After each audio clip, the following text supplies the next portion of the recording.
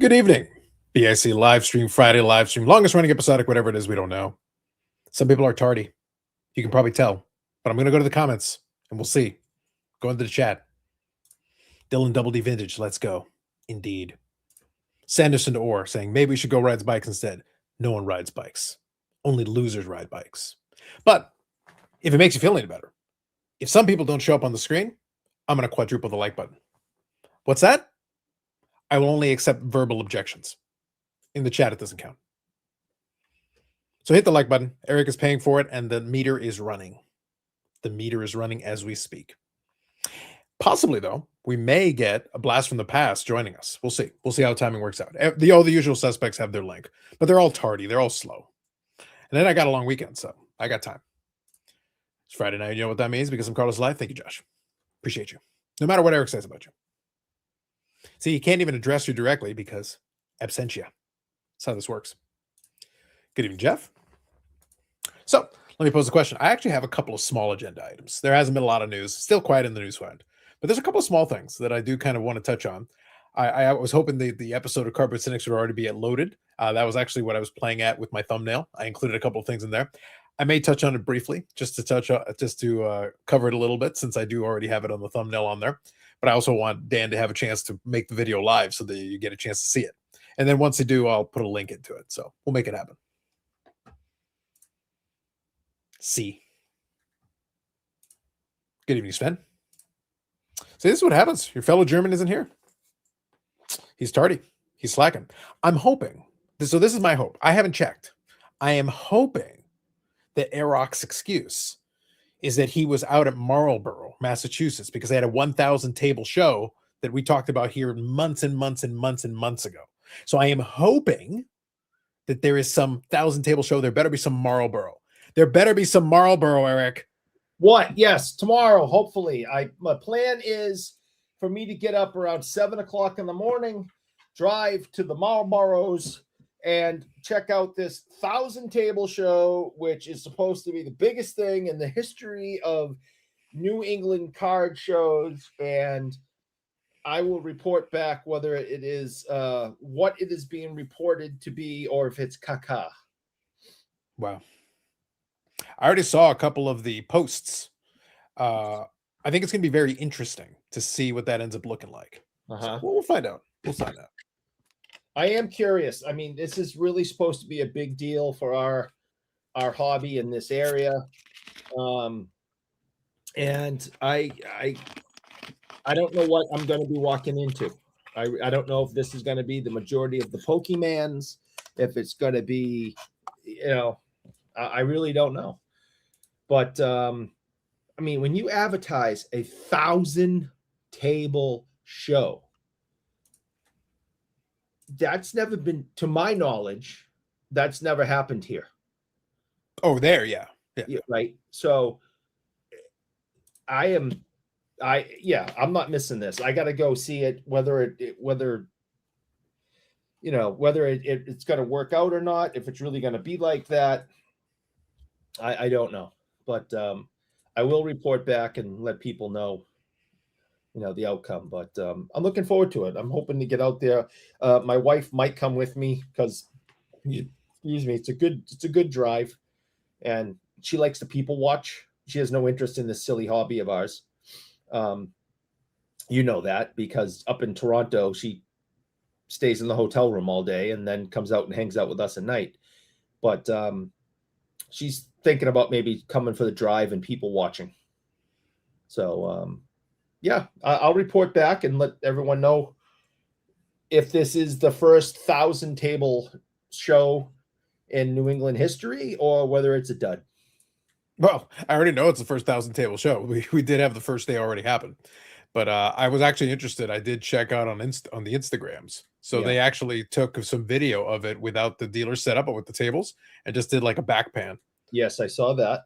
So I actually thought they did a good job with that. Jake, Wax Pack Wisdom, actually did attend that for the first day and took a little bit of footage from it. So we'll see. Obviously, that's a Friday. That's not going to be as busy. Saturday, I would expect to be the busiest day. So we'll see what that ends up looking like. But it looked like a pretty sizable, decent-sized space for what you're trying to fill to make it work.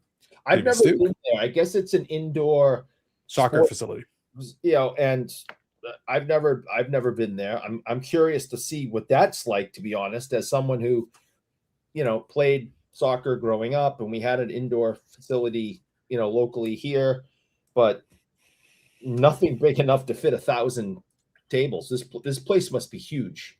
Well, they say 150,000 square feet, so that should be enough to get the job done. So I am very curious of what the facility is all about, and how the show's going to go. So, well, I think what you need to do, Eric, is I think you need to get out your tape measure, because if it turns out it's 149,500 square feet, it's time for lawsuits. Yeah, I will, and trust me, I love Screaming Lawyer. Mm-hmm. That's what I'm saying. So if it isn't what they have promised us, I will be calling a lawyer. Called Shot Cards. Good evening. The Wrestling Card Father. Good evening. What Toronto watering hole does McKenna slug the first? I think he's having a stroke. And then here's what I'm concerned about. Speaking of strokes. Yes. Pips palm.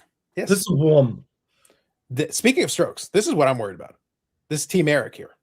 We got the Team Eric is back. Yeah, I think this is fantastic. Now, I think it's also fantastic. I'm going to put them in timeout.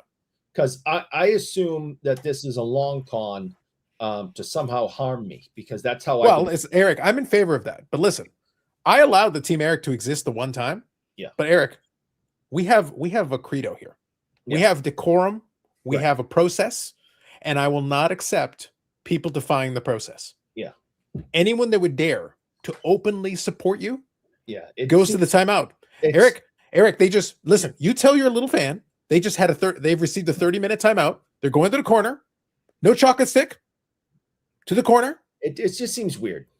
It just seems a little weird that anyone would support me in a positive light. It's been 52 years. It's never happened before. And I fixed this problem. And I just can't believe that it's a real thing. Eric, I'm a problem solver. I have solved the problem. I will only accept. They may have, when they come back, if they come back in 31 minutes, I expect that they identify themselves, because I will not accept the secrecy. Yeah. We do not allow it under the cover of darkness. My own mother doesn't like me. That's what I'm saying. My wife cheats on me with Michael Hamm. I've caught her with you. I've caught her with Bobby. I've caught her with Yannick several times. Nobody likes me. So I can't believe for a second that this is a real situation. Well, that's why, Eric, when I see this, I can only assume terrorism. And Eric, we do not negotiate with terrorists. No, we really shouldn't. It sets a bad precedent. Yep. Good evening, Carlisle. And that's 1,000 Canadian. That is true. The Massachusetts is known as a Canadian protectorate state. But they claim 1,000 tables. 1,000 tables is what is claimed. Eric will have to count. If there are 999 tables, also lawsuit. Also lawsuit. Lawyer. Good evening, Sports Guru. German soccer's got a new kryptonite country called Ecuador. Damn. Judas is here. Amanda. I'm an Eric fan until I'm not. I start new every day. Well, it's important that at least you're consistent. Huh. What is this? What? Just a quick little peek. Oh, what was that? What was that? Wow. I thought that was in an envelope you threw in the trash. Yeah. Well, Good evening, Keith. The envelope is getting heavier, and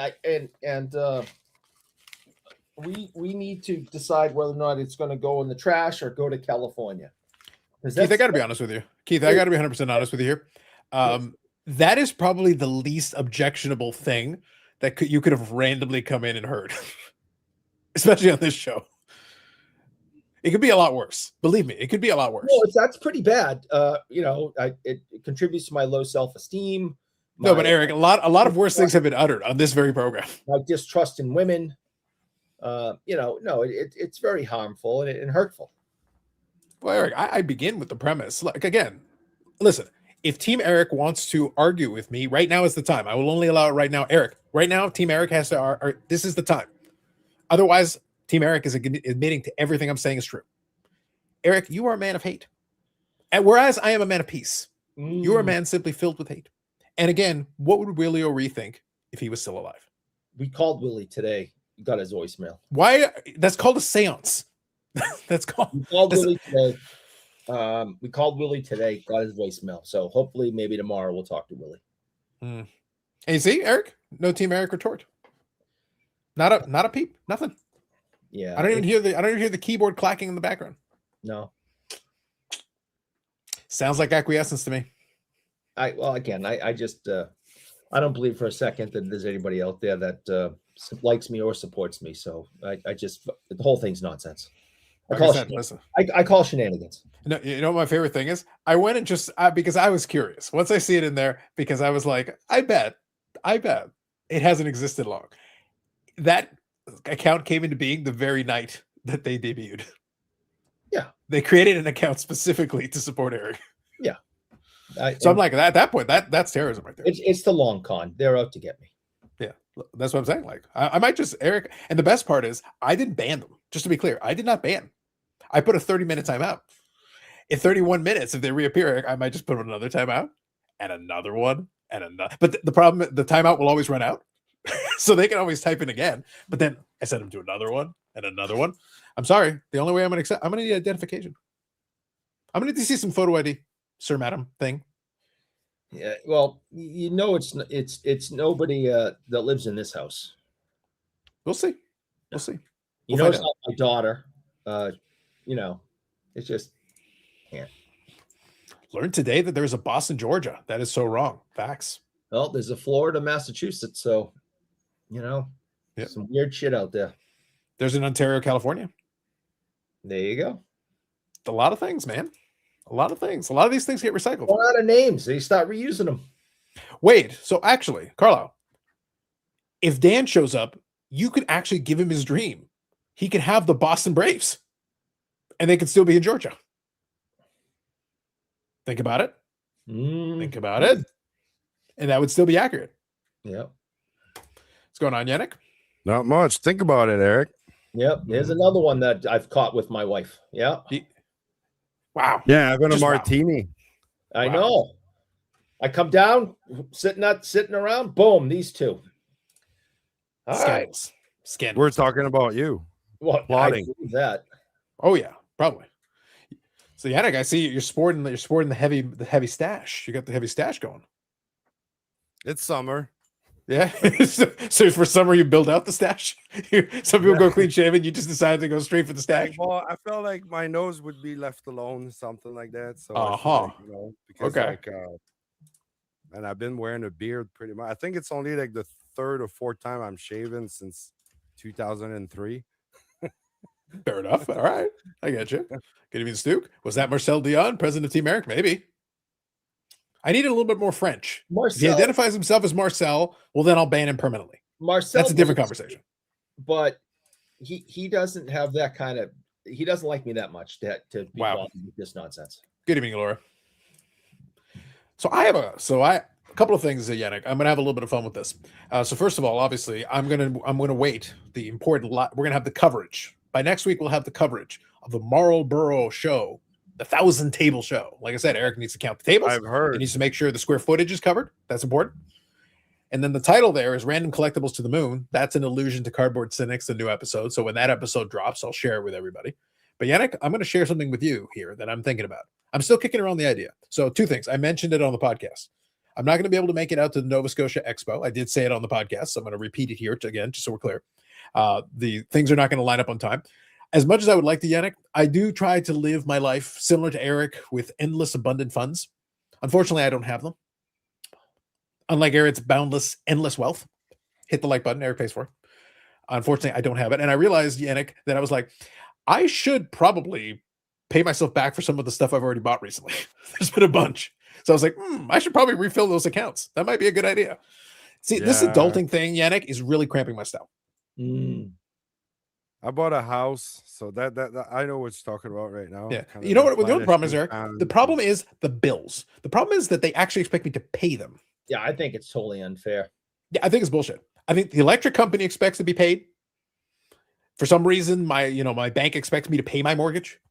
It's outrageous. No, that's ridiculous. I'm getting a land transfer tax pretty soon here. Yeah. Lawyers' fees. Yeah. Well, so that was the other thing. This your old house.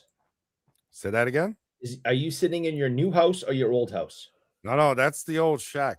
That's basically my hut. For the last year, I live, as you know, in the bush, Yep. and just to have things settled in my life, to have time to think and look at around, like, because like here, rent is higher than owning, pretty much to a level.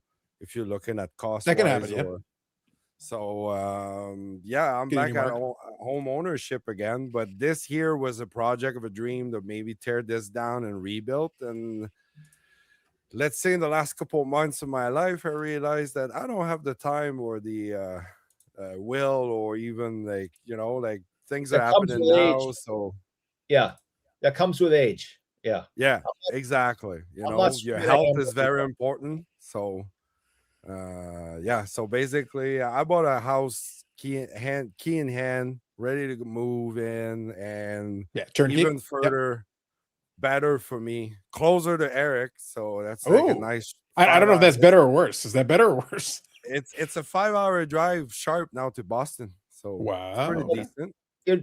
What would be cool is like each of us just drive the 2.5 hours and meet in the middle. That's great too. I'd like that. You want to do that next week? I got shit for you. I would love to know. I would love to know what is exactly 2.5 hours. Like, what is the midpoint between the two locations? I think we're in Vermont. Depending, I mean, Vermont. Yeah. So real quick, I'll answer this question. Just think about that for a second. Eric, hang on. Eric Hang doesn't on. like hang Maine. on. We can't Hang go to on. Maine. Think about it for 1 second. Hang on. So Zach, to answer your question, it's they're posting 150,000 square feet. So they're saying 150,000 square feet in the location for the 1,000 Table Show. Just to answer your question. So go ahead. You were saying. Eric doesn't like Maine, so we need to meet him. Eric hates a lot of things though. Like that, I don't limit myself to what Eric hates. I don't like Vermont either. I'm a New Hampshire guy. So the White Mountains are about 2.5. Wow, Eric, the White Mountains again with the white. What about the Black Mountains? Why, Eric? Oh no, I don't like them. Wow, the intolerance again, unbelievable. Yeah. So anyway, Yannick, what I was going to say to you. Like I said, while the Nova Scotia one may be a no-go, I may still end up in Nova Scotia down the road though. I would like to visit AMG. I want to check out the shop. Yeah, I'd like to go. I think it was too soon. I think the problem is when they finally finalized and came to the dates and everything, I was like, I didn't have time to plan. Didn't have time to set any money aside. Like for expos, I set money aside. I can kind of plan things out, but I have to buy a plane ticket and do the rest of it. It's like, it's too short notice. Can't do it. I look at the dates, and the thing is, I got so many things coming at the same time. I have the time, but exactly. It's a long drive. It's a 12-hour. It's 10 to 12 hour drive for me to Nova Scotia. Yeah. So one thing I'll mention to you, one thought I have though. So like I said, while the Nova Scotia thing may be a no-go, Yannick, I'm like 75% of the way there. I do have something else I was thinking about because at the last moment, I like me the wrestling. I like me my wrestling. Yes. AEW actually announced a brand new pay-per-view in Montreal at the end of July. AEW Redemption. So I'm thinking about it. That's a cool weekend. That's like a nice 48 hours, Yeah. So I'm sitting there like, and the thing is, I can go by the Via Rail here, and it's about 5.5 hours just to get to Montreal. So I can literally make a weekend of it. I could easily make a weekend out of it. Yeah. So I'm thinking. So we'll converse if you're around. Maybe we grab a pint or grab a bite. Let me know. It's still a good 2.5 hour drive from me to there, but it's nothing impossible. Yeah. So that's why I say, like, I figured I would throw that at you and just and see, maybe we'll discuss offline. Yeah. But I think that might be interesting because I wouldn't mind, because that's the first time they're going to run that show, and they're going to run it at the Bell Center, and I think that crowd should be pretty good for it, especially So we'll see. I think they have local favorites, don't they? Yeah, well, they definitely got some folks they can put on the card that I think people would be interested in seeing. And again, they haven't established what it's going to be yet. They're actually got a pay-per-view this weekend, and then Redemption is going to be the next one. So after this show, whatever they set up is going to be for the next pay-per-view, which is going to be Redemption. There's local wrestling around here. Montreal is like Montreal is an old school wrestling town. Montreal is an old school wrestling town. There's a lot of history there. I can easily go to local wrestling evenings here once every 90 days for a nice night out for pretty decent too, like cheap entertainment. Very nice. I'm actually thinking about it because I've seen ads more and more, and I'm like, you know what? Like, why not? Why not? Yeah. Well, look, I'll tell you, like I said, we'll talk offline. I haven't finalized my plans yet, but I'm seriously considering it because I could totally make a weekend out of it. Like it's because I've got a way to and from. That's good. Basically, I just get a room in one of the hotels there, and if I set it up right, I could. Hulk Hogan on Netflix. Have you watched it? No, I haven't turned my Netflix on in a bit. It's pretty good. I just did, and I watched that. I was entertained. With those documentaries, though, I always kind of question. Like, I don't remember who's producing it. Is it WWE themselves or is it somebody else? I think it's WE. Oh, so it's like 80% bullshit. Probably. I don't know. Like, don't quote me. I have no idea. But yes, I always. If it's WWE, I'm just gonna assume it's 80% bullshit. I'm just gonna assume the truth. IMDb right now. Yeah. Stuke says, "Will there be an Oak Island treasure hunt side trip?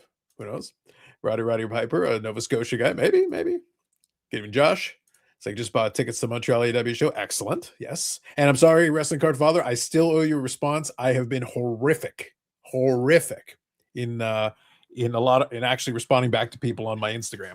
So I do apologize. That's my bad. I actually should respond to you, at least the bare minimum, just to respond to what you sent me. So my apologies. But yeah, no, I'm actually very interested. Whenever I can, Yannick, all the Toronto area shows that AEW's run, I've gone to. But the Montreal one, like I said, because with Via Rail I can go and it's 5.5 hours. Yeah. That's doable. Like, that's not bad. And Via Rail is just kind of chilling right now. They have deals right now because not that much people use the train. Unfortunately. Yeah, so it's like it's totally doable. Like, I can literally just go to Union Station, hop down, or even I can go beside me. They've got to stop there, and it's totally doable. So I'm like, yeah, maybe. So I got to make up my mind. If I decide to do that, though, then I should buy the tickets, and I'll figure it out. The train station in Montreal, whenever you get off there at Berry-UQAM, that you can jump on the subway right away. Don't you have to worry about a thing? Yeah, I think I'm trying to remember. I feel like no, I didn't go to the Montreal one. I've gone from Toronto to the Ottawa Via Rail station. So just before that. Because my buddy had tickets to the Red Blacks years and years ago now. But it's actually a nice trip. Yeah, the Red Blacks. That's when their stadium was new. That's when it was still brand new. Okay. So I was like, oh, that's cool. And I said, yeah. And he was like, hey, you want to go check it out? I was like, yeah, absolutely. Sure. Why not? Sounds good to me. Have a good time. Have you watched any soccer? I am not familiar with the soccer. Me neither. Yeah, I was like, nah, I'm good. I've actually got my way. I've avoided going to the office on days when they've got some of the bigger games because I know the train's gonna be full. Like, I'm like, nope, not interested. Not interested in dealing with that. Thank you. No. And the thing is, they've got like a little warning. So like on the GO train is the regular train to Toronto. And the thing is, they got a little warning on top. They say, we expect these trains will be busy because of the World Cup. And I'm like, if you are putting a warning, then you know exactly what's about to happen. Yeah. Because the soccer stadium is one stop before Union Station. So what'll happen is the train will be like packed like sardines up until that stop. And then all of a sudden it empties out. And whoever's left is whoever's actually going to work. I'm like, this sounds miserable. You're that sounds only guy. Horrible. It sounds horrible. I appreciate you. Thank you for the understanding. There you go. Amanda likes your cat. So I got called away because Mom bought me a present. And wanted me to have it for the show.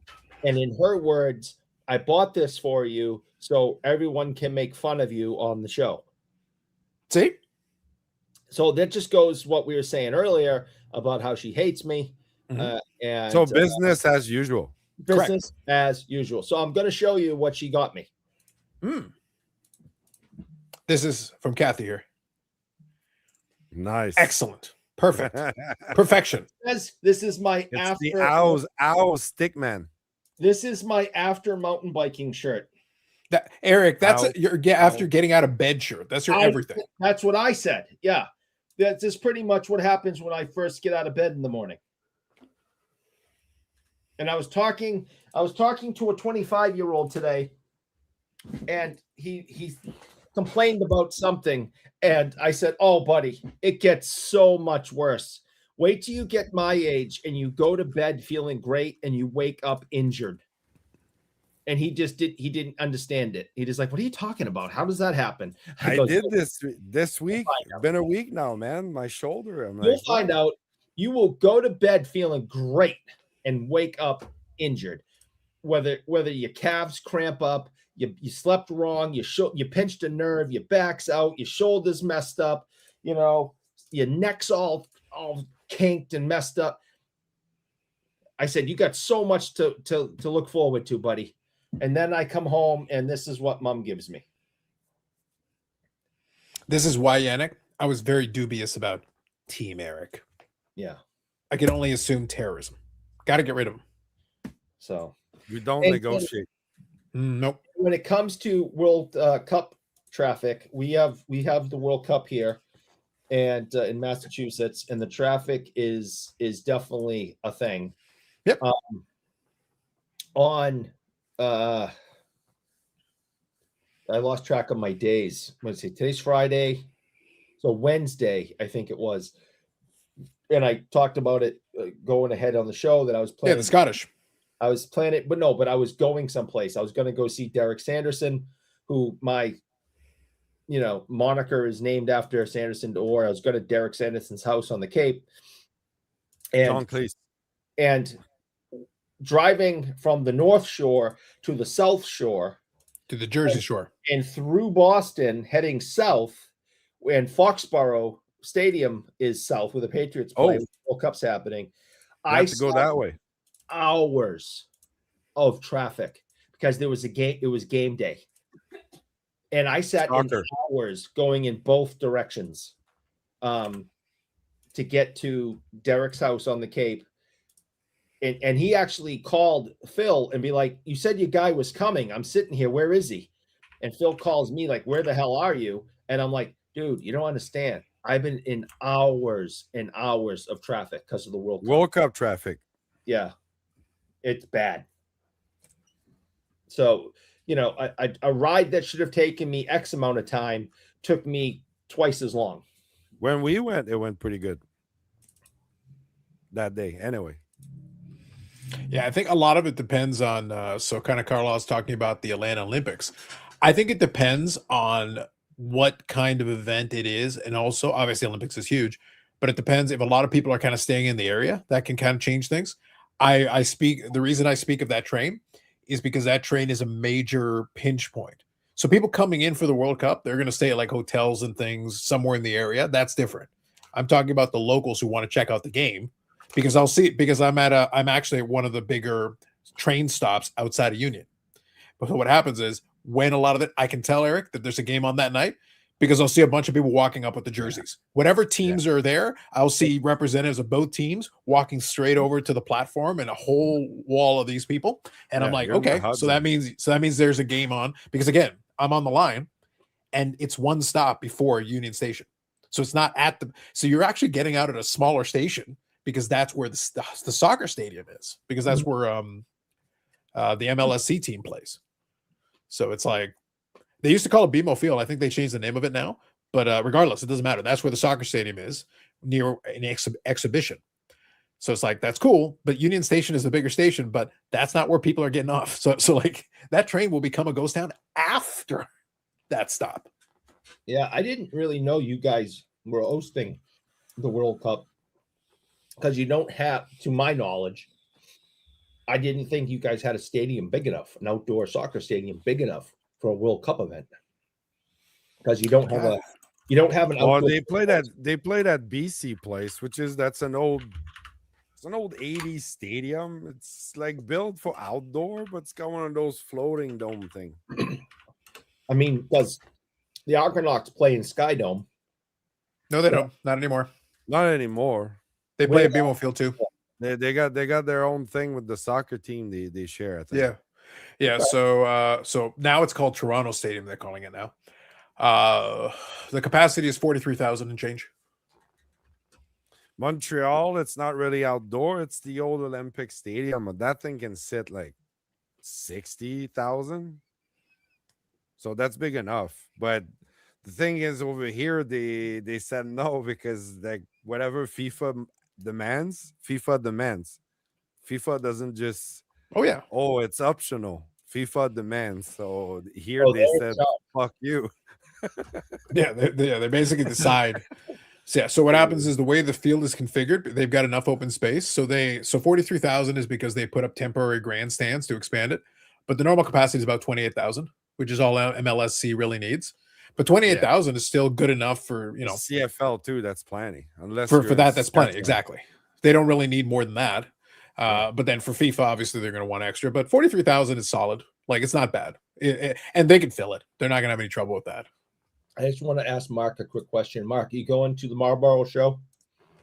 Are you going to be going at all today?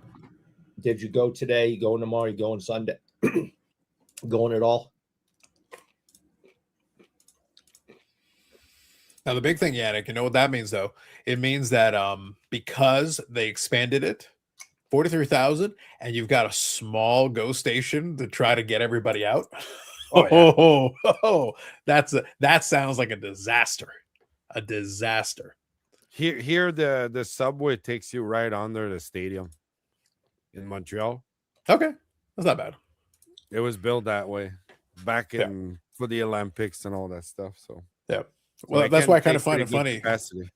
Yeah, that's why I find it funny though, is because technically, like Union Station has more than enough capacity to be able to handle that.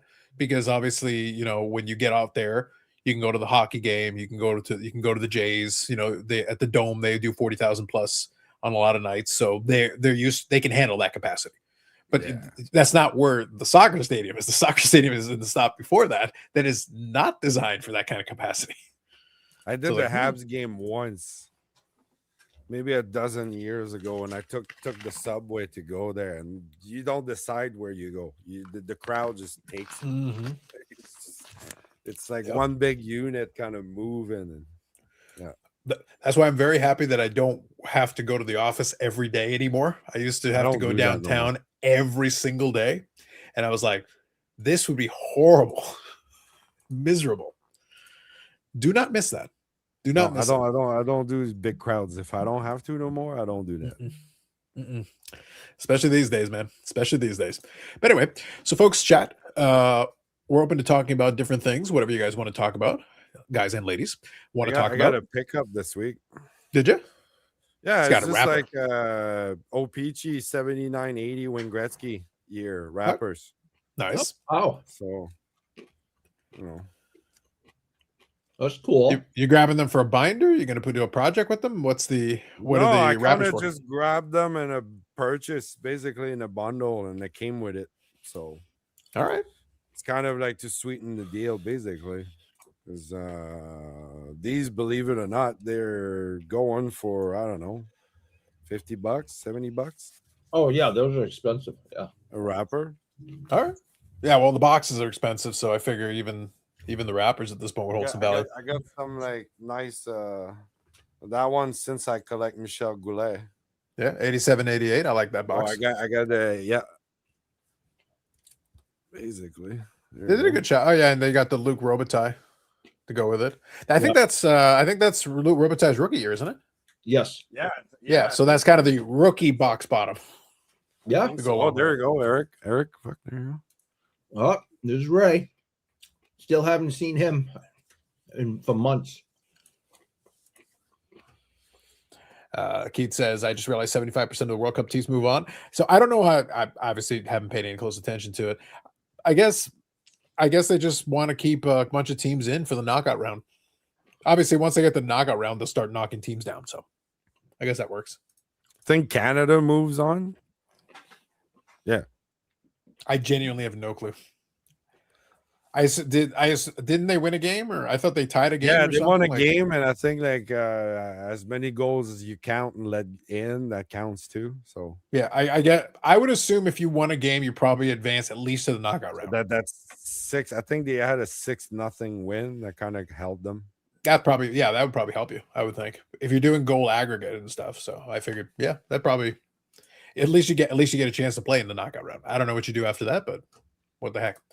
The other problem is like I can't even, again, not being a soccer guy, I couldn't even suggest what teams would be good or not good.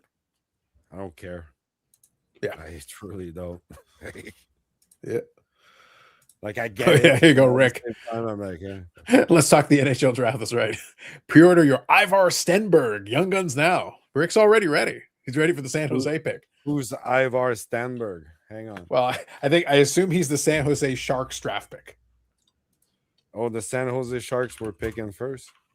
No. The first was Gavin McKenna. The Leafs got first. Oh yeah, that's true. Yes, that part I knew. I knew who the first pick was. And on the Matt Sundin regime. Yes, rigged, super rigged. Yeah.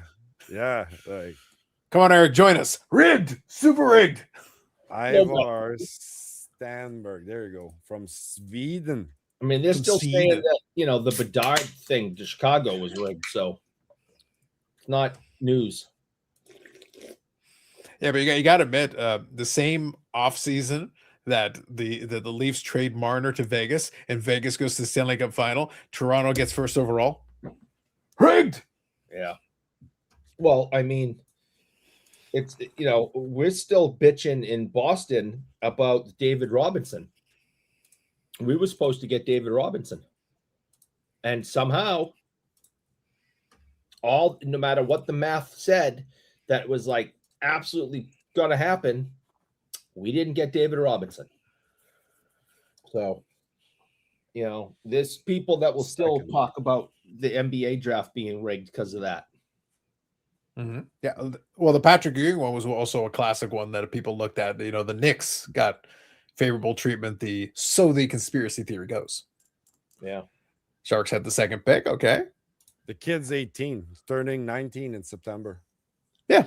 Well, there's a couple of young guys there. Like McKenna, I think, is 18 as well, isn't he? I think McKenna is 18, isn't he? Oh, I got it. Look, hang on. Yeah.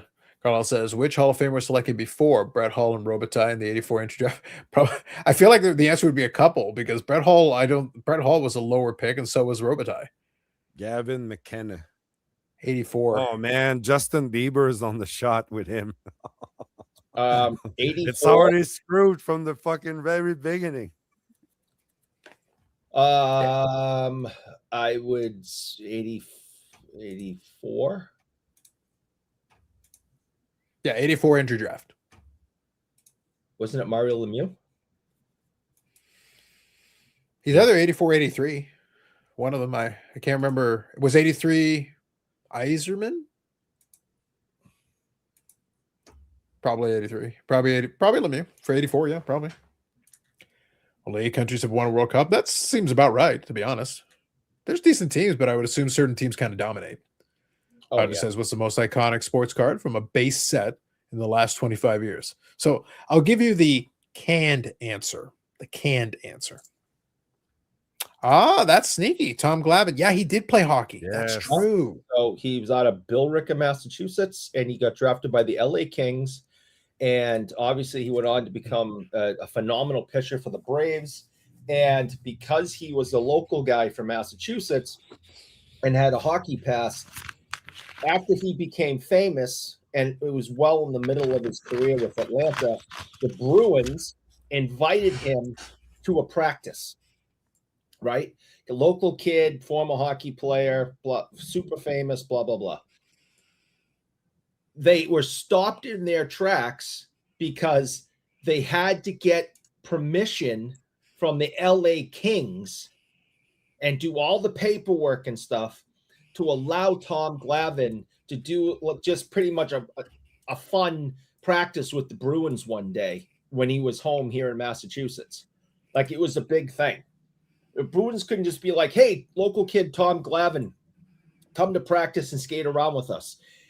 The Kings had to okay it and get assurances that the Bruins weren't trying to poach him.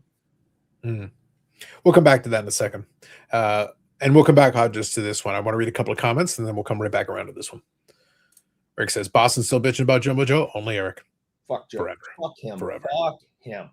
Greatest Boston Bruin of all time. Fuck him. Bar none. Fuck him. Now, Eric. What? This is how you get compliance. I want you to look at this. Now it's Team Carlos 31. I can't believe I was temporarily banished under a dictatorship. Eric, have I not said this is a dictatorship? I believe I was very clear on this issue. You've been pretty clear for 5 years. That it's a dictatorship. Yes. Yeah, it is not a democracy. No. Carlos does not do democracies. No. The democracy is on Monday night. Silly card of the week. That's right. The There you only true democracy in this world, the only, and Eric, I emphasize only. Everything else, not a democracy. Revolution. Revolution. I told you, if this person was really Team Eric and really, were a supporter, they'd fight. They wouldn't flip flop, and they wouldn't tell me to eat a mayo sandwich, and for me to pay for the like button. So I knew it was going to bite me in the ass. I knew not to get excited about somebody out there really does like me, because let's face it, no one does. Mm. So my own mother's buying me shirts so Correct. people will make fun of me. Correct. Her quote just a few minutes ago. Mm-hmm. So I knew it wasn't real. I knew it wasn't real. Appreciate you, Bob. Everyone is entitled to Carlos' opinion. Facts. All right, so let's bring up this question here. What's the most iconic sports car from base set in the last 25 years? So I think what will make this more fun, because it's that iconic sports card. So iconic sports card leaves it open. It doesn't have to be. I'll give you the canned one first. Obviously, this is one that a lot of people would pick. They pick the 2011 Topps Update Fish Boy. Yeah, Fish Boy. Because the key here, Eric, is you need a player that people obviously think very popular. You have to think about that. Yeah. And then you got to think base card, but then you also got to think about, because for some players, all the base cards kind of mesh together. There has to be something that's de facto key card. But since it's sports card, it doesn't have to be baseball. I'm just giving you a baseball example. That'd be one that would fit. Yeah. But you can pick something else. It has to be the de facto. When you think of this person and you think of the base card, it's got to be that one. Right. And I honestly can't think. Oh, I have one. I forgot the name though. What was that guy? Go ahead, Yannick. What? Basketball player from the 2020 COVID era that went big time flop. Zion. Yeah, the only trick, Yannick, would be though that using the Fish Boy example. If I say Fish Boy, a lot of people will point to the 2011 Topps Update immediately. Like they'll think that's. But if I say Zion, which one specifically? 2019. Yeah. So if you say like Prism, I could buy that, but like you got to think, you got to be specific. You can't just be like the player or the year. You got to be able to isolate it to a specific card. Yes, because you should be able to. The first thought that should come to mind would be that. Yeah, the only one that comes into my head, and I hate this. I hate that this is the only one that comes into my head in the last 25 years, because his 5 years is LeBron James. I can picture it, because he didn't. But what year is it? But which card? Set is it? Which card then? He has. I'm about to say he didn't have 100 rookie cards like players do now. True, but he still had a couple. Which one would be the one that you'd isolate? Pinpoint? It's like Topps. They had. It was a Topps card, but Are you thinking the one where he's in the suit? No, when he's shooting. The one that he jumps. He's taking a shot. Oh, so like the Topps Chrome, you're thinking? Yeah, that's the one. And there was a couple of different, there's refractor versions and superfractors, but it was the same picture. I think that's his most valuable rookie card. T206 Kid would throw this one for Topps. You're saying Chrome, but you could say Topps. I think Topps has the same image, so maybe you could go with the base Topps. He's wearing a red jersey, and he's taking a shot. Chrome. So that's the one that comes to my head. But what would be one that I would throw in? He's got a couple of rookies, but if I was going to pinpoint on one, the Brady Bowman. Yeah. Because there's a bunch of kind of ones where he's like in workout gear or whatever, but the Brady Bowman is like very straightforward. Like if I'm isolating it to a specific one, that would probably be the first one that would come to mind for that. What year? I got most iconic, but I think it's 01. I think it's 01 or 2000. 01 or 2000, one or the other. All right. So we like it or not, 25 years is still in that century. Yeah, it's still in there. Yeah, that's right on the line. Like, but I think it would still qualify to me. It's right there. But those are the ones because can we see the question again exactly? Yeah. So the question was the most iconic sports card from a base set. It must be base. Yeah, I'm gonna stick with the LeBron card that I'm thinking about. Yeah, the Zion Williamson Prism. If you want to isolate it for him, Prism would probably be one. Yeah. The 2009 Steph Curry, that's fair. A Okay. Bol Prism, if you want to use a Bol. The Prism card, the Prism cards for basketball are the de facto like key cards. Like again, base. We're thinking base. We're not thinking about parallels. We're not thinking about autograph inserts, RPAs. We're focusing on base here. 2001 Tupps traded Ichiro Pujols. Oh, the dual card, yeah. Yeah, that could be a fun one for those guys, for the two of them. Pujols has a couple other ones that I like. I think you have to kind of focus in on it. Because it's that wouldn't be my favorite cut, so it's 2001. Yeah, you know what's the one I really like? There's the one that's the autograph. It's a chrome autograph that he's got. I think that's a base card, if memory serves me, for Pujols. I'll see if I can find the image for it. That would be an amazing card. I actually really like that card, and I kind of wish I had one. Crosby Young Gun. Yeah, for the Young Gun. If you're going to go for the hockey guys, Young Gun would be appropriate. Why can't we? Stupid phones. This is the LeBron card I was talking about. I'm trying. I can't keep it open for some reason. I'm trying, but that's the one. 2002 Stadium Club Chrome card is one of the best. Okay, there you go. I thought of the Curry card off the top of my head. That's fair. CC say, good evening, gents. $86 Canseco. We got to stay within the last 25 years, CC.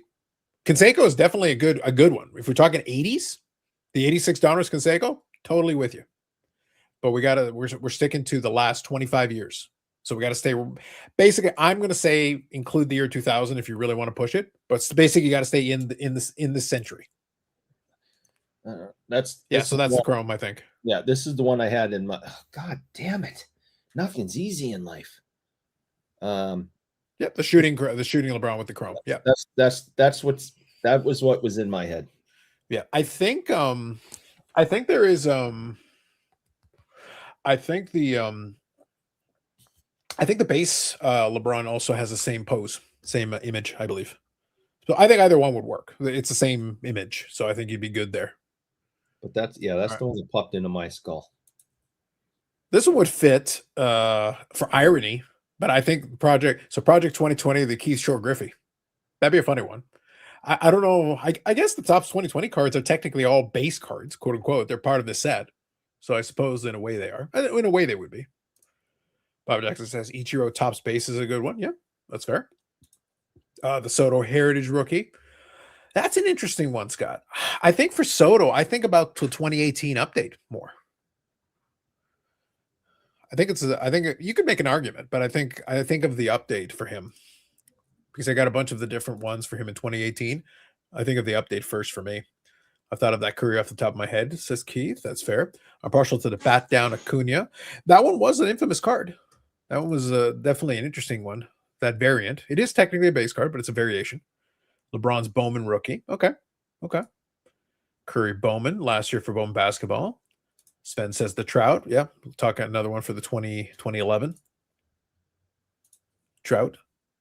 Kobe. Kobe's got a couple. Is there any specific one that you would pinpoint? So kind of to the question, is there a specific Kobe that you would pinpoint? I think, though, the problem is, if you're talking about the rookie, Kobe was 96. So that would fall before the 25-year thing. I agree with the Project 2020. There's pretty. I think it's definitely infamous. Yannick, years after the fact, I actually bought a Keith Shore Griffey. I think I paid like $4 for it. I got Projects 2020 cards. I got caught in the whole thing. See, the thing is, there's a couple that I really like. The problem is there is no value past like the time period that it was. A couple of them I think actually were really good, really well done. But unfortunately, like once the Keith Shore Griffey showed up, nosedive. I overpaid by the fact of I paid it $20. They were cost. Yeah. When you would buy them from Topps, and then, but I never paid the whole thing. Like when people pay thousands of dollars. For sure, yeah. The secondary market was crazy.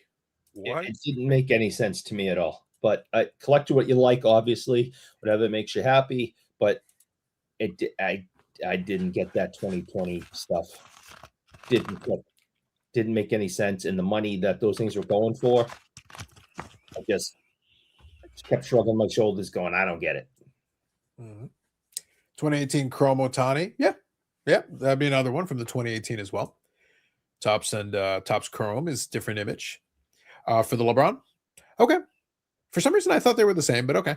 If that's the case, then Eric's Chrome one would probably be the proper choice between those two. That's fair. Alex Gordon, I remember that Alex Gordon. That's I honestly, and I'm not being sarcastic or anything. Who's Alex Gordon? Oh, he was a country singer. He was with Dirk Stigler. Okay, so had to bring it back, Yannick. Couldn't resist. Had to bring it back. Don't know who that is. Can't get a straight answer to. Listen, Alex. Listen, we don't know who Dirk Diggler is either. We're still trying to figure that one out. I know who Dirk Diggler is, but yeah, we think he was the first NBA 3-pointer. Like there's some possibilities on the board. We'll have to figure it out. Oh my good Jesus! So let me grab the Alex Gordon here rookie card. Let's see if I can find it. That's interesting. Let me see. Try rookie here. 2001 Ultimate Collection base cards. Series 1 Bedard. Series 1 Bedard was a pretty good one. I would say like fewer. They're more familiar than iconic to me. Like, the question is like iconic, right? Well, so that's true, Yannick. I think the key is like we could name interesting cards for a lot of these players, but yes, dude, I think to be truly iconic, you have to kind of stick to certain specific things. Yeah, and the problem is that a lot of the problem was that a lot of these players, even the big players, their big cards are not necessarily the cards that I would consider iconic even for them. Like for the Aaron Judge, like even if you want to look at Aaron Judge, a lot of his rookie stuff I don't think would qualify. A lot of it is pretty bland. Like it's nothing too interesting. He's got more interesting cards later. So I would pick something else. Carlos says there are quite a few Project 2020 cards that were excellent. I agree. Yep. Here's my Aaron Judge rookies. See, I like the Heritage better. Yeah, I think they did a good job on those. The 60 tops design, I think, worked out for that. Bazooka. Oh, the Bazooka too. Nice. And that's second year. Yep. I like it. 2020 cards, make good fire starters now. Yeah, there's a lot of really bad ones that didn't turn out. Stu says sang country and Western. Exactly. Country and Western, both kinds? Yes. We sing both country and Western. That's the Blues Brothers. That's right. Casey Rook. Yeah. So anyway, Alex Gordon was a Kansas City rookie who had a lot of hype back in the day. Alex Gordon hype was crazy. Yes, it was. 2001 Bowman Chrome Pujols. Yeah. Bowman Chrome would be a good choice for Pujols too. Yep. Absolutely. T206 Kid says Keith Olbermann paid a fortune for the Gordon. Yes. Yes. Correct. Good. Evening all and Eric. Thank you, Paul. Screw you, Paul. How about the biggest bus base rookie card of the last 25 years? Oh, Mike Trout. Mike Trout. Mike Trout. Biggest bust. Lou Bob. Lou Bob would be pretty bad. I have to think like right now. I feel like for me, I'm still kind of looking in the direction of Zion and Ja. Yeah, Zion is pretty bad. What about if you say you purchased a really expensive Manoah card, for example? Yes. Never go full Manoah. Never, ever go full Manoah. And what if Savage. Either. But Eric, hold on. For the first time tonight. Hold on. For the first time tonight, though, to be fair.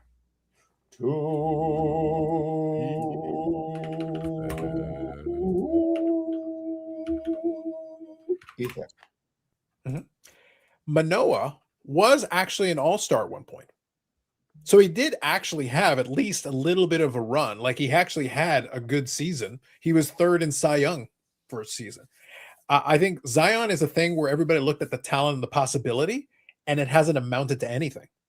I don't think he's had an all-star season. I could be mistaken, but I don't think like he's even come close. I'm trying to remember his name real quick. He was a potential superstar for Portland. Big dude, and like just had bad knees. Are you thinking Greg Oden? Yeah, yeah, that's the name. That was I don't know how much his cards were at the time or whatever, but that might have been the biggest bust. I mean, for a real player. I mean, if you want to, Wander Franco is a good one, but for reasons kind of different reasons on the field, right? For so reasons. I mean, you want to make jokes about Wander Franco, that makes sense. Bol, that makes sense. Yeah. That's valid. Yeah, but for a player that was like, this guy is going to be in the Hall of Fame someday, to his knees are completely blown out. And people invested money in Greg Oden and never saw the return. Mm-hmm. Yeah, T206 Kid agrees with you. Wander. Hobby Champs kind of brings up an interesting question. So let me ask this question. I got a question off of this. Zion is too good a player to be the biggest bust, though. He still plays when he does. He's a beast. So here's a question, though. Let me pose a question. I think this would be valuable for us to kind of discuss for a moment. When we're thinking about draft busts, is it just a matter of whether they're not meeting up to expectations, or in the case, like he used the Zion here, he says when he still plays, he's a beast. But the problem is people looked at a ceiling to be so high. To me, to be a bust, I have to be looking at you to be potentially this game-changing player. If you take somebody who you think is going to be pretty good and they don't quite make it, Eric, that's not as big a deal.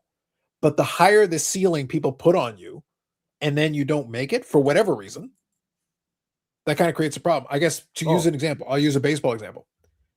Greg Jeffries is a famous one from the 80s. Oh, God. But here's the thing. Greg Jeffries, Eric, played 14 seasons, and he was an all-star. Yep. So is the fact that he actually played for 14, he never met up to that expectation, but he played 14 seasons. So, Eric, I can't call 14 seasons a failure, can I? No. Yeah.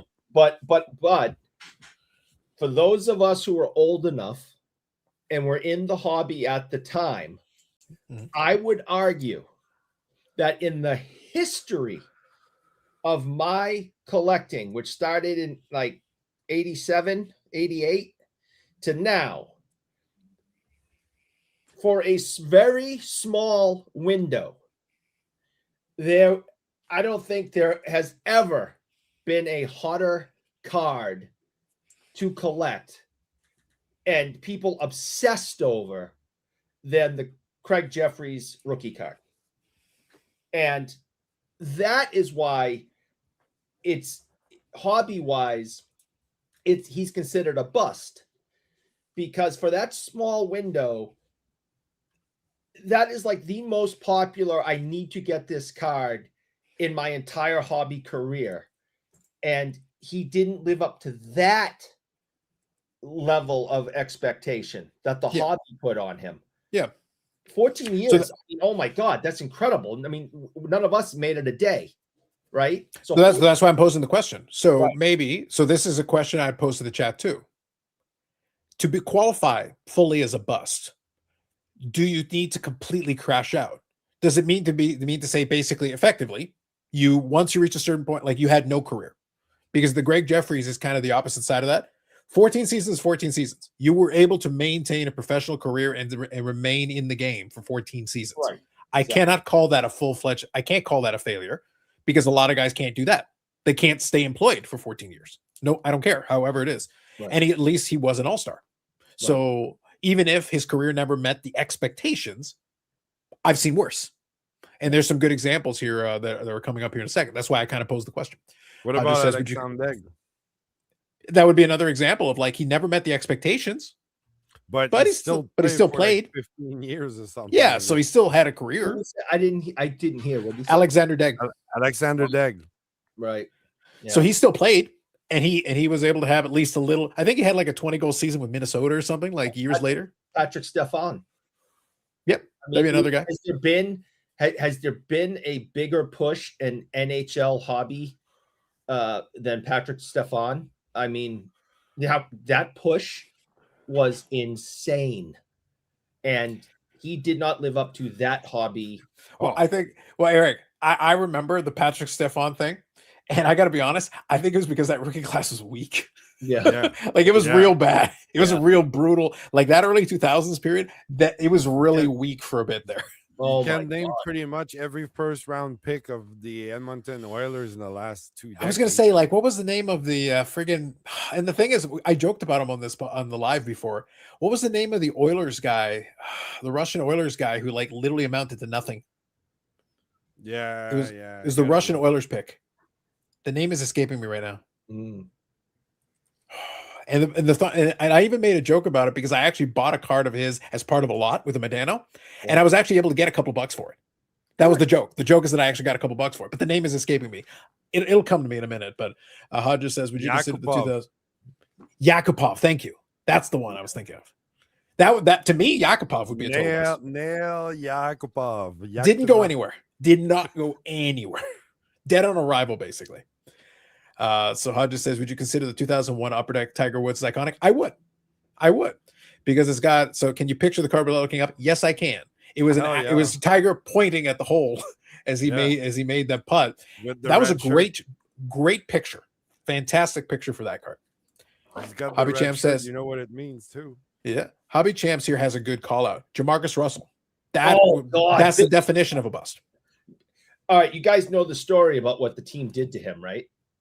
To prove that he was not doing his job. They sent film.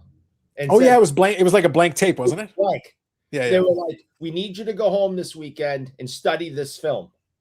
And he's like, yep, no problem. I'll do it. Comes back Monday. Oh yeah, looked at the whole thing. It was blank, or it was like a Disney movie or some bullshit. And they knew he hadn't been studying anything. And that's when the Raiders finally realized that this kid was a complete, utter bust, refused to do any work whatsoever, and they ended up getting rid of him. Can you imagine getting paid that money? His rookie contract was like one of the highest in history, and he refused to stay in shape. He got fat so fast, and he would not study the playbook at all. He'd just go out there and wing it every Sunday. It's one of the most interesting, crazy sports stories I think I've ever been alive to witness. Mm-hmm. It's insane. He was sent home with blank tapes. Yep. Yeah. Ben Simmons is a good call out as well. Now the thing is, he had a little bit of a moment where people thought he was going to be something because here's saying Zion can ball and Simmons forgot how. So that's an interesting one because Simmons, played well enough for a little bit there, and then he kind of collapsed basically. Oh, good God. Can we? Is that a Bitcoin card too? That's a true. Blast from the past. That is some clubhouse history right there. Oh my God. The egg card. Jeez. Now CC here got an interesting one. So there's a couple of good comments here coming up. I think there's going to be some interesting stuff here. I want to read this, and then there's a couple of good comments here coming up. Biggest bust against expectation would be Eric Lindros. In my opinion, a case can be made, and his score rookie was a big bust due to overprinting. Now, here's the funny thing. You could make a little bit of an argument, again, against expectations is the key. But then Lindros is in the Hall of Fame. Yeah. But I don't necessarily disagree because that's why I said, Eric, I wanted to define it. Because when we're talking about a bust, are we literally talking about a guy who accomplished nothing? Like literally they thought he could be something, but he literally accomplished nothing. Bust compared to expectations is different. Again, like that's what we've been talking about, because his expectations was Philadelphia was going to get 5 Stanley Cups. He is going to be one of the all-time, top 5 greats, have all sorts of scoring records and have more goals than Gretzky. And I mean, what they expected this kid to do wasn't even realistic. Are we talking like draft bust or career bust? So Yannick, the distinction wasn't made. That's kind of why the question was being posed. So here's an example. A couple of people brought up Strasburg. Strasburg is an interesting case. Tons of talent. You could tell like he had electric talent, kept getting hurt, but Eric, he was pivotal and key to the Nationals winning a World Series. So it's not like the Nationals got nothing out of it. He's got a pretty shiny ring. I don't think you can say it's a bust, especially since he was a stud during that run. But he literally signed a mega contract off the heels of that World Series, and they were never able to get anything from him ever again. So like compared to where they thought they were hoping they had this long-term ace that could be keep them in contention for years to come. They did get the World Series out of it. Nothing wrong with that. But so I don't think the Nationals are going to whine about, well, we still got a World Series out of it. Like, obviously, he was a huge contributor towards it. Huge. But they couldn't keep him on the field. Right. Like, they struggled to keep him on the field. And the rest of the money was basically a thank you for the World Series at that point, because they couldn't get anything out of him after that. Patrick Stefan, is that even that guy too who missed that open net? Yes. He was playing for Dallas. Trust me, I remember that highlight. Oh, how about Rick DiPietro? Yeah, long-term contract. Yeah, long-term contract. Yeah, They that's thought a lot. a good one, man. I think he still gets the check. He was going to win like five to seven Vezinas, bring his team to the Stanley Cup, win a couple of cups. I mean, #1 overall draft pick, enormous contract. And I think DiPietro has a deferred contract too. He's still getting paid. He's still getting paid. He's a Bobby Bonilla. So Eric, you know what? As far as I'm concerned, that puts Ricky DiPietro in hockey goat. Yeah, hey, it's still getting paid. It's Bobby Bonilla day next week. He hasn't played like in a decade, and he still gets a check. It's like that awesome. The guy's agent is like the greatest agent ever. Yeah. Now here's some good names. Greg Jeffries, we mentioned already. Brian Taylor, that's a good call out. Kevin Moss, and Jason Dominguez is still hanging around. But here's the Jason Dominguez. So Eric, that's why we posed the question earlier. Are we talking about versus expectations? Are we talking about hobby wise? Because there's a couple of different distinctions here. Jason Dominguez. So out of these guys, all of these guys, the first three names, all had hype. All obviously didn't meet that hype. Greg Jeffries had a 14-year career. Brian Taylor fizzed out almost immediately. Kevin Moss had a quick thing and it didn't quite work out. But Jason Dominguez is interesting because technically, I don't even know who the last three people are, so I can't comment on it. So Kevin Moss is a funny story, but Jason Dominguez is the one I'll focus around for now. The Jason Dominguez though one is interesting because he had all the hype and everything. And I remember I made a video because a superfractor of his before he ever played a game in Major League Baseball sold for $400,000. And the Yankees are still, the thing is, he's still in the team. He still is on the roster, and he's kind of back and forth between the minor leagues. And it's like, remember, somebody paid $400,000 for a Jason Dominguez superfractor, and they're sitting there going like, oh my God, every year that goes by, every at bat, that's nothing is happening for, he needs that guy to become a Hall of Famer stat. Yeah. So we'll see. But the Jason Dominguez one, so out of those guys, 3 of them are already established at the moment. Like their careers are over. We've got the story is done. Jason Dominguez, technically, the story isn't over, but it's not looking good. It's not looking promising. Yeah, I've said this a million times. I'll say it again. I do not understand big money prospecting in the hobby. $400,000 for someone who's done nothing, and you're hoping that he's going to. I don't care if you're a multimillionaire.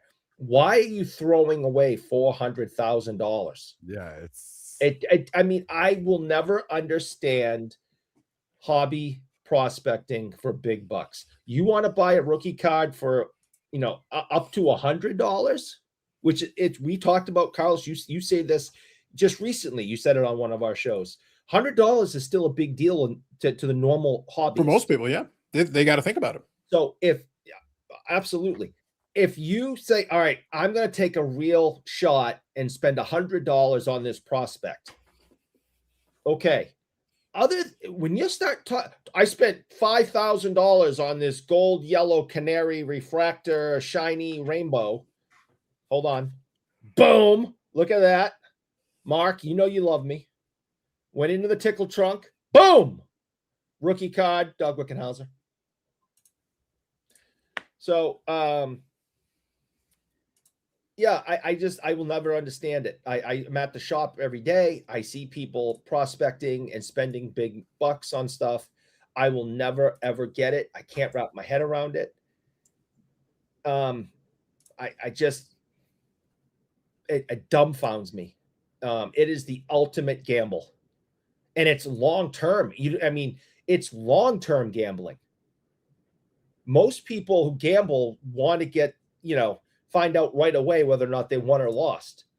You spend $400,000 on a baseball card of someone who's done as much as I have in the major leagues. And you have to wait how long to see if that was a smart move? I will never, ever, ever, ever, ever, ever agree with it or understand it. But to each their own. Yep. Do now a couple of interesting things that I'll touch on here. Got some really good comments. I'm trying to get through the comments just so we're keeping up here as best we can. This is one of my most expensive cards I ever spent money on. I know what this guy did. His career was over when I bought the card. I'm very comfortable with it. The card's gone up in value every year since I purchased it. Now, Eric, when you're saying you know what he did, are you talking about, was he an accomplice in your thievery? Is that what you're saying? I'm not here to talk about the past. All right. So quick. I'm going to touch on a couple of comments here because there's a couple of good ones. I like this comment from Brendan Ryan. This goes back to kind of our philosophical question. I'm opening it up to the chat. I want you to tell me. I'm curious. Todd Van Poppel is going to come up in a second.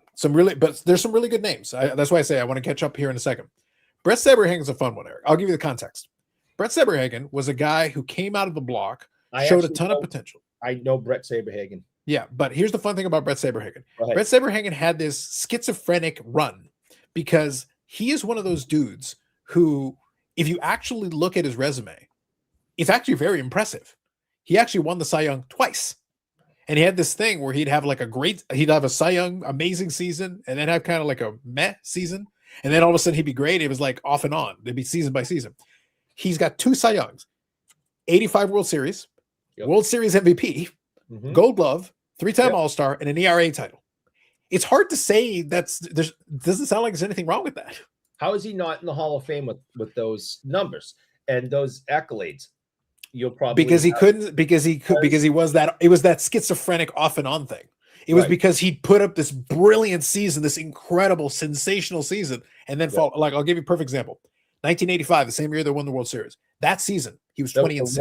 Was the Royals? It was the Royals. Yep. He was 20-6 with a 2.87 ERA. Sparkling, fantastic. Won the Cy Young. Won the World Series. Won the World Series MVP. Eric, that's about as good as it gets. Yeah. He was 21 years old. So now at that moment, you're looking at it, you think about sports card speculation. This guy's going to be a superstar, a super duper star. One-way ticket to the Hall of Fame, Eric. 21 years old, Cy Young, 20-win season. Like, it's about as good as it gets. You got it. Following season, he's 7-12 with a 4.15 ERA. Career's over. It's finished. He sucks now, blah, blah, blah. Okay. Following season after that, 18-10, 3.36 ERA. All-star. That's very good. 18 wins. That's very good. Following season, 14-6, 3.80 ERA. Oh, he sucks again. Following season after that, 23-6, leads the league in wins the second Cy Young. Who is this dude? Is he the Cy Young guy or is he the barely 500 pitcher? Eric, which is it? He's playing for the same team. So my quick question is, now that we can look back on that, and he's still alive as far as I know, and has probably done a million interviews about his career and stuff, have we ever figured out why that is? Was he going through something? Was it bad teams? What do we now know? What can we now look back on and come up with an answer of why his career was doing this? I'll put it into the chat. I appreciate that you did the 6-7 for the kids.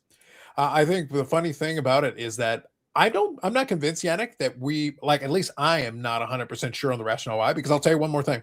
So again, he would have this off and on thing. Finally, after a couple of years, he was 13-8 for the Royals in 91. And then he would go through multiple seasons where it looks like he pitched 17 games and 19 games. I'm going to assume injury based on the number of games.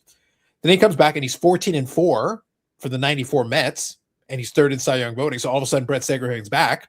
Now he's 30, but he's putting up. He's still got the odd sparkling, but then he's kind of mediocre.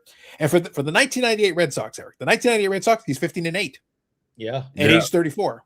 I remember. But by age 36, he's out of the league. Then he comes back for a little run there, a couple of games in Boston in 2001, and his career's over. He's 167, 117, good, 3.34 ERA. The reason he's not in the Hall of Fame, Eric, is because he couldn't sustain it. It was just so off and on. Yeah. So the problem was when he was on, he was about as good a pitcher as you could have. But when he was off, for whatever reason, it didn't work. Now, the Royals weren't the best team by the late 80s, so that can be a part of it. But I don't know. It's one of the more bizarre career. I remember looking at it on the back of baseball cards, Eric, because I didn't get to see a lot of his prime. By the early 90s, I saw a little bit of Brett Saberhagen, but by that point, he's a little later on in his career. But I'm looking at this dude, and again, this is a 2-time Cy Young Award winner. Yeah. So, like, clearly he could pitch very well. Right. And again, I look at that random outlier. 1998, 15-8 for the Red Sox, 3.96 ERA. 1998 in the American League, a 3.96 ERA is fine.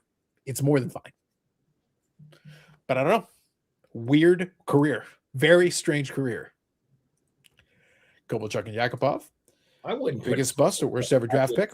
Kovalchuk was a bust. I said maybe playing on a shitty team in a shitty franchise. But yeah, I think the argument though is compared to what people thought he could be. I mean, because he still put up great stats. He was awesome.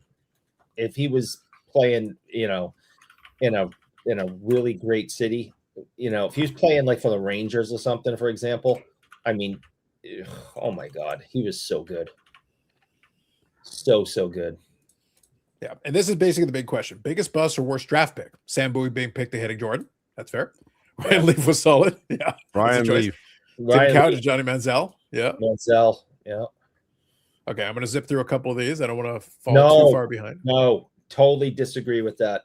Yeah. How's it going, Ham? Good. How y'all doing? Good. Ham, we're not giving away a spot to the National. I'm sorry. We're not doing it. That's okay. I won 2 giveaways tonight at Pack Wars. That's where I was at. So I'm good. All right. I did not appreciate when I said hello the other day that you immediately went to saying hello to my wife. Oh, I thought I would just be kind and say hello to the family. I did. I was being a gentleman. You know what you did. You know what you did. You know. All right. I thought this guy died.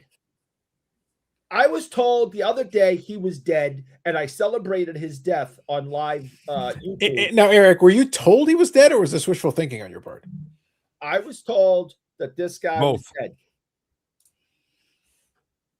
That's so him. Obviously, obviously the chat is in on this, and by the way, chat, fantastic names. Do you got any favorite busts though? Because we couldn't come up with a good definition, because there are a couple you can talk about compared to what was expected of them. You can do the hobby. To me, Jamarcus Russell. Jamarcus Russell is, to me, the biggest bust. He'd be a great example. Yeah. Oh, he's definitely up there. Yeah. I mean, Ryan Leaf just folded under pressure. That was just a mental thing. Marcus Russell just didn't try. He's like, I'm rich. I'm out. True. Yeah. Sign the contract. Time to go. Sign the contract. Time to go. Leaf was a head case, but he also had that wrist injury on his throwing hand. Everybody's got a wrist injury. You got a wrist injury. Everybody on this panel has a wrist injury. I don't you know what hurt? Well, when Eric watches Manual in Space, it acts up. But the point is that you know what the problem? You know what made the Ryan Leaf thing worse though? His attitude on top of everything else. I actually think if he had less of an attitude, maybe it wouldn't have fixed problems for him, Eric. But I think people would have been a little kinder to him as things went on. Yeah, well, because he was a stuck-up brat. So that's what I'm saying. I mean, that's his own fault. That's what I'm saying. But I'm saying that plays into it. It's not a mistake that a guy like Barry Bonds can have all these things, and everybody knows he's a steroid guy. But the thing is, he never tested positive. But then there's these other guys who are David Ortiz is on the Mitchell Report. But you know what the thing is, Eric? Everybody loves Big Papi. So Big Papi. He was a friendly guy to the media, and he was a friendly guy to the media. So you know what? All the media guys are willing to do a little bit of this. I love it when you call me Big Papi. They just kind of look away a little bit, and then. But Eric, you can buy a lot of goodwill if you are friendly to the right people.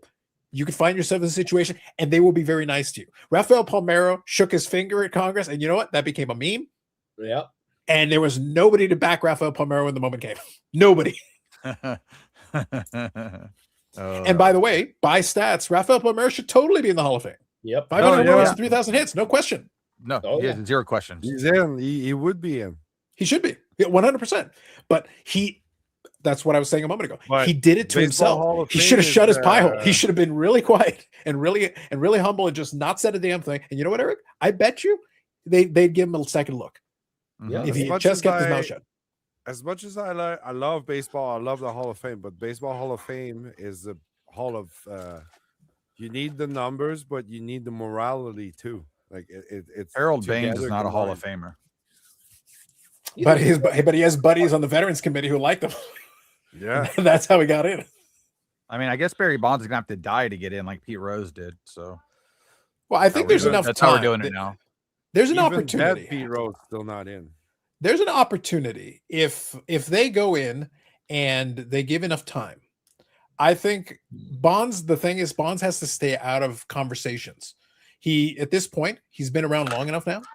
If they go in and he doesn't really cause any more problems, eventually, at this point now, they're starting to soften on the steroid guys. So I think that's going to basically be what happens going forward with a lot of these guys. Well, I mean, they're going to run out of people to put in that have any credibility, and they're going to have no choice. Yeah, but the problem is you got the all-time home run leader on the outside looking in, and regardless, it's kind of hard to make the argument. He doesn't make himself public. He's not. He doesn't do interviews. Doesn't have a broadcasting job. Isn't on the interwebs. He pretty much just shuts up. Well, he's been out there way more. He's been out there a lot. What are you talking about? Except is he on the broadcast now? Except for when he is doing a Netflix show with a convicted felon. That would be Ken Golden, and they're best friends and buddies, and he's signing stuff for Ken Golden and all that to put in his auction. They all are. You know, that's what Barry Bonds is up to, hanging out with convicted felons in the sports memorabilia world. We prefer to call them not so fellas. Well, he is a convicted felon. Does that make you a bad person? Convicted felonies make you a bad person. Yes. So you're saying that you're bad once, got caught. That didn't make you a bad person. No, I was about to kind of Ham's point. Though. Did you do it and not get caught? So Eric, that's what I was about to ask. Hold on, I was about to ask this question. So you're saying, Eric, that your only claim here is that you haven't been caught yet? Caught what? Doing what? Dallas Card Show. We know where those cards are. I'm not here to talk about the past. Your organization skills in there are fantastic. You know where those cards are. Oh, he knows exactly where they're. I'm not here to talk about the past. I'd like to talk about the future and how we can make this. Since you're not a convicted felon, you're a swell guy. I'm not. Eric, are you even going to argue you're a swell fella? Can you even make that pitch with a straight look on your face? I'm not here to talk about the past. I'm here. At this point, you're not here to talk about the present or the future. I just want to make this hobby as great as it can be, and I want to be a part of that, and I want to be a part of that moving forward. Wow. Okay. I see. Kenny Lofton should be it. His cards are popular. Sure. There's already steroid guys in the hall. Yeah, 100%. Yes. Yeah, definitely. Yep. That definitely is. But that was the point I was making, is that it's not the steroid thing that's keeping Bonds out at this point. It's because he was a dick. And the problem is he was a problem to the wrong people. Because if he had been a friendly guy to the media guys, Eric, they'll do the look the other way. Do the shimmy, baby. I would argue the exact same thing with Lance Armstrong. He was a horrible person. And when he stopped making money for everybody, everyone flipped on him because he was such a piece of human trash that, it was his turn to pay. Cardale, good evening. Beer Bonds serves baseball analysts for Netflix involving pre and post game coverage and works as a special advisor to CEO of the San Francisco Giants. So he's around. He's not banned from the sport. But Eric, it's testament to how bad his reputation was at the end of his career that he was a free agent after his last season. And I think I'll double check, but I think he hit like 28 home runs his last season. AKA, he was still a perfectly valuable player that under normal circumstances would have been signed to somebody. They were all like, screw this guy. We don't even want him. And I just like to say that, listen, Netflix isn't asking me to do a damn thing. Okay. Blackballed. Yet. But why isn't he on ESPN, Fox, NBC, ABC doing baseball coverage? Because they don't pay enough. They don't want his cheating ass on their network. Alex Rodriguez. Alex Rodriguez is a giant. Alex Rodriguez has literally been suspended multiple times. Steroids. Yeah, and he's admitted it. And he says, "Don't put me in. I suck. I did bad." Not only is Alex Rodriguez on, Alex Rodriguez is on a panel with Big Papi. Which is hysterical because on each end they got two roid users on each end of the table. Derek Jeter has to feel horrible up there. Wholesome Derek Jeter. He's like, I don't want to deal with it. It's like I dislike both of you for different reasons. Yeah. Mm-hmm. Yeah, Dallas missing cards. That's right. Okay, so kind of to my point. So this was Bonds' last season. So he played 126 games, but he hit 28 home runs, 66 RBIs, and he hit 276. And he led the league in walks. AKA Eric. Oh, and he led the league in on-base percentage, and he led the league in intentional walks. They still feared him. AKA, if he had been an asshole, Eric, there should have been a line of. He goes, if San Francisco doesn't want him back under normal circumstances, there should have been a line of teams that would have wanted to bring him in as a bat, especially when in the American League where you have the designated hitter. Yeah, right. Literally, that would have been like a perfect thing for him. Game. He could have played 2 or 3 more seasons and hit 800 home runs if he wanted to, if he hadn't been an asshole. Sure. Pretty much guaranteed. And the best part about it, Eric, the funniest part, he was 65 hits shy of 3,000. And he couldn't get a job. No. Nobody wanted it. He has worn out his welcome like I try to do every week. That's true. It's all right, Eric. What is it? I saw his nephew was coming up, I guess, or whatever. Saw his I don't go look up Barry Bonds' nephew. The freaking legs on this kid are ridiculous. And if he's got any coaching from Barry, Jesus. Well, Barry knows how to teach you to hit. He taught Christian Yelich. Well, yeah, that's what I was about to say. He has actually been able to help at least. Christian Yelich, he definitely was able to help him out. Bonds knows about hitting. Like, Eric, you know what? Jerk or not, if you're a hitter and you want to learn something, and if for some reason you're able to get on speaking terms with the guy, you pick his brain. He knows stuff. Not we know this throughout history of all sports. Some of the greatest at their sports couldn't coach their way out of a wet paper bag. Yeah, they're only good to themselves. Yeah, I mean, and it's because it's natural. It just comes natural to them. A lot of their is just natural talent, and trying to explain to some young kid how to do what they did naturally is very difficult. So some of the greatest athletes in the history of sports can't coach their way out of a paper bag. So, and most of them are all assholes, flat out. A lot of them, they just are, because that goes with the mentality. Yeah, a lot of them. They had that hockey 99. Like, listen. No, I don't think I've ever heard anyone say that Michael Jordan's a good guy. Are you suggesting he's not a swell fella? How dare you? No, not a swell fella. I'm not sure. He couldn't even get He couldn't even get through his acceptance speech of the Hall of Fame without being an asshole. Like, literally, they're praising this man. Yeah, and correct. He's Black Jesus. So you say yes, sir, no, sir, yes, sir, no, sir. That's what you do. That is literally one of my favorite speeches of somebody who's actually being celebrated. I'm sitting there, like, you understand they were literally sucking up to you the entire time. They're literally praising you. Yeah, praising you, and you still can't not do no wrong. Yeah, you can do no wrong, even being an asshole. Yep, can't even help yourself. Can't even try. No, but that mentality. A lot of the Mount Rushmore athletes, they're kind of assholes, and they had that mentality. And that's that mentality usually grew with the fame, the fortune, and then understanding that they're the man, and taking that and just going over the top with it because nobody will tell them no at some point. I think that's why people since 1999 when he retired respect and like Gretzky because he's not an asshole. Well, hockey players are also built different than the rest of every sport, right? Like there's a what is it called? I'm trying to think of it's where you respect what came before you and you understand you're thankful to be where you are. That doesn't happen in other sports. I don't think Gretzky does an interview without mentioning Gordie Howe and Bobby Orr. I don't think he's ever done an interview that somehow he doesn't work in their names about the guys who came before them, and he wanted to be like Gordie Howe, and Bobby Orr was the greatest of all time, and blah blah blah. The people that shaped him, basically, that he watched.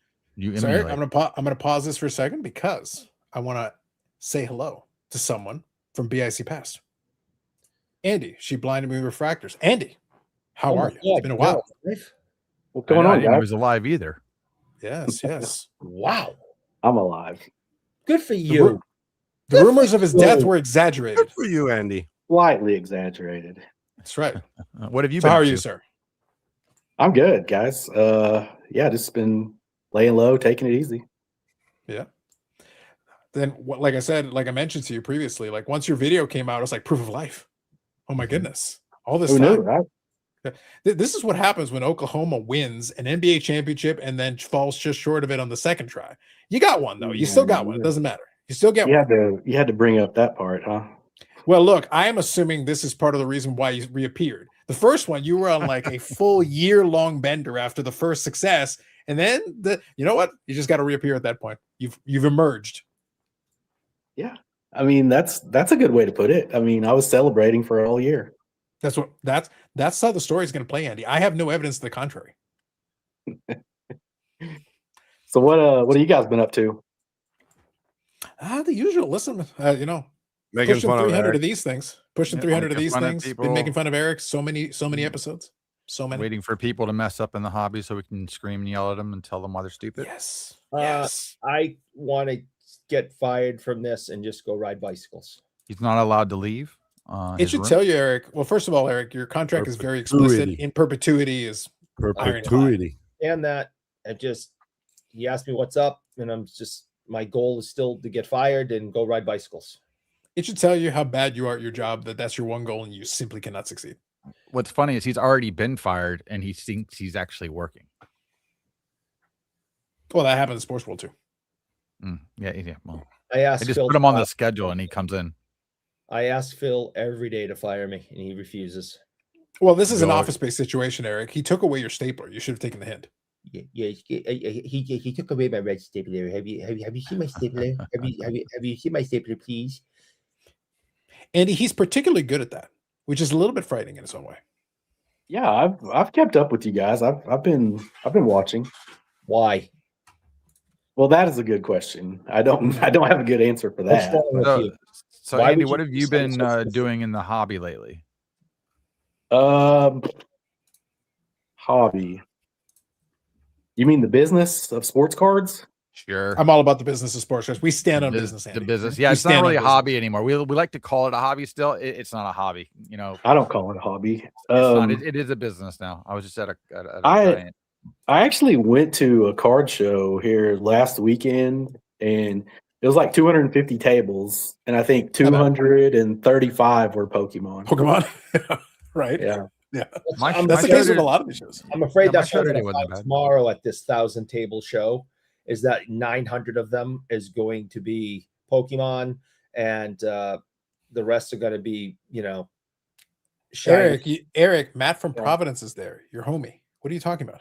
So here's the thing too that we're not realizing, or at least we're not paying enough attention to, is some of these Pokemon ETB boxes that come out now, and give them like a year or two of rest and come back and look at them. Like for instance, was a stupid one with Fat Boy on it, Snorlax. But I was at the card shop today, and it was $650 for an ETB.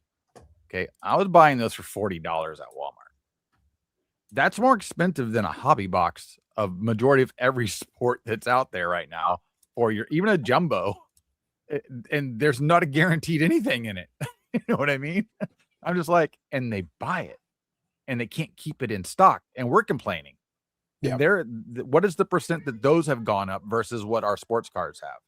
It's exponentially hundreds of percent higher. Yet we're complaining about this when realistically something's already just blown right past us. Well, first of all, Ham, complaining is the national sport of the hobby, the business, whatever it is. It's the preferred method of everything. It's correct.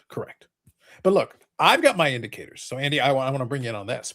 Obviously, one of your good buddies, Mike Baseball Collector, person I have storied history with, classic. Mike's words. I can't argue with storied history. Facts. The man speaks facts. Once leader of the revolution. I remember that week. It was a golden era in the hobby. I think we lost the hobby when Mike gave up the revolution. It was a crazy week. I remember it well. It was wild. the Revolution. Are you talking about like the PSA thing, or like? Well, that was kind of the impetus. That was the impetus of what he was talking about at the time. I just enjoyed Andy. So I know you've kind of checked in with us from time to time.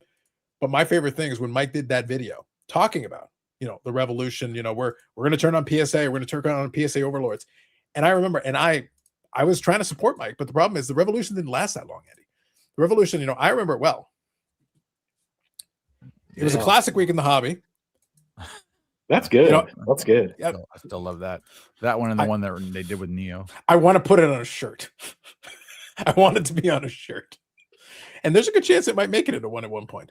But like I said, Mike is, I declared him. He was my very first BIC YouTube Content All-Star. Oh, the very first. The inaugural member. Way harder than the YouTube Sports Card Hall of Fame. I only have 2 members. It's him and Jimbo Beckett.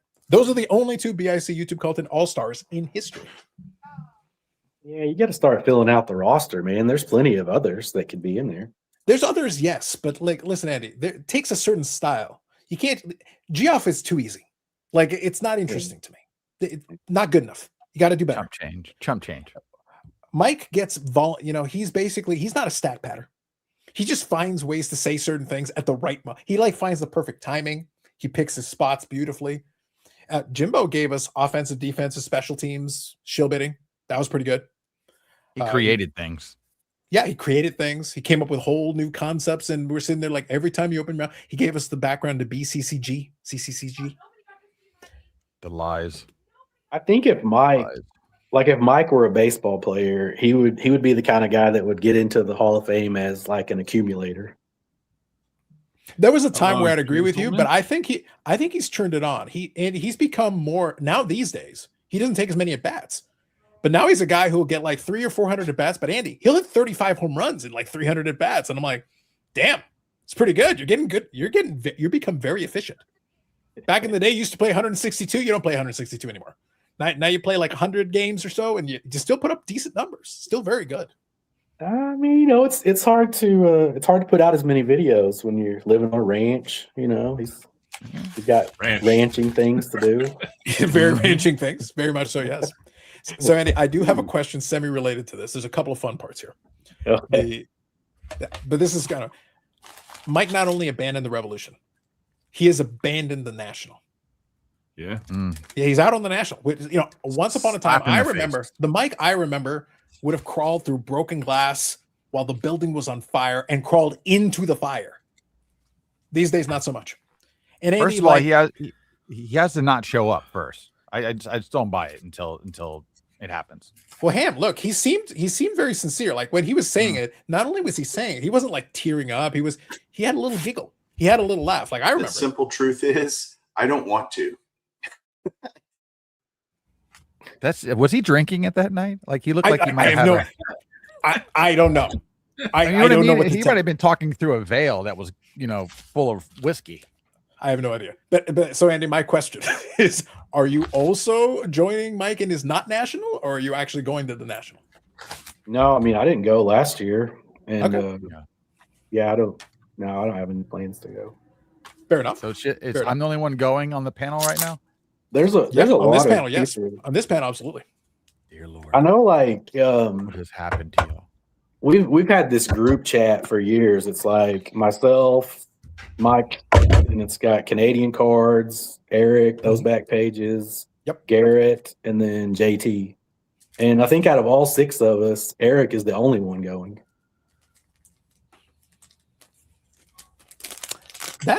So I think JT would have been the only other one I would have thought for sure. And obviously, we're getting a chance to talk about it now.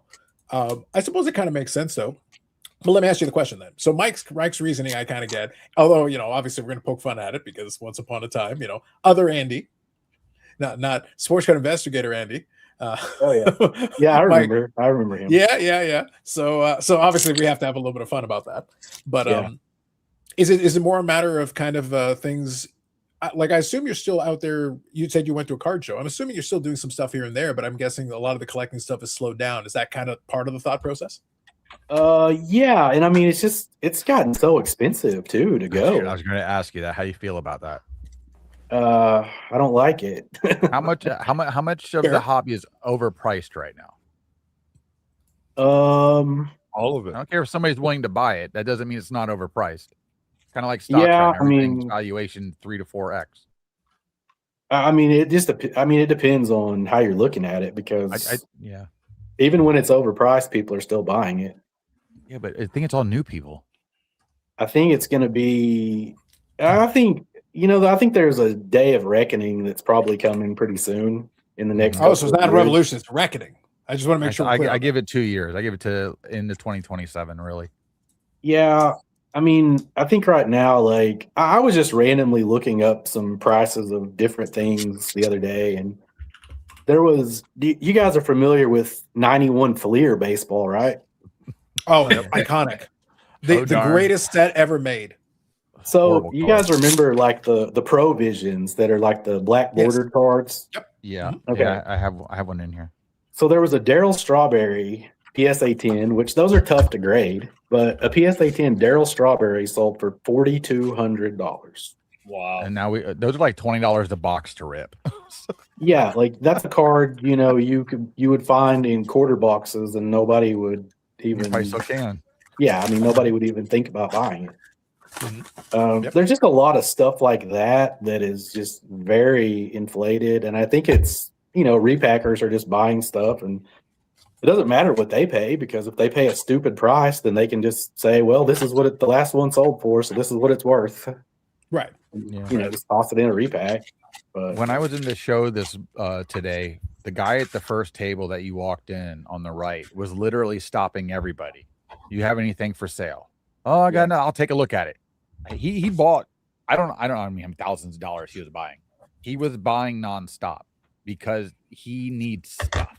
Doesn't matter what it is, and everybody's paying cash, like hard cash. So you're gonna get a better deal, obviously. And other people want to get out of something because they think they need to get into something else. They're already stuck. They're caught.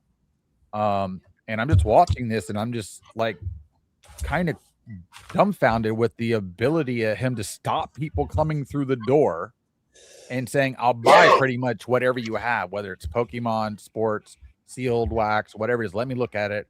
I'll make you an offer cash. And he would just like bang, bang. I saw one of the boxes of stuff he got. I want to say he paid 10% of value on this thing. Whoever had it was an idiot. But it was just the idea of everybody was selling and everybody was buying. And it was mainly all the vendors were literally, they tell me, I come in here to set up to buy. I don't care about selling. Right. And there's a lot of some guys that set up booths on that. Let me touch on a couple of these comments, and then I want to get into that. A thought about that here. So Agi's question was the documentary. It was Behind the Card. I got a couple of videos back on the channel. It was 2022 actually, where the director decided to try to get me to interview him, and then he was being a dick about it. So of course, then I like to be. I don't have to be a man of peace. I can be a man of peace, but I sometimes choose violence. And then my boy, the director, decided to invoke the Carlos that chooses violence. It happens. It's a good time. So Rick, that question was answered. So hopefully you heard that. 3 sheets to the wind. That's probably, who knows? BIC non-sport correspondent will report from the National. Yes, Amanda will be going to the National. So there you go, Ham. You can say hi to Amanda. I can't wait. Big hug. Poor Mike probably thought he was going to the National, but he can't because Carlos will never let him hear the end of it. No, would I do something like that? Zach, would I do something like that to my good friend of me, Mike? The simple truth is, I don't want to. You hurt my feelings. The smear accusation. How dare you, sir? Mike, if you're watching, you should call in. Can you show the other image from the Revolution? You mean the original? Yeah. So the one that I showed there was a favorite, Andy. That was post-revolution. That's after the revolution concluded. But the original, for people who really enjoy it, the original Shea Mike was this one. That's right. That was before he became sepia.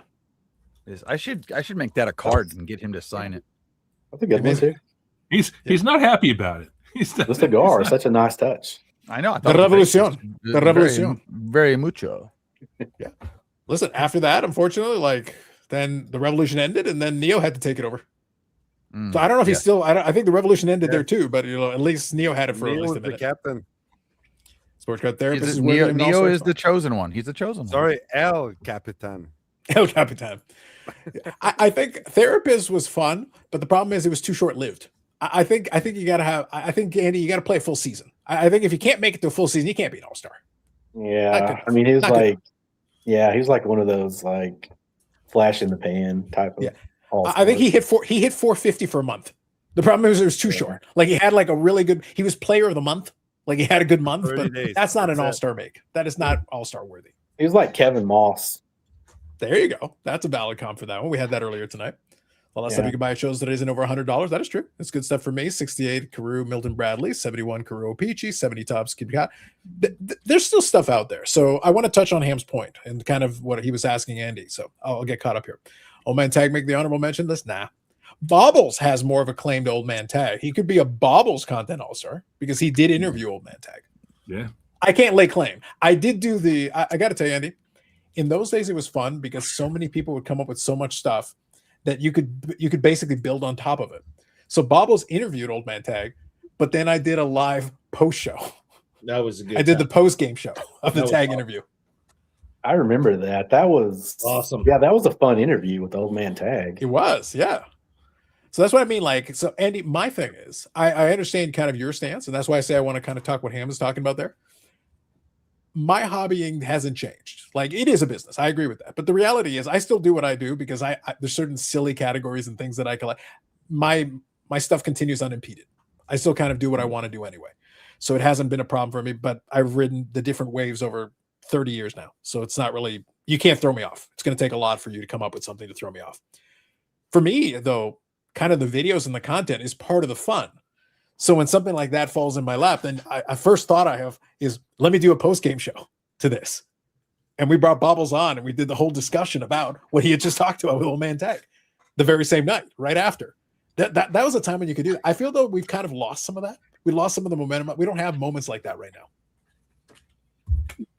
No, I mean, not that I've seen anyway. There was a lot of stuff going on then.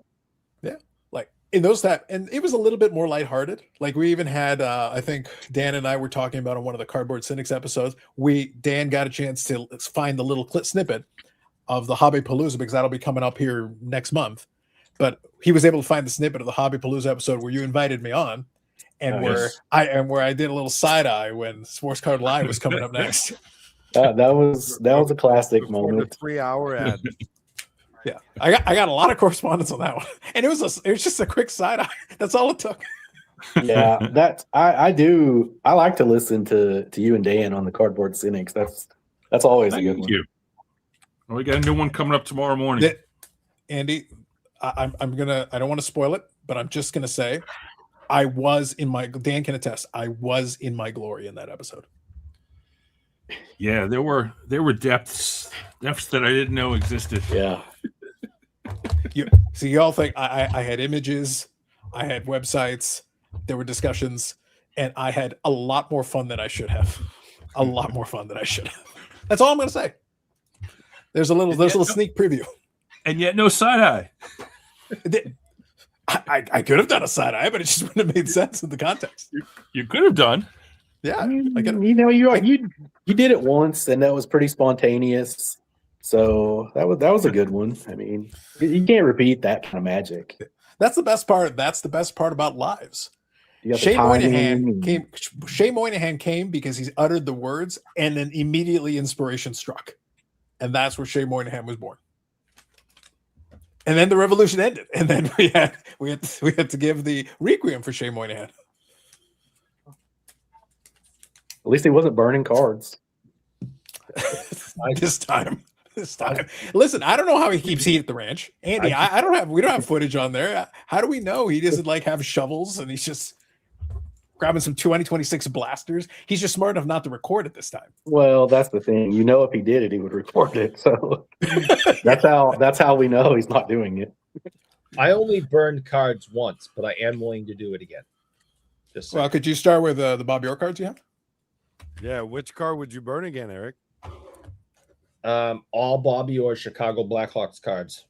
No, those are the good ones. Get rid of the Boston ones. Those are fake. But you can't do No, that. Eric. Didn't Carlos give you one of those as a gift? Yeah, absolutely. Especially that one. That one goes first. Listen, Eric, I have an emissary. I won't say who, Yannick.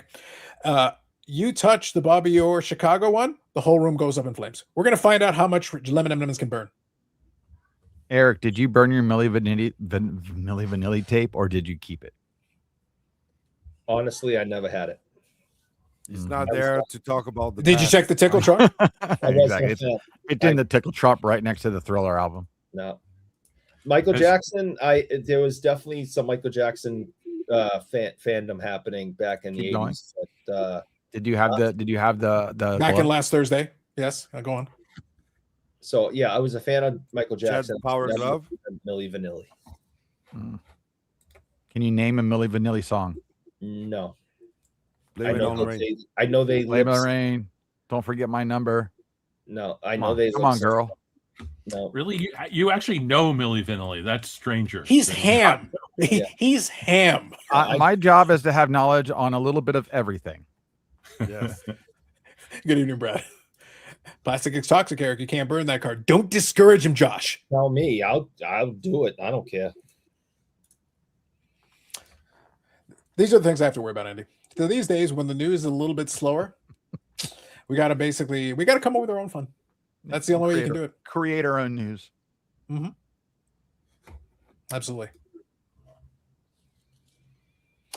I think so. Has what's Eric, going to be... has Eric told us all about the Sanderson, Derek Sanderson event? Oh, please don't get him started. I'll have to mute him immediately. Okay. Like unless it involves use, Eric, I will allow it if and only if the story includes I met him, we took pictures, I said hi, and then I stole shit from his house. Are you cheating? Can I on just Willie? ask questions? I just have a few questions. Is this like so? This is like a cross-examination. Could you do something that would incriminate him? I allow those questions. just say yes. All right. One question. Did he sign the run of Derek Sanderson cards for you? I did not ask him to. Derek was in a lot of pain. His back he was in a lot of pain. We had him sign over 200 things. Well, you had him tied up too tight. And midway through the signing, he asked if he could go lay down, which I totally understand because when my back is spasming, I lay down for like 10 minutes and it stops. So he excused himself, went and laid down for like 10, 15 minutes, came back, finished the second half of stuff. I did have him sign this picture for a friend. I grew up with a friend that his name is Derek Michael and his last name, and he was named after Derek Sanderson. So I got this for his mom, and Derek wrote, Donna, love, luck, and happiness always. And I understand your son has a great name, Derek Sanderson. So I'm going to give. So the answer to the question is no, then, because he was in so much pain by the end of the signing. Another question. Did he write the inscription? I turned the kid into a star, or whatever that phrase was. I made the kid famous. Yes, he did it 200 times. So now, are you going to be on the front lines of the Derek Sanderson Bobby Orr War of 26? If there is a war, I'm definitely a part of it. Eric, do you know if the pain increases when you're around? What'd you say, bud? That's a good question. Do you know if the pain increases when you're around? I would say probably at the same level that it increases when I'm around you. Oh, okay. But so he already had pain, right? That he was dealing with. He walks with a cane and he's in constant pain. And to be serious, please don't interrupt or joke about this. We all know if you know Derek, you know that he has a long history of addiction and recovery. He can't just go and take pain pills. Yeah. Right. So he suffers from chronic pain through the hip replacements, the knee replacements, the back surgeries, and all the issues that he has. And, he can't really do too much about it. So, he was in a lot of pain, and I just wasn't going to say, hey, and by the way, you've done 205 things. Can you do this entire run of cards now? When all he wanted to go do was lay down. And he was awesome. He was so good and so funny and nice and welcoming into his home. And we had a lot of laughs. He told a ton of stories. I could tell you one of the stories about Gordie Howe if you guys are interested. It's hysterical. You're gonna tell it properly? I'll repeat how he told me. But anyway, he was awesome. Did you bring the check? We brought cash. Smart. Nice. Bag of cash. All right. So you drove from Saugus to, was he in Sandwich? Was I correct about that? We don't need to tell everybody where Derek Sanderson lives. He lives on the Cape, lives in Cape Cod. Okay. Did you drove from Saugus to the Cape with $5,000 in cash? We don't. I am not telling you anything else. This is why you don't ask him to cross-examine you, Eric. You brought this on yourself. And seriously, you're telling people where the guy lives, and you're telling them how much we pay him. Can you please stop doing that? And he can't get away from you if you rob him. I do not know where he lives. I just put his name into the internet. Okay. So if somebody wanted to find him, they could find him a lot easier than I could. I don't even know if it's correct. I don't want to be a part of any of the things that you're bringing up. So please, my friend, stop doing that. So while in the middle of the doxing hour, brought to us by IG Deck, not really. Brad says, "What do you mean slow news? I'm going to finish reading comments first. Brad says, "How do you mean slow news? Neo just broke the story. The National will be crowded. Listen, we need to know these things. Andy's not going to be at the National. Mike Baseball Collector is going to be at the National. No one on this screen is going to be at the National except for this man. So what do you mean crowded? I understand the people are going to be there to get Mike Ham autographs, but is that enough people, Brad? Is that enough people? I'm currently autographing cards as we speak. Look, see, boom. That's what we're saying. There you go. Everybody bitches this is so hard. It's actually really easy to do. I'm not really sure what the problem is. Sign Mike Ham. Yeah, well, right before I throw these in the garbage, I sign them all, so somebody just keeps thinking they get an autograph for that guy. It'll be hilarious. Well, how do you think Eric got most of his collection? Mike here says Milli Vanilli is actually lip syncing to Ham and Andy's music. Good evening, gentlemen. Good evening. Eric, are you okay with Phil Esposito in the Chicago uniform? Always. Eric's filibustering? Also always. Stu says Derek Sanderson, St. Louis Blues, great. True. Yeah.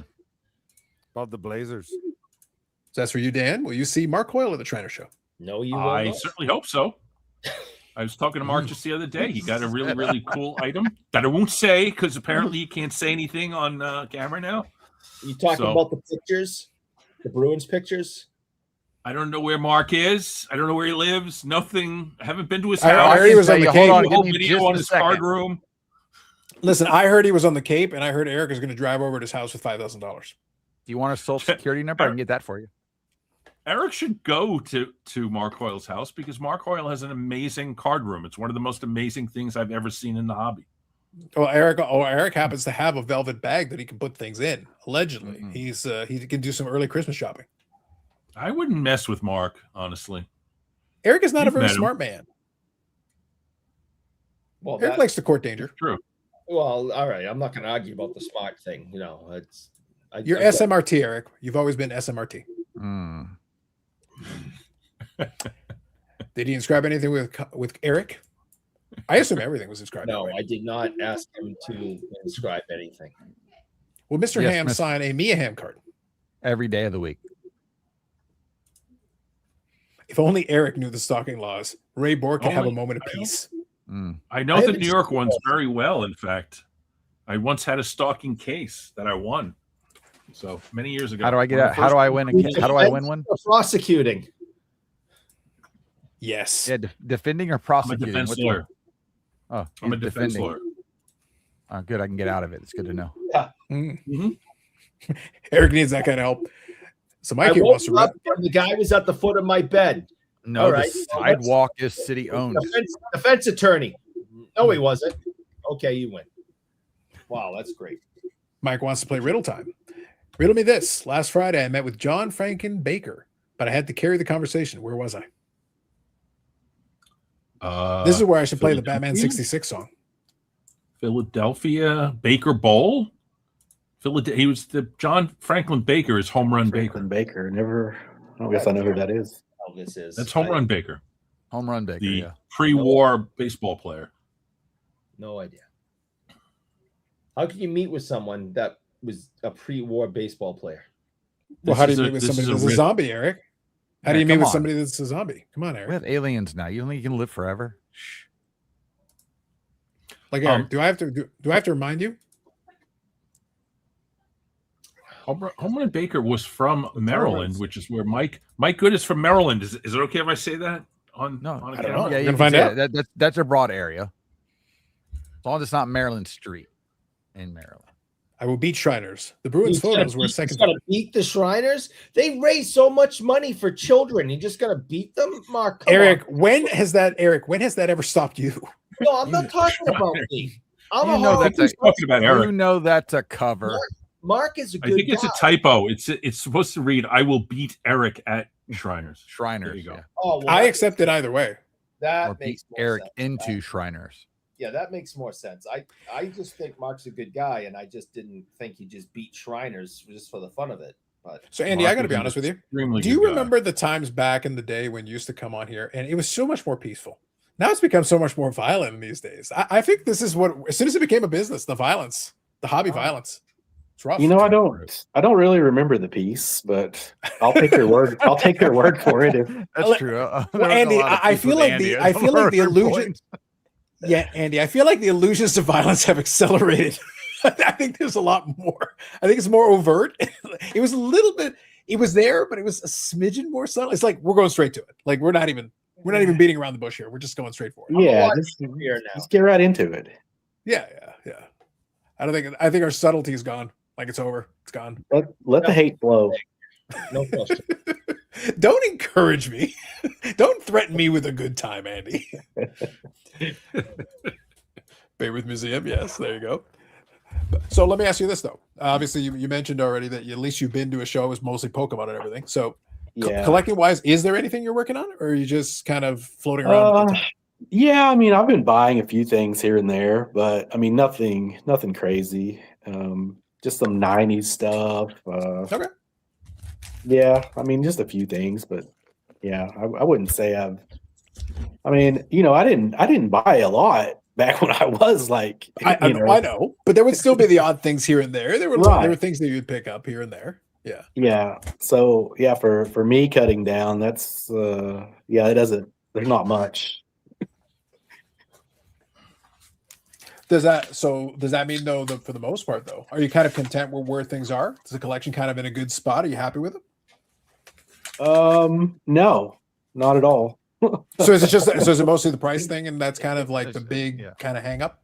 It's all the price thing. Yeah. How do you feel about the prices of the things you already have, and how confident are you going to keep them with the bull market?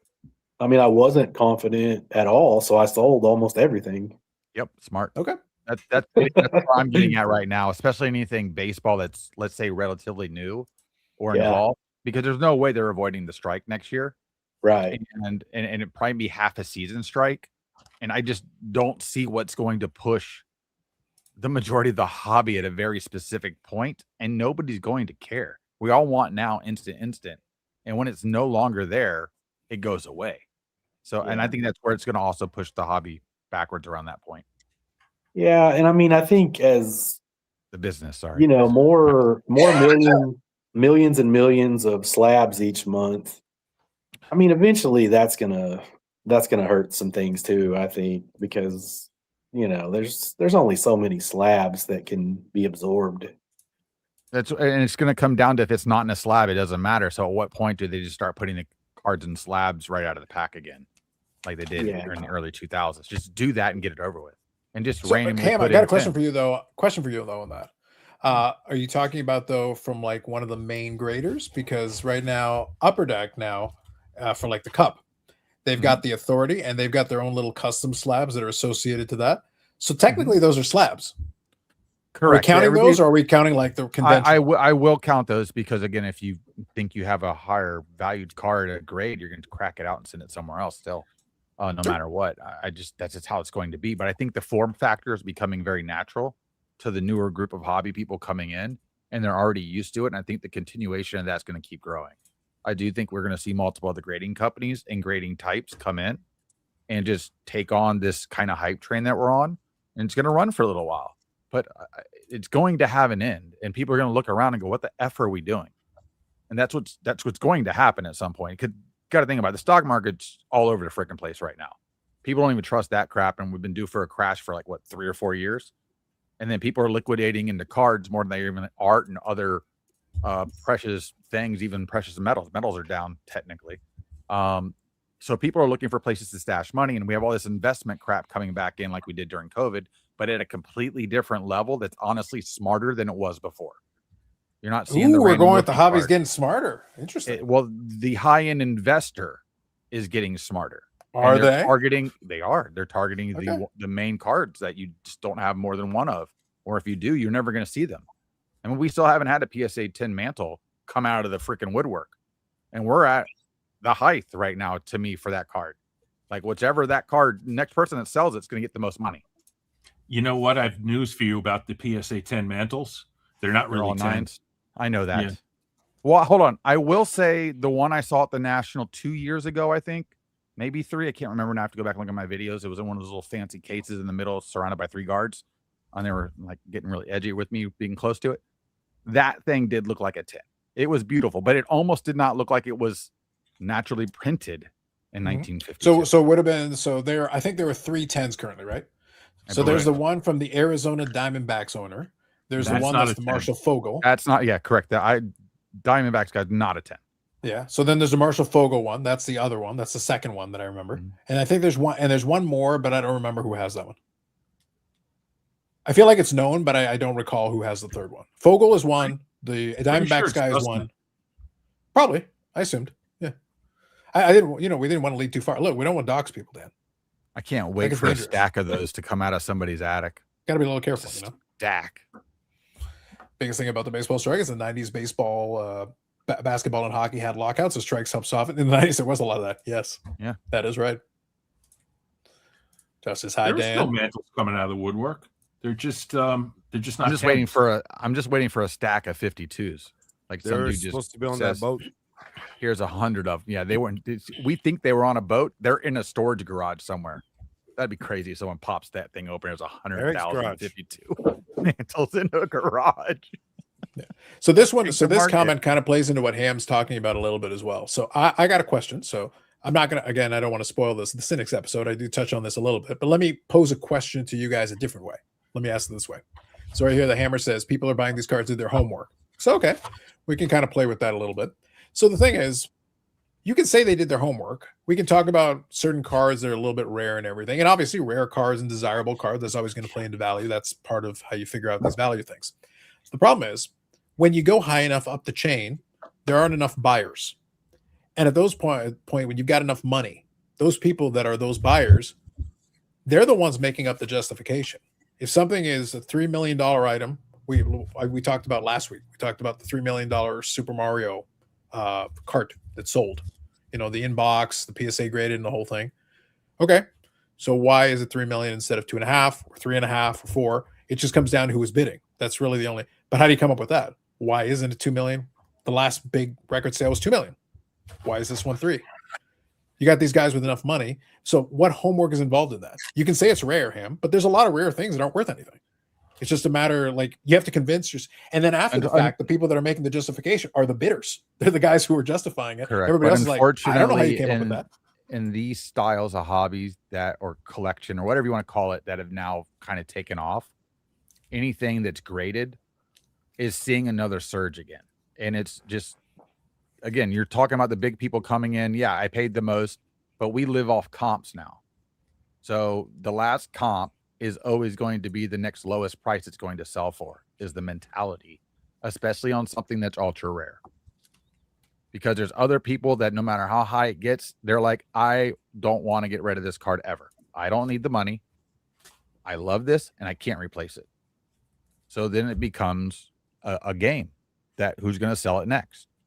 There's always another one of these rich people that have $10 million floating around like it's nothing, that is more than willing to put it into what they consider an asset that they're also in love with. So it's a two-way street for them. Mm-hmm. But that's what do you consider rare? Are you talking about actual rareness or manufactured scarcity? Unfortunately, the new people follow the manufactured scarcity. Again, I understand why the debut patches are a big deal. There's players that want those. They want a complete uniform. All right, because you took something away from them that you put on them. So I get that. But again, you see a 1 of 1, let's say Otani, and he signed it 3 days ago, and it's a Topps Now card and it sells for $1 million. That's stupid. That is completely stupid. And those are the new people coming in thinking they're getting something great, and at the end of the day, they're getting screwed. They are. That's just a fact. That's not real rarity. It's manufactured scarcity, like you just said. They can literally print $1 million card every single day if they have the right people signing it with the right inscription in the right moment. There's some ding ding out there with that much money that has to have it, and they're willing to pay for it. So they're in the driver's seat right now for that. But all the other stuff that's for it, and put it in a necklace and put it around. Don't get me started with that stupid crap too. I don't know why they just haven't started doing it to where if you win this redemption card, you get whatever inscription you want on the card, even with your name if you want it. If you really want to screw with people. Like, really, I think if you win one of those, you should. I think if you win one of those, you should get the diamond encrusted necklace. You should get the Mr. Wonderful. You should get the Mr. Wonderful necklace to go with it. I just think this started back with Upper Deck, where you could win the opportunity to take a picture to be in a baseball card with King Griffey Jr. Okay, that was kind of that first real fan experience that was put in as a redemption. People don't even realize that. And that's why that little old lady's on a card with King Griffey Jr. Now, let me touch on something. The thing is, when we're talking about those big sales and everything, we're talking about hypotheticals because other than Eric, none of us play in that pool anyway. So we're not in that discussion. But let me touch on this, since we were just talking a moment ago about Andy and that, he wasn't buying a ton of cards at the best of times, but then the price is the thing. So Andy, let me ask this question. How far down would the prices have to come down for it to even be enticing for you again? So like from wherever it is, whatever you're looking at, new, old, whatever, from whatever the price is today, how much would it have to come down for it to be interesting for you to look at again? I mean, it really depends on what it is, but for most stuff, probably like pre-COVID prices. Okay. So Ham's got 50%. You're saying pre-COVID, which for some cards may be 50%, maybe more. Like for some of them, it's become multiples. Yeah. Yeah. I mean, I look at, I mean, I saw the comment earlier where the guy said that these people are doing their homework now. I'm like, what homework is there to do really when these cards just came out? Like a lot of these cards that are selling for like $500,000, $1 million, like they literally just came out. So yeah. Andy, that was kind of the point that I'm making. My challenge to it. So with the newer cards, we can make that point. But even with older cards, here's the thing. Ham, if you got something that's a 1 of 1, and maybe it's sold 10 years ago, 20 years ago, 30 years ago for 100,000, and now somebody puts it into marketplace and now it sells for $1 million, $1.5 million, or some crazy multiple. That's where we're at. You could say, okay, somebody really wanted it, therefore, blah, blah. But the thing is, a lot of times we're learning the justification after the fact. It's after the person's done it that they're kind of, so now they have to explain it. They have to rationalize how we got from point A to point B. I can't promise you that was the actual thesis behind it. It could have just been a bidding war and two guys decided to get into a pissing contest and they wound up at that number. Now, retroactively, now I have to explain it. So like, yeah, absolutely. No, I think this is, this is modern art. And I get all these descriptions, all these wonderful things explaining how we arrived at this number. But it starts messing with everything else. At the high end, I don't necessarily care. Yeah. But there's other stuff that gets boosted. I used a couple of examples and I even went into like vintage cards just to kind of, because everybody looks at modern, I wanted to get away from it for a second. A lot of vintage stuff has increased substantially over the last several years, basically since COVID. Some of it you can say, oh, okay, maybe this is some rare stuff, but some of it is pretty common stuff, relatively speaking, that has bumped up multiples. And I'm like, all mantles. Jackie Robinson too, though. Mantles are crazy right now, though. Mantles are nuts. I mean, I get it. But Jackie Robinson, 10 years ago, you could have gotten one of those for a fraction of a fraction. Yeah, Robinson's gone up like 65% in the last year, and Mantle's like 53% or something like that. Yeah, but the key here, Ham, is that now the reason I'm mentioning it, I'm saying that I'll listen to some of the guys that buy these things, and they'll explain, well, Jackie Robinson is an American hero, an icon, all these things. And I'm like, but that was true 10 years ago, and you didn't give a shit. It was true 20 years ago. Yeah, it was true in the 70s when he died. So my point here is, so Andy, you understand what I'm saying here? It's not like, for most of us, unless, I'll just put it this way. Again, I'm not trying to spoil too much. Unless you're telling me that there's new money in the hobby, quote unquote, that had never heard of Jackie Robinson before, that also happens to have a lot of money because they have to have a lot of money to boost these to really high numbers. And they also have to magically want baseball cards. So all three things have to happen simultaneously. What a coincidence that post-COVID, all these magical people, these unicorns, showed up that had never heard of the dude, never felt like buying baseball cards before, and have the means to push it into multiples. Because you could have bought it all day long. A 54 Topps Jackie Robinson, you could have bought it all day long 10, 15 years ago. It wasn't that bad. 53 Topps, the Jackie Robinson, it wasn't that bad. It's a beautiful card. By the way, the card didn't get better or worse looking in the years since, but it was totally much more attainable. Oh, but it's card number 1 in the set. Yeah, it was card number 1 in the set in 1953. Nothing's changed. Yeah. Well, you also have more people in the hobby now, or business now, than we've had in the past. But we need those people also to have more money, Ham. So are all these people? We do have more money, but money's also income? Inflated like hell. I mean, there's more people that are going to be attracted to things other people are attracted to. That's just how collecting anything works. That's how it works. That's what causes that drive. You don't just go after it because you found it and you go, oh, I love it. Somebody tells you a story about it, or there's some type of nuance behind it that you think it's got a good upside, and now you want it because you believe in that, or at least you've been told to believe in that. That's human nature, unfortunately. And when you have a bunch of money behind it that you can spend on anything you want, you do it. And that's what they do. Think about it. People spend thousands of dollars on Louis Vuitton purse. It's a piece of leather with LV written all over it. It ain't special, but they do it anyway. Wow. You're dissing Eric's Louis Vuitton purse. Damn. Now listen, a Patek Philippe is a special watch that is made with love. Listen, you're speaking about watch sensibilities. But Andy, you understand? So you're following kind of where I'm going with this, is that I'm not just talking about the super high end. I'm talking about like what was more attainable stuff, because I have to kind of constantly remind, when we're having this conversation, again, outside of Eric, the majority of us are not buying $1,000 plus cards on the regular, if at all, like it's not a common occurrence. So the problem is, if a Jackie Robinson card goes from like $200 or $300, pick whichever one you want. If it goes from $200 or $300 to suddenly $500, $700, $800, $1,000, whatever, my income did not increase by 4x over a couple of years. My ability to suddenly pay for it did not change. So, but if I was a potential buyer at the $200 or $300 range, but now you've put me in the $1,000 range and now I'm priced out, again, these new people then have to carry the entire load because they have, I guess they happen to have the money, but they also want to buy all. Again, a lot of these are not rare cards. A 53 Topps Jackie Robinson is not a rare card in that definition. It's not rare enough. I can get them all day long. They're on eBay right now. You can buy them all day, any day.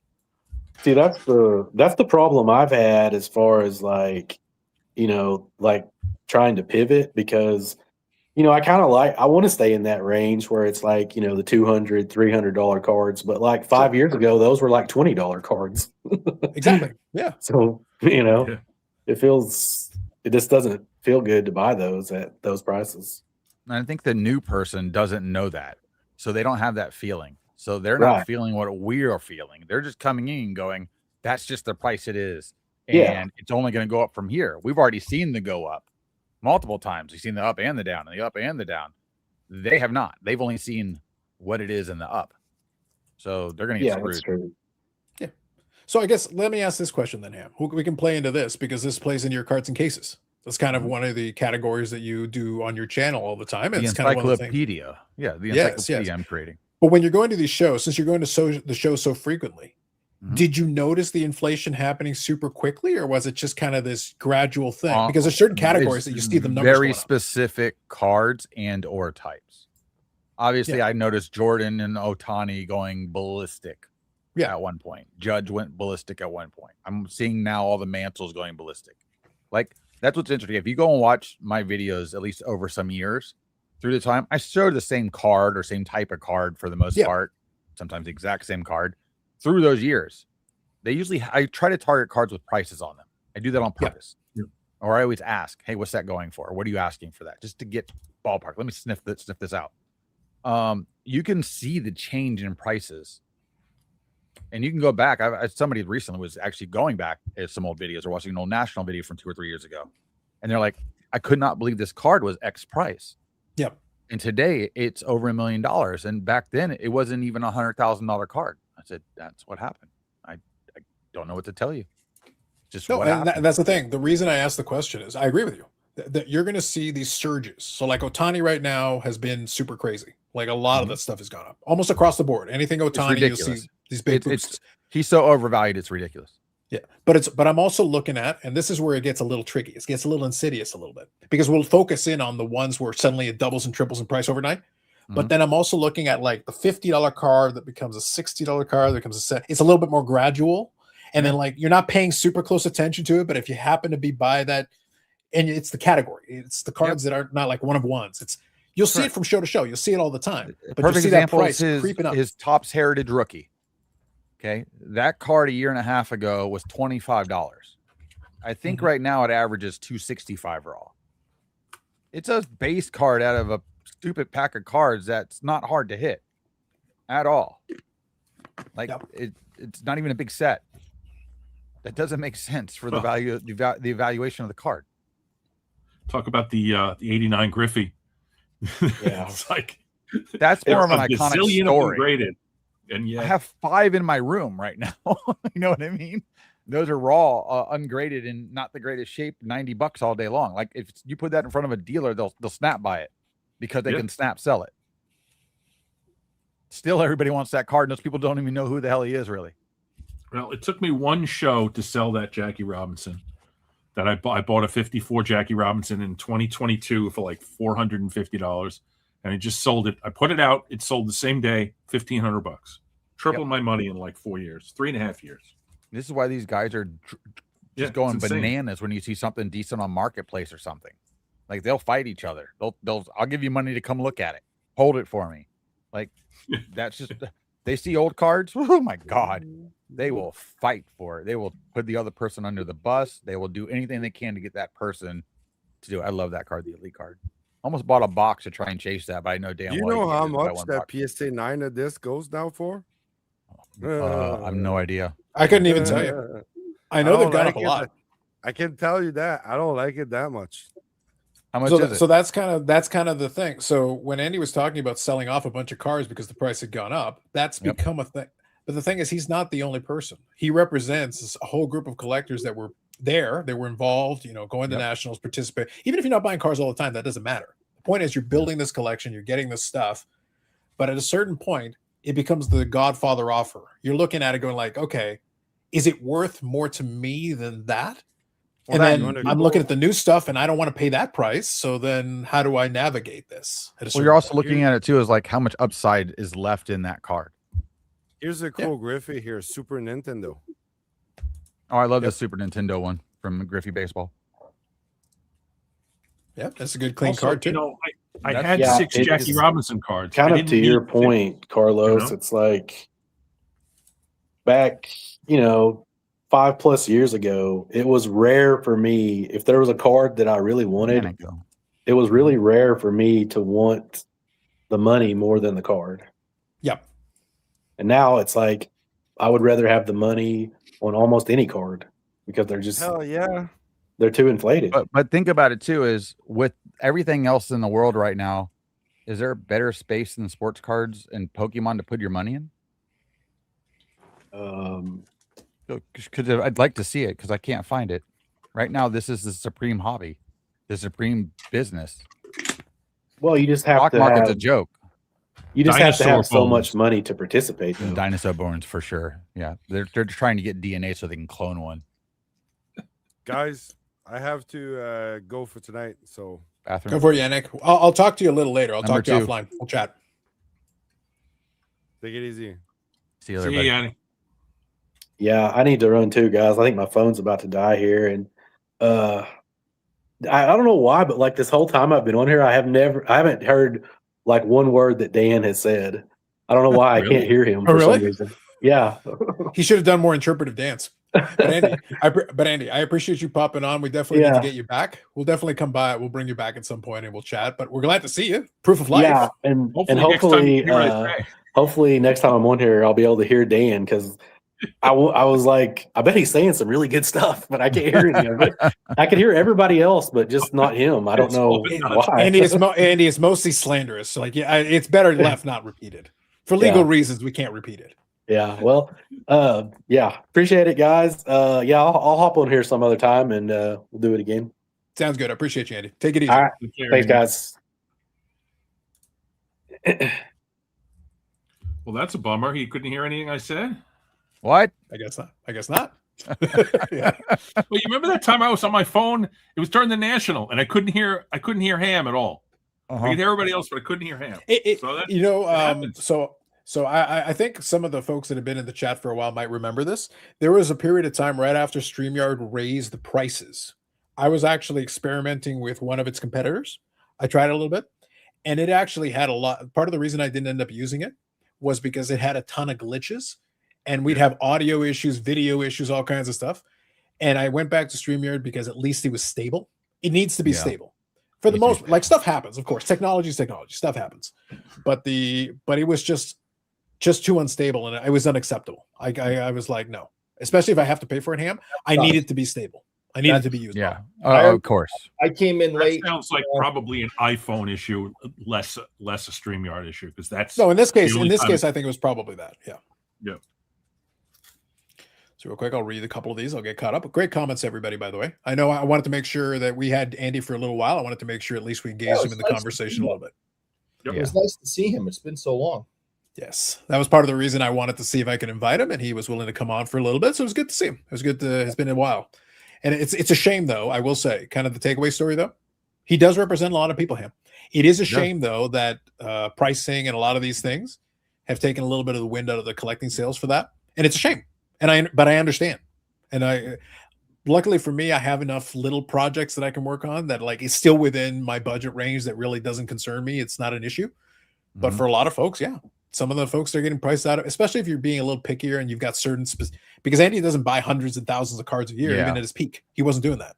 He was looking for certain things. And if you get priced out of them, then it kind of takes the fun out of it. Then what are you going to do? Unless you come across a screaming deal by accident, takes a little bit of the joy out of it. Retail direct from the show vendors. Hobbyists who's buying at the top of the price chain. Bulk buyers can buy cards for pennies on the dollars. Yes. Traded a certified mail auto last week for a non-Hall of Famer. Fair enough. Will Eric lead the next revolution? The Boston Plastic Tax Party? Eric is trying. He can't get out of the room, but at some point he'll try. Sure. Pokemon is a tough competitive market. If you're unplugged into your local scene, you're missing all the cheap deals the vendors do with each other in big cards. There's lots of margin being collected, the high-end user buyer. Then should say, I have spoken in closing. Well, that always helps. Jordan Auto, I love that card. I had it since 2015. I just couldn't say no to the price. Yeah, that totally happens. 100%. Yeah. 100% agree, Rick. That's why I was very happy to hear that he could join us at least for a little bit. It had been a little while. Like, I was happy that before episode 300, we used to have Andy on a semi-regular basis. And it was always fun to have him joining us. So it was good. It's good to see him. So we'll see. I'll try to get a couple of the old voices from the past because it's kind of fun to incorporate those people, especially if it's been a little while. So it's always kind of fun. So Dan, do you want to give? Try to get the other Andy on. I could probably arrange for that. He was on Sports Cards earlier this week when I jumped on. Yeah, could probably be done. I chat with him semi-regularly on the text message. So Dan, if you want to pick one or two here, I'll just open this one up for you. Last week you mentioned the Ken Burns documentary was flawed. Pick two or three of your favorites. What are your favorite flaws in the Ken Burns documentary? The big one is the Ty Cobb stuff. Sure. I mean, he takes the negative Ty Cobb biography like as if it were the Bible, when in reality, it's a very, very different story and a lot more depth to it than just the sort of generic he was evil and terrible and racist and all that stuff. The reality is he was a complicated individual who was not as bad as he was made out to be. I don't remember the name of the author of that of the original book that came out in like the 50s, but the book now I believe is called A Terrible Beauty. It's supposed to be really a nice sort of fair, accurate depiction of Cobb, and it's very different from the Ken Burns documentary. The other thing is the Enos Slaughter is treated as a racist when Enos Slaughter was not a racist, and he had a collision with Jackie Robinson at second base. They said Al Stump is exactly correct. It was said that he intentionally spiked Robinson out of racism. The reality is that's the way that it's the way that Slaughter played, and he certainly wasn't a racist throughout his life. So Some of that was just sort of, stretched a little bit for drama. But those are I think the two most specific instances I can think of right off the top of my head. Sure, that's fair. That's reasonable. And then, yeah, I would recommend, if for some reason you haven't, I used to read a little bit more in terms of baseball books. I actually want to get back to spending a little more time. The irony, Ham, is that I really do enjoy YouTube. It is my television. I kind of enjoy it. But I will say, I have been very, and I've already expressed that on Cynics episodes. I'm getting a little bit frustrated with what's out there right now. Now, obviously, Bricks and Minifigs has been, my mini obsession. I've kind of enjoyed it. That's been fun. Yep. But that's starting to wind down a little bit. It's starting to wind down. Things have calmed down a little bit on that. Right. But so I'll find the odd thing like that that'll be fun for me. But yeah, I'd like to get back to reading a little bit more. But I have read A Terrible Beauty, and I would recommend it if you are interested in it. Yeah. It's actually very interesting. I'm not a reader. You can always do the audiobook. No, I like visual. You need the picture book version. I need the picture. That's how I learn. I learn either by seeing or doing. That's just my brain function. There you go. I like Mike's suggestion here. Carlos, any chance you could do an AI of Eric at 1776 Revolutionary uniform leading the new revolution, throwing slabs into Boston Harbor? Do not threaten me with a good time, sir. little AI action. We can get that done. Not that I have ever used AI on this show. I wouldn't do such a thing, but hypothetically speaking, it's not a bad idea. Hypothetically speaking. Baseball books are great. Burns had Jackie Robinson second base. Had Jackie Robinson second base in 1947. He played first base that year. Yep. I think the thing with Ken Burns documentaries is that they're well produced. They're kind of well done in terms of the narration and the imagery and everything. But basically what you're going to get out of it is going to be based on whatever the source material is. Yeah. Whatever the source material is going to really play in, because at the end of the day, a good documentary creator, you're trying to get the right stuff. Your source material is critical, absolutely critical. That's going to determine how you're going to sell the narrative. But if you're going to do a good documentary, it's the narrative. It's the way you tell the story, the music, the images, whatever you do. Ken Burns had his style that obviously has been emulated. A lot of people like the style. But if you use the wrong source material, though, and you go with the wrong story, you're going to end up in the wrong place. Exactly. And that's the key piece is, and that's why I say, like, I don't, obviously now it's literally, I can say truthfully, 20 years ago, I was a history major. And whenever you created any of those papers, your source material was everything. And Dan, it was so bad that in my first year as a history major, our professor, who was the dean of the history department, taught a course that was specifically on how to determine good primary materials from bad primary materials. And that was the whole course. Well, that's a great course, honestly. And even freshman year? Very first year. Yeah. It was literally Methods of History, I think it was called. Methods of History. And it had a couple of textbooks related to that. And chapter by chapter, it talked about all the different issues with, firsthand accounts, how to look at primary materials and all. That was the entire course, Dan. The whole course for the entire semester was how to figure out what's bad material from good material, not to give too much credence to oral history because sometimes there's problems with it. That was the entire course. Figure out what's good from bad, throw out the bad, and use the good stuff and give it some scrutiny. The problem with that, let me get a little meta on you, is how do you know that the source material teaching you is teaching you about good source material? There was a chapter in the book specifically challenging the book. There you go. They put so basically, to summarize what they did, if you remember, Dan, from the recording, I said you should challenge. I'm paraphrasing. You should challenge everything, even us. We'll present the case, but at the same time, you don't have to agree. I'm not expecting you to agree. I will try to present my case. I'll give you my reasons. I'll offer you maybe analogies or whatever will help. But if you disagree and you think it's wrong, fine. But then tell me why. Then we can have a discourse. We can actually have a conversation, but you can't just tell me I'm wrong. Well, if it's Eric, he's wrong. But other than that, I need a reason. Give me something. Because Gimbers is a Geoff Wilson of baseball history. I love Jeff Wilson. Jeff Wilson's my new favorite. Your new favorite? Well, his wife is, so he'll be my second favorite. That tends to be a Mike Ham thing, yeah. That's very much Hammy and of you. I'm gonna see if I can get a picture with her while I'm there. Stay away from people's wives, Ham. I'm just a friendly person that's there to cuddle and keep them warm when the other people will not. Ham will be at the National with a shirt that says "Can't stop, won't stop," and on the back, loving me. Don't forget Morgan Freeman's voiceover. That's true. Got out the right voiceovers, man. You can do that with AI now.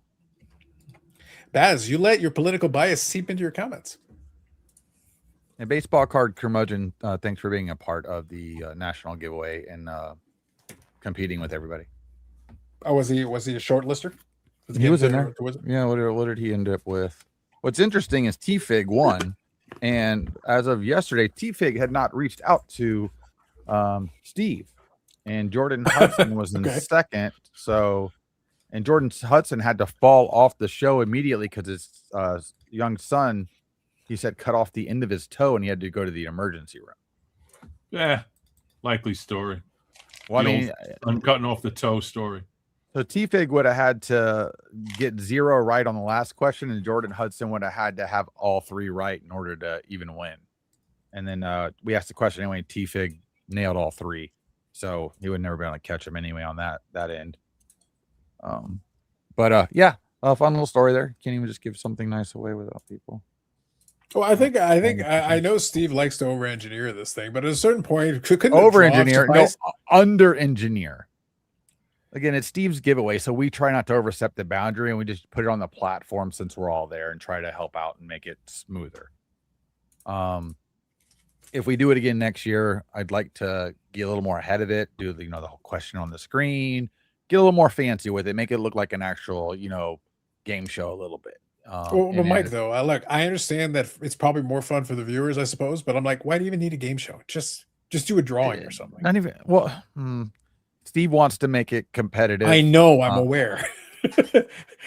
I'm sorry. It's our giveaway, Steve's giveaway. Well, listen, I think Steve should stop the giveaway if he's going to complain about it for the entire time, not getting acknowledged. I personally would put a 90% value on him not doing it next year and willing to hand it over to whether Ziggy or Professor wants to take it over. And I'm fine with that. He's fine with that. Do we really? Okay, can I pose a challenge? We don't need. I was going to say, like, if the National is having record attendance, do we need giveaways? Stay home. Follow Mike Baseball Collector. It's just nice to give somebody the opportunity that may not be able to have it to go do something like that. Mike is leading the counter revolution. Listen, bums get money all the time. They can take care of themselves, obviously, without nothing. We're trying to do this for somebody who just can't get there. There you go. But yeah, I think it's going to be interesting because now coming up, when we get into July, then we'll be weeks away. I will say, though, I agree with one of the statement was that considering we're weeks away, I assume it's the Baseball Collector thing. I don't know, Ham. You might have to carry the entire mantle of being the person who overtalks the National, because otherwise, with all the people who are going, we don't have the overabundance. So you might have to just make daily videos talking about the National. Might be just you, the Neo, basically. Well, I'm gonna try. Yeah, Dustin's not gonna put a whole bunch of content out there until after, and Steve might get a fire lit under his ass, and then all of a sudden start throwing content out there. That is possible, because once he gets in the fray, he gets fired up. It's when he gets out of the fray, it's when it falls down. And Steve's had a lot of personal stuff in life happen with family and things, so he's really been distracted other directions, like literally for a good year and a half. Well, also, I also say this, and it's just a fact. We've talked about this before. The reality is this: nobody really unless you're literally getting paid to do it or it's your job. Nobody really needs to make content, and if it's taking any time or effort out of your life that you could be doing otherwise, and you got other things going on that you want to do, the Friday night thing is easy because I just come here, I just sit down and I BS for hours. I'm at my desk in my office. Like I don't, not like I have to wander far away to make this. It's not the microphone's always connected. Just here, I just plug it into the computer. It's the minimum amount of work required. But if it was a burden, I wouldn't keep doing it. If it's any kind of a burden, why would you? Correct. And I enjoy what I'm doing. Eric, no one cares about Eric, nobody cares. That's why you're muted. That's right. Hey, Victor. But yeah, again, even me after this year, I'm contemplating how much I even want to keep doing what I'm doing. I mean, I've just sub 3,000 subscribers. I know the people that watch it, that comment, truly enjoy it. A lot of people still don't have card shows near them. They just still don't. And I get to think the see any of views this you get stuff. for it is pretty strong considering. Oh yeah, Actually, very solid, very solid. It's very very solid. 75 to 80% realistically. Eric, go ahead. Actual What? watching retention. In all seriousness, I've said this 100 times. I don't watch card content. It doesn't interest me. I watch very little of it. When I watch yours doing card shows, I really enjoy it. Thank you. I get a lot of people that tell me that because they're tired of the vloggy crap and the setup stuff, and it's kind of on the back end too. I see them producing it as it happens and setting stuff up, and that's where I get like kind of towards certain people that people are like, why don't you like that person? I love them. I'm like, because they're fake. It's not real. What you see is not real. There's no money. It's not their card. Like it's part of a scheme that's going on. It's you're watching a TV show or character realistically that's being portrayed by somebody. And that just kind of makes me a little bit sick because it's not an original person. And I don't care if you're an original person and you're a piece of shit. That's fine. I'll accept that. I don't like it when you're not an original person. Nobody ever knows who you really are and you just change with the wind. I don't like that person because they're just following money. But unfortunately, the way this hobby works, since they have the subscriber count and whatever style that's working for them, that they like those numbers, they're going to go that way anyway and pretend that they like those people. They just don't realize those big companies will throw them to the side as soon as somebody else comes along. Because that's what they're going to do. Yeah, no, there isn't a lot of loyalty towards that. Zero loyalty. Good evening, Victor. Good evening, gents. I would not count a baseball collector out of the National. I would not be surprised if he flips and show up last minute. Victor, that's what I said. I would be shocked if the principled Mike baseball collector, my frenemy. The simple truth is, I don't want to. He was drinking there. The man had a little giggle at the end, Victor. Are you the questioning the sincerity of that? Are you questioning it? What's the poly market numbers on that? We can make some money, Ham, is what you're saying. Yes, if Victor is giving us a little inside information, I know. Maybe put a little wager on the side. It's about a 10% change that's happened here. Well, let me say this. Theo was not going to be going to the National, and then he did a full-time job with CIA, and they're paying for it, so he's going. If somebody look, the National thing, the running joke with the National thing always was, and what's funny is what Andy talked about earlier tonight. The whole argument, if you want to go to the National at the end of the day, you want to make it a vacation out of it, you're going to hang out with folks and all that, totally fine. But that was what the irony is, that other Andy, Sports Card Investigator's point was, if that's what you're doing it for, then fine. But as the costs were escalating, it became harder to justify from a card show perspective. So if the key for you was also to be the cards, then that's difficult. Hanging out with folks is fine. Ham, I always use this analogy. The hanging out with folks is always a big piece of it. I've got my Sports Card Expo here. I like hanging out, holding courts, sitting down, having a beer and all that. That's all part of it, 100%. But Ham, you always have to factor everything in. If that same that show's in my backyard, for me, it's easy. It's a hop, skip, and a jump. I literally turn around, go down the road 40 minutes, and I'm there. But you make it so I have to pay $5,000 for flight, I'm not going to the show. There's a point at which, and I use this analogy to try to get people's visual on it. Your buddy calls you and says, hey, you want to go grab a beer? You say, yeah, absolutely. They're in town or whatever. Cool. Or maybe you got to go a little out of town. But there is a point where they say, hey, you want to grab a beer? And they're in Abu Dhabi. And you're like, fuck no. I'm not going to go to Abu Dhabi to have a beer. Yes, hanging out would be fun, but I'm not going to make a whole thing out of it, literally just to hang out for a couple hours and have a beer. That doesn't make sense. At a point, it loses that. If you make it far enough away or expensive enough or whatever, there is a point where most people will say no. Well, Eric's got unlimited funds, so he's got a Learjet. That's different. But everybody else will be like, yeah, no. There's a point at which the inconvenience is too far for what we're talking about. It's like when I was younger and, friends and whatnot were getting married, and you'd have a couple of these crazy people saying, oh, we're getting married, in Hawaii, or we're getting married in Cancun. And it's like, I'm 20 something years old. I'm trying to figure out how I'm gonna, pay the rent this month. And you want me to come to your, wedding in Cancun. It's like, no. I had to say no to a couple of those situations back in the day. It's like, Are you out of your freaking mind? Yeah. But here's the key, Eric. Is it that you don't like them or don't want to hang out? No, it's that, but it's at a certain point, it no longer makes sense. Like, yes, it's a hangout, but there's still money out of my pocket. I don't get compensated for this hangout. I don't feel like I would need to be compensated, but at the same time, it's like, I still need the money for other things. So now I have choices. What would I rather be spending that time and money on? Pay for a hotel for X amount of days, give you a nice wedding gift, which is usually cash. Mm-hmm. We're trying to just did that. We're trying to pay our rent on our 3-room apartment. I will say this though, with the way the hobby is, and as much as people are spending in the hobby, it's not expensive to go to this event. It really isn't.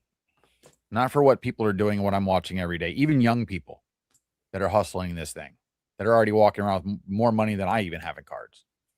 And I don't even know how, because they ain't got a real job. They're just flipping, buying, moving into stuff, getting into breaks. The majority of the people I talked to tonight, most of their cards that were in their cases are from breaks. Like, it's just changed so much. And again, we were in it before all of this. So our aspect's a lot different. Yeah. And the National, to a lot of people now, this is their canned film festival. This is the thing you want to go to. This is the thing you want to go in and go, holy crap, I can't take all this in. Like, there's a rush to that for people. And this is going to probably be the biggest one ever, and probably for the next 2 years. It's going to just keep getting bigger and crazier. So yeah, it's a spectacle. And I'm not saying to go to it every year, but for people to experience for the first time, the amount of people that are new to this, this is a big deal to them. This is all they hear about. You hear somebody says, I'm going to National for the first time. I said, oh, you better buckle up. Like, cause you're going to walk in there, you're not going to know which way to go. And you'll never know where to go for the next 2 days, because you're not going to figure it out. I've been there for a few years. I know the layout at least. So I have that going for me. And I have the Ludex app, by the way. Get the Ludex app. Oh, look at that. Look at that. Look at that. Shameless plug. Ooh, shameless plug. Look, they've been very good to us. So, and they do a good job, and they don't ask for anything. So you're muted, Dan. It's nice. Dan, you're muted. I didn't do clap it. on. You got to use the clap on. Clap on. Oh, I muted myself because the cops were coming after me again. Well, that's important. Yeah. But so listen, Eric, I got to tell you, I can think of one situation, and it may be foreshadowing to a Cardboard Cynics episode. I can think of one situation that might be must see at the National. Does my cam enter the Inferno? That right there is content gold, Jerry. Gold. What's the Inferno? Dan, listen to me. Watch what I don't want to spoil too much. Watch the Cynics episode. You will get it. I literally describe it in detail. Okay. You will know exactly what I'm talking about. I figured that's where it was going. I watch the shows every time. But you'll understand. But as soon as I explain it, you will understand why that is very funny, and people will understand it more soon. The answer is yes, I will go to the Inferno. If it's in the room, around the room. Oh, it's in the room. It's in the room. Oh, then Inferno, I will go. Oh, yes. There are hobby luminaries involved in the Inferno. Perhaps a Jimbo. Perhaps a floating head. Just saying. Jimbo's going to be interesting this year, because I'm trying to figure out if somebody throws a few curveballs at him as of just calling him out as he walks by. I would like to walk up to him with a bowl. A bowl? And which bowl? Do you have a lighter? What are we doing here? A bowl. Sound bowl? Kitchen bowl. For cereal. And an egg. Okay. Crack the egg into the bowl and say, I guess this one didn't hatch. And then throw the bowl and it's egg yolk all over him. I kind of would have enjoyed, Eric, if you had thrown a bowl. Yeah. Bowl. You could have given him a vicious paper cut. But we know he loves to hatch things with convicted felons. Yeah. Gold Hour says, I can go to cruise in the Caribbean for the same price that's in the National. It's true. In a lot of cases, depending on your situation, where you're coming from, what the cost is, hotels, everything, that's probably true. Jay, good evening. I submitted an application for fun. That'd be fun. And if you want to check out some of Jay's ideas, igdeck.com, scrolling ticker across the bottom, you can use the BIC code to use it for free. Big Pin has a come. Jay gets on stage, that could be good. That could be fun. Big Pin is going to come after you for that. That Yogi Boo Boo, who was the guy who was catching for the Yankees. I know. This is you preying on drugs. Chicago is about $600 trip for me, including hotel and admission. Yeah. Again, it'll depend. Your mileage may vary. For some folks, it's not going to be as bad. And Yes, some people will share a room and they'll do like different things to mitigate the cost and make it a little bit more. It's again, doable. my airfare alone's $500 to and fro. So it's total $500 for that, and then we're splitting the Airbnb, which is like $1,800 for the Tuesday through Sunday. Right. And I'm which with that Mark. isn't bad. I've said the same thing Mark is saying, that I'll never go to a national unless they have it in Boston. And we have No, but you don't even want to be in Boston, but you don't even want to be there. we have the infrastructure for it. We have a world-class convention center, and I don't think it's central enough. It's too expensive. That's what it is. It's probably costs more money than they want to pay. Come to Orlando. Come down to see Mickey. Universal. Come over to the Tampa, St. Pete area. Enjoy the beaches. Bring the family. Eric would literally start a fight with the mouse. I am anti-Disney. I have nothing nice to say. Oh, everybody should be anti. People that love Disney are anti-Disney now. What they've done to their people and their hobby. Oh boy, they've gotten just like the sports cards now, where you go to the certain place and they have numbered items that they give out only for that day, serial numbered. Yeah, I'm more about the fact that a family can't afford to go. Nope. And it's more expensive to go to Disney than the National. And $10 bottles of water and shit like that. It's about 18 now, by the way. Yeah, the freaking mouse can go. Don't challenge Florida man on Florida stuff. Yeah, the mouse can just walk off a short pier. That's fine. I agree. I don't even need a pier. You can just shoot him where he stands. Let's get it over with. Yeah, I want to see him in a giant mouse trap. I want to see Jafar turn into a snake and eat him. References. West Side. Airbnbs are a bonus content. Haunted Airbnbs, yes. They are. We haven't got a haunted one. This one's a little not as nice as the last one, but we'll see. It's in a good area with I made sure to choose something that had a 7-Eleven, a Walgreens, and I think it's like a Village Inn or something, all within 2 blocks of walking. So we don't need a vehicle to technically get there. I like it. But yeah, I think what's going to happen with a lot of those things is that because there are ways, like we said, and Josh is close by, 20 minutes away, so that's fine. I think what's going to happen is that a lot of folks are going to have to consider it. But I think they're still going to have a ton of folks there, cost or not. Well, I mean, so Victor's got a question for Dan. All the passes. Sorry, Victor. Too many things. One is the corporatization is a problem for me. The hotel situation where you can't stay across the street. And here's the other thing. Everybody who I hung out with last year doesn't like me anymore. So there's really nobody for me to hang out with, except for you. Sorry, Victor. The hotel thing's horrible, what they did. Dan, you should have gone with my classic, my favorite. I'll see if I can find you the button. You should have just gone with this. The simple truth is, I don't want to. It's perfect for everything. This is why Mike was my first ever BIC YouTube content all-star. The gold. Amazing. First Victor leaves me out of his book and forgot to thank me for deservedly so. You are trash for everything he has. And while he recognized others who didn't deserve any credit. Yes, we're all better than you. Go on. And now he's saying he really wants Dan to go, but didn't really mention me at all about wanting me to go. And I want you to go, Eric. I really want you to go. I'm starting to get a feeling that Victor doesn't prioritize me.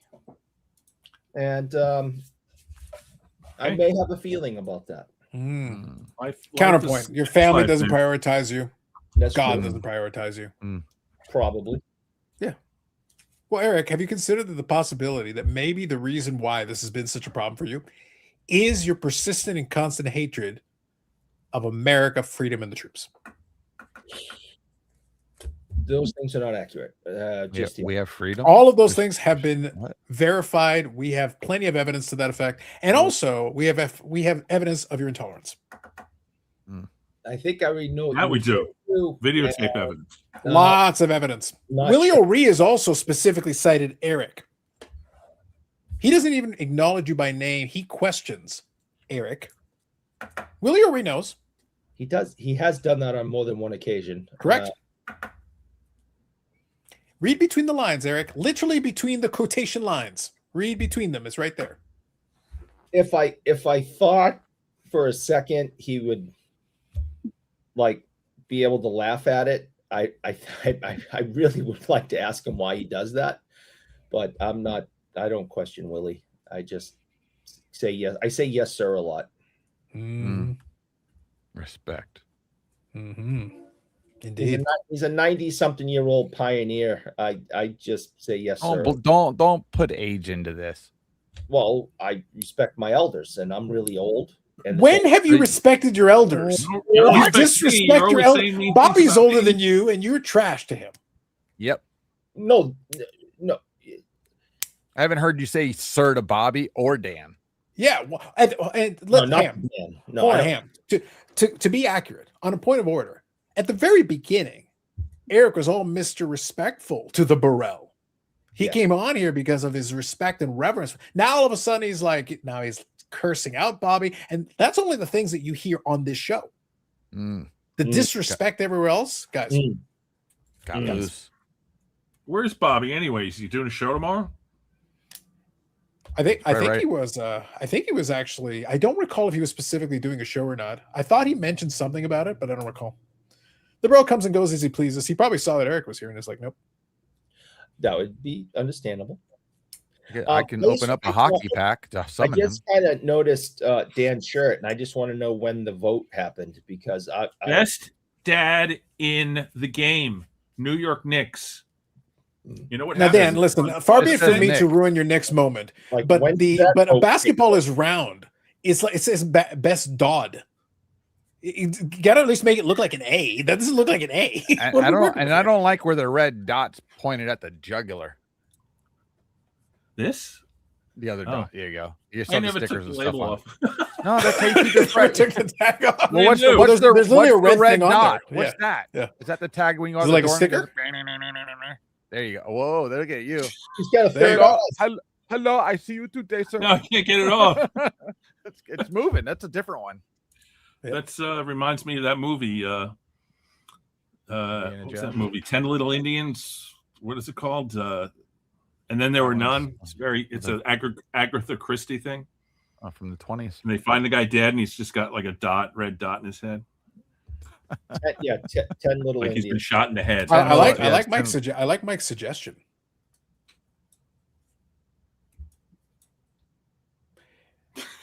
No, then you can't see my head. That's where you got to. Then we can pretend you have more hair. This is where you need the technology, Dan. You got to be able to adjust. Yeah, adjust your camera. Is your camera on That's what are you doing? Right. How? Okay. How? Yeah, listen, that's what happens. Switch this back. I want more head. Don't let me get the images. Don't let me get the images. Here we go.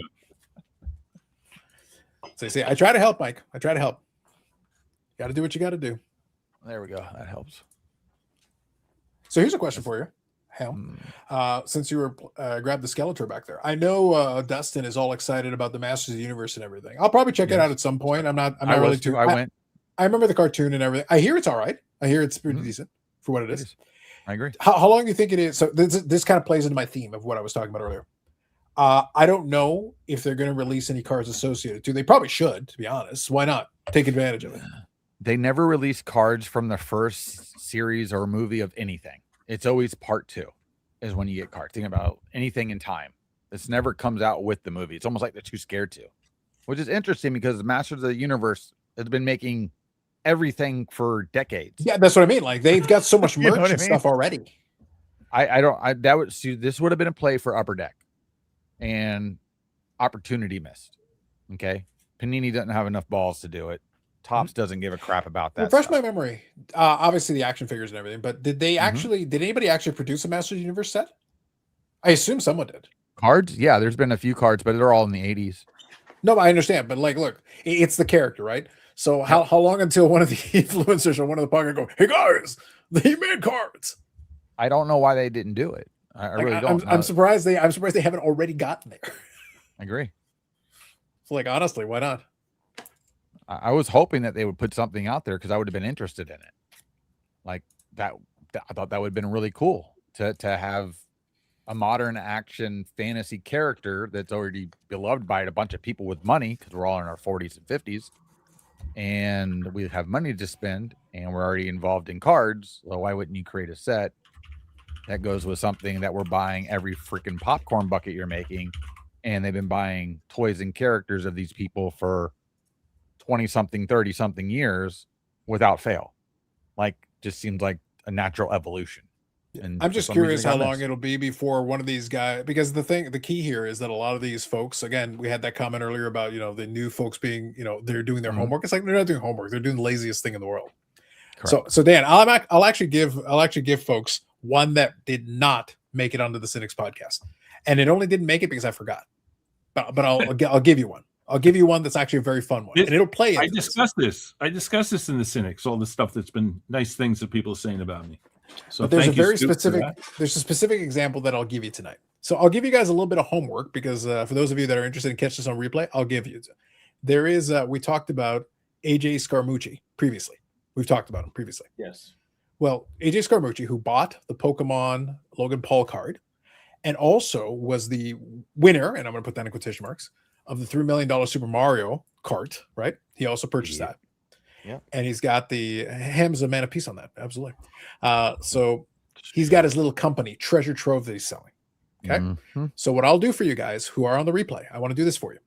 I'm going to put in the description a link to the YouTube channel. I highly recommend, if you have a chance, skim through, pick an episode. You can do the first one. Kenny's on it if you want to. You can check out the first episode. You can check out one of the latest episodes. They talk about dinosaur bones.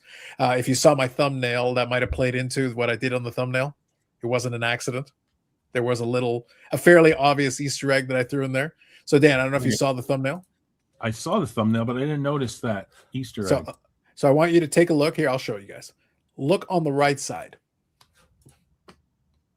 There it is. Am I looking Not at the dinosaur on the far right?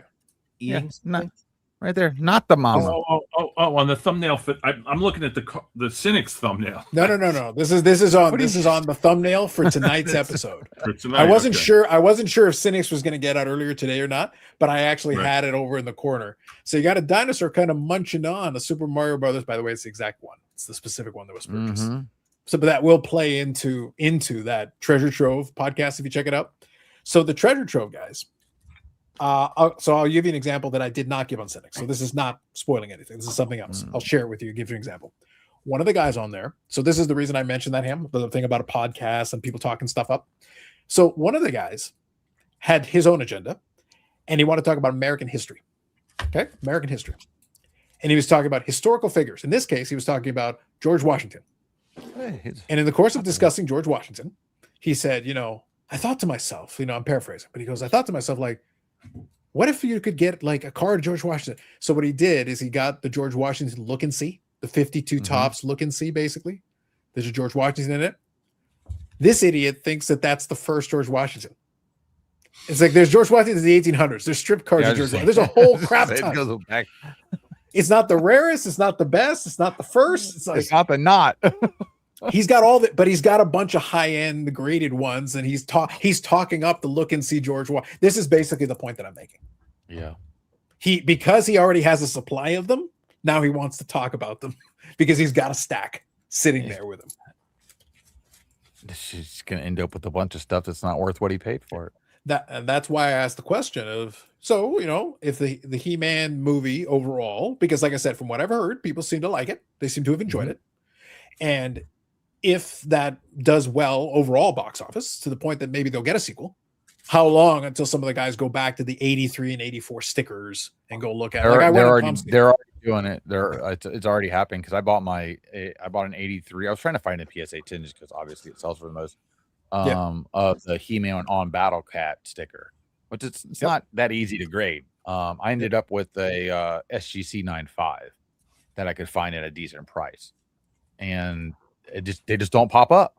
I can buy packs of it all day long, and you get one sticker per pack. But like how they're so terribly off center usually. Especially the sticker. They didn't give two shits about centered. You know what I mean? They just if you don't give a shit about grading, you can still get them. They're dirt cheap. They're common common, totally available. Yes, like I said, I'll back. I'm a big fan of the villains. I got to back my boy Skeletor. Listen, the Skeletor in this movie was fantastic, like fantastic. Trap Jaw and what they did with Trap Jaw, fantastic. Again, go watch the movie. I don't want to spoil anything. I mean, obviously, you could go watch something and spoil a bunch of stuff, but it's just the idea of seeing it. There's things obviously they could have done without, but they had to also tell a story a little bit somewhere. So there's always that first movie that you kind of deal with that bullshit. Yeah, it wasn't even extended like it usually is. Sometimes it's the whole damn movie. They didn't do that, thank God. And they added some fun comedy stuff with modernized things, and it made it fun. And then if you know enough about the series, the characters and stuff like that, you'll enjoy the little nuances and things that they poke the bear, let's say, throughout the movie. But again, it is like it could have been more than what it was. Yeah, I've always wanted like Lord of the Rings meets House of Dragons type He-Man show. Like I want it to be rated the earliest known card set is this. It is the 1860s L. Prang and Company, and it was produced in 1863. It says without frame. Wouldn't that make it a photo? Yeah, it's a CDV. Now here's a question, Dan. So and Louis, don't worry, we're not gonna spoil it because I haven't seen it either, and I'll get it. I get to it at some point. But so here's kind of a fun question. I get two of these. Yeah, true story. I wasn't kidding. I specifically, Mike, I originally wanted to talk about the that George Washington did because how obviously incorrect the guy was. Mm-hmm. But I got to make fun of so much other stuff that honestly I forgot. there was plenty of I had plenty of material. There was no shortage. There was no shortage. Like I had Dan can attest. I had plenty of ammunition. Yeah, it was a lot. And I was barely touching the surface. But as part of it, I had a couple of saved bookmarks on the browser and everything. And I was going to talk about the George Washington thing and specifically about this concept. So if you go to Trading Card Database, you've got this 1880 to 85 U.S. presidents one. There's a George Washington little lithographed on there. Yep. So you've got that one. So they've got a couple. So again, if you just want the first, we can have that discussion. But again, talking about the 52 look and see. If you want to get earlier than the 52 look and see, like there's literally a stack. There's plenty. Like that would right there is like that one you just passed. That one right there, I would consider the first card because I like the front and the back. Yeah. When it's just but the point that I'm making is if you want to have a George Washington card, like a cool George Washington card, like going back, there's so many. Like I'm just scrolling. There's options. Yeah. Some of these obviously more obscure. Some of them are tougher. There's the whole 1932 U.S. Caramel U.S. President set. There's that one, and that one predates the 52 already automatically. I like the Ellen and Ginther Great Generals, by the way. Yeah, I think that's a cool one. Yeah, there's plenty of like 1890s, 1880s tobacco. There's a lot of British stuff, but that U.S. Caramel is like probably the most famous president set. So to not know of the existence of that means you're really not paying any attention. Well, Dan, or you didn't even look. I saw a comment earlier tonight that the new guys are doing their homework. That's what I heard. I got questions. No homework being done on this guy. Like, look, I'm just scrolling for fun. I'm literally just scrolling in Trading Card Database. Do you know how long it took me to pull this up? I went to the Google machine and I typed in like first George Washington trading card. Let's see. I'm curious right now. If I went to Gemini and asked that question, what does it come up with? Yeah. And Dan, here's the thing. I don't even care which one of these you would consider the rookie card. It doesn't make any difference. If you just want a George Washington card, like a cool George Washington, there's plenty of amazing options. The look and see is probably one of the last ones because they didn't really do like non-sport president stuff in like the 60s and 70s. I don't remember any of it. Unless and look at some of this stuff I would consider to be fairly obscure. You've got Silks. Like here's a Silks card. That's kind of a Silks, item. That's like 1920s, right? Or no, earlier 1910. Than that. Yeah. But again, like, look, you got different portraits, you got different images, tobacco cards. There's so much stuff if that's all you're interested in. Yeah, you can find a lot of stuff. As the 1869 L. Prang & Co. That's what I just showed you.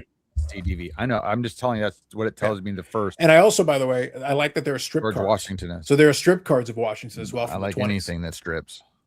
There you go. Dirty. I like. You're I the like. Emmanuel By the way, this space one, expert. listen, it's all about the Emmanuel space with Eric. This one also plays into the idea here. So 1924, Ogden's Leaders of Men. Ogden's, yeah, that's British. Yeah. So again, the point is there's plenty. There's no shortage. Literally no shortage whatsoever. And all of them predate the look and see. I just went through 4 pages, Ham, on Trading Card Database, and all of those were before 1925. That's just a starting point. Like if you want to go down the rabbit hole and you want to collect a couple, have at it. But there's so many other options. But I have this guy here. And here's the problem, Ham. And this is the part of the conversation that I was having. Because these guys, through whatever means they got it, I'll leave that open to interpretation, have access to funds, therefore have these expensive items, that automatically gives them credibility.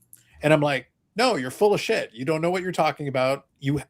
Because you have access to money and can buy expensive things doesn't mean you know shit about anything. But these are my experts. These are the people that are on my screen telling me about. Was there? Too bad there was never a big known mafia guy that was into sports cards. We should ask Jimbo. He would know, actually. He would know. He might have been the guy. Allegedly. Jimbo was a wise guy in his day. Jimbo was a wise guy. I've gone to card shows in Brooklyn. I've been in Brooklyn for card shows, so probably some of that. So Eric sent me a picture of his Emmanuel in Space VHS.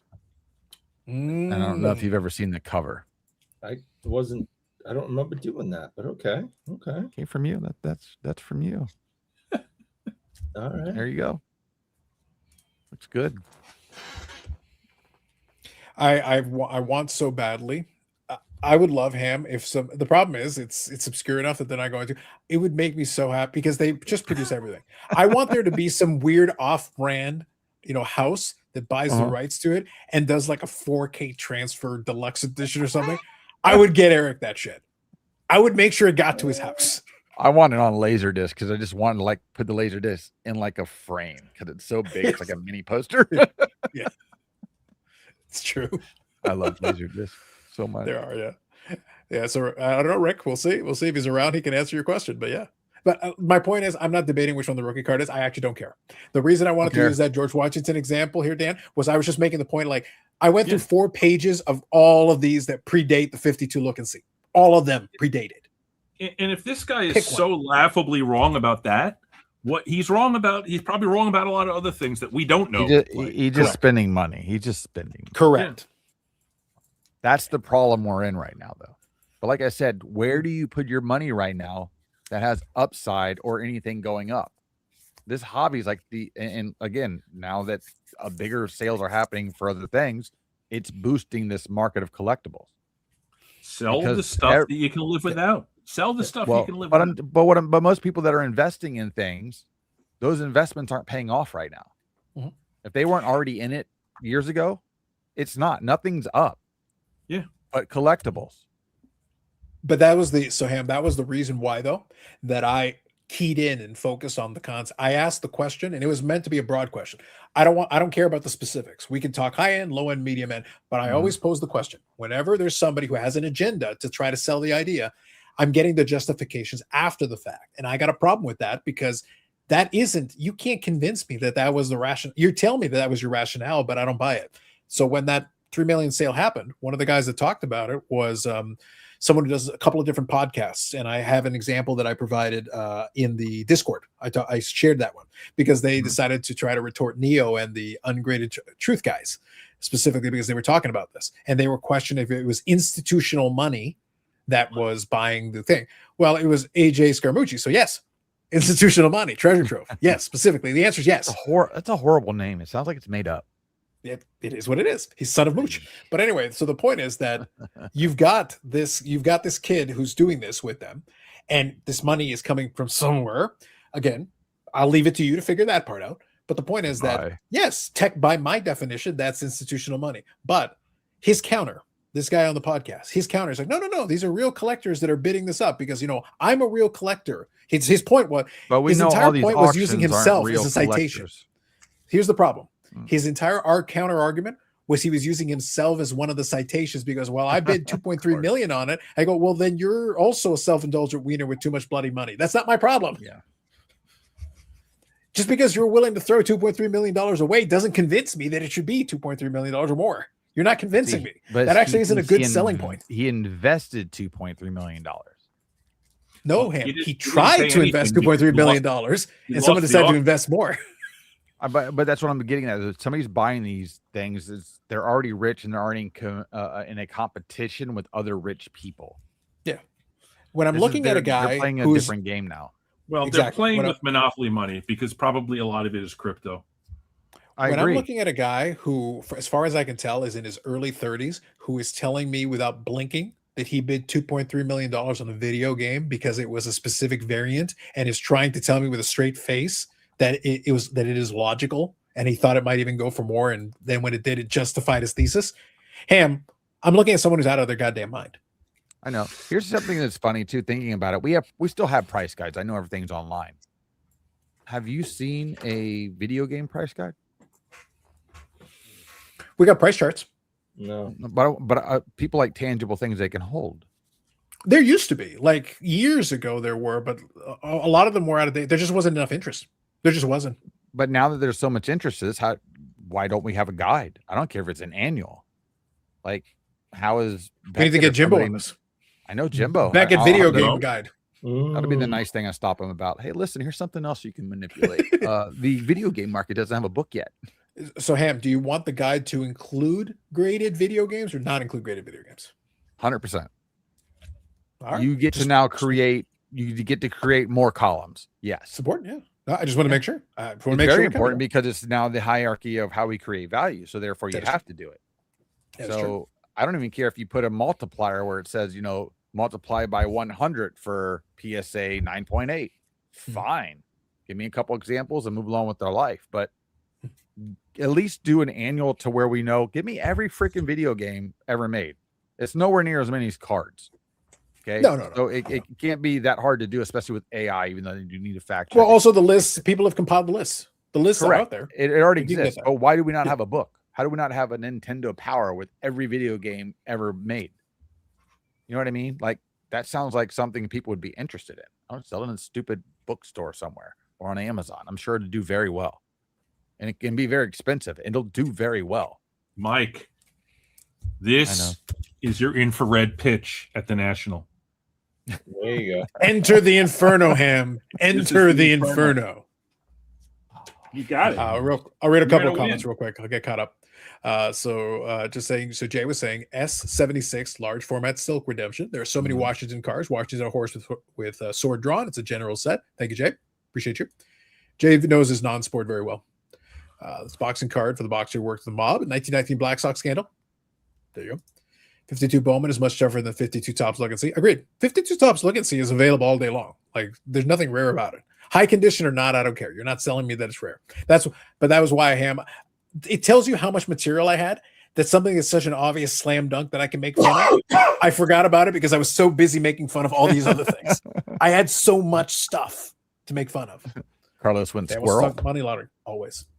$2.3 million, Eric. Do you know how many chocolate sticks that would buy? Facts. 7. Even with inflation, it's a lot. I have an 1880 George Washington oversized card, 10.5 by 14. Nice, Duke. Nice, Duke. Is the 52 Topps Mantle his rookie? Geoff says so. No idea about the George Washington. I don't believe there is such a thing. I agree. Not a big deal for somebody released in the 1800s. Facts. I believe it. First one is the rookie. Yeah, at that point in the 1800s, you may as well make it up. You're talking about, a historical figure in a set that was produced after he died. Make it up. He literally fight me on it. It's gonna be the first one with the front and the back. So it's gonna be the third one. I had the great fortune of being a guest on Victor's extended series about pre-war rookie cards, where I think the conclusion was ultimately reached that it's all a clusterfuck and you can't tell one way or the other. Okay. So I'm what's pretty funny? sure Dan, the date gives it away. Yeah. What's funny is that but the problem is a historical figure is never a rookie. They're a person. They are what they Well, are. that's the thing too. Is Right. I mean, when was he president? So I'm pretty sure there was some type of card or pamphlet handed out that would have been referred to as a card at our time. That we just don't Not know not about. in 1776. Why not? You know, there's some guy that's drawing the same picture He was over and over again. president in the 1780s and 90s. They didn't have paper Oh, sorry. and pencil. Yeah. Canadians.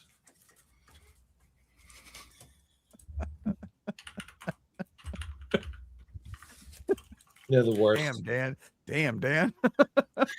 Oh, I'm not offended by Dan. I wasn't listening to him. I don't think you are. I actually want to make sure. I want to make I'm sure. not really Canadian anyway. I just live here. No, I'll accept it. I don't. You sound like- 1776 is when the U.S. became. I don't remember when the first presidential run was. Well, the Constitution isn't until 1787.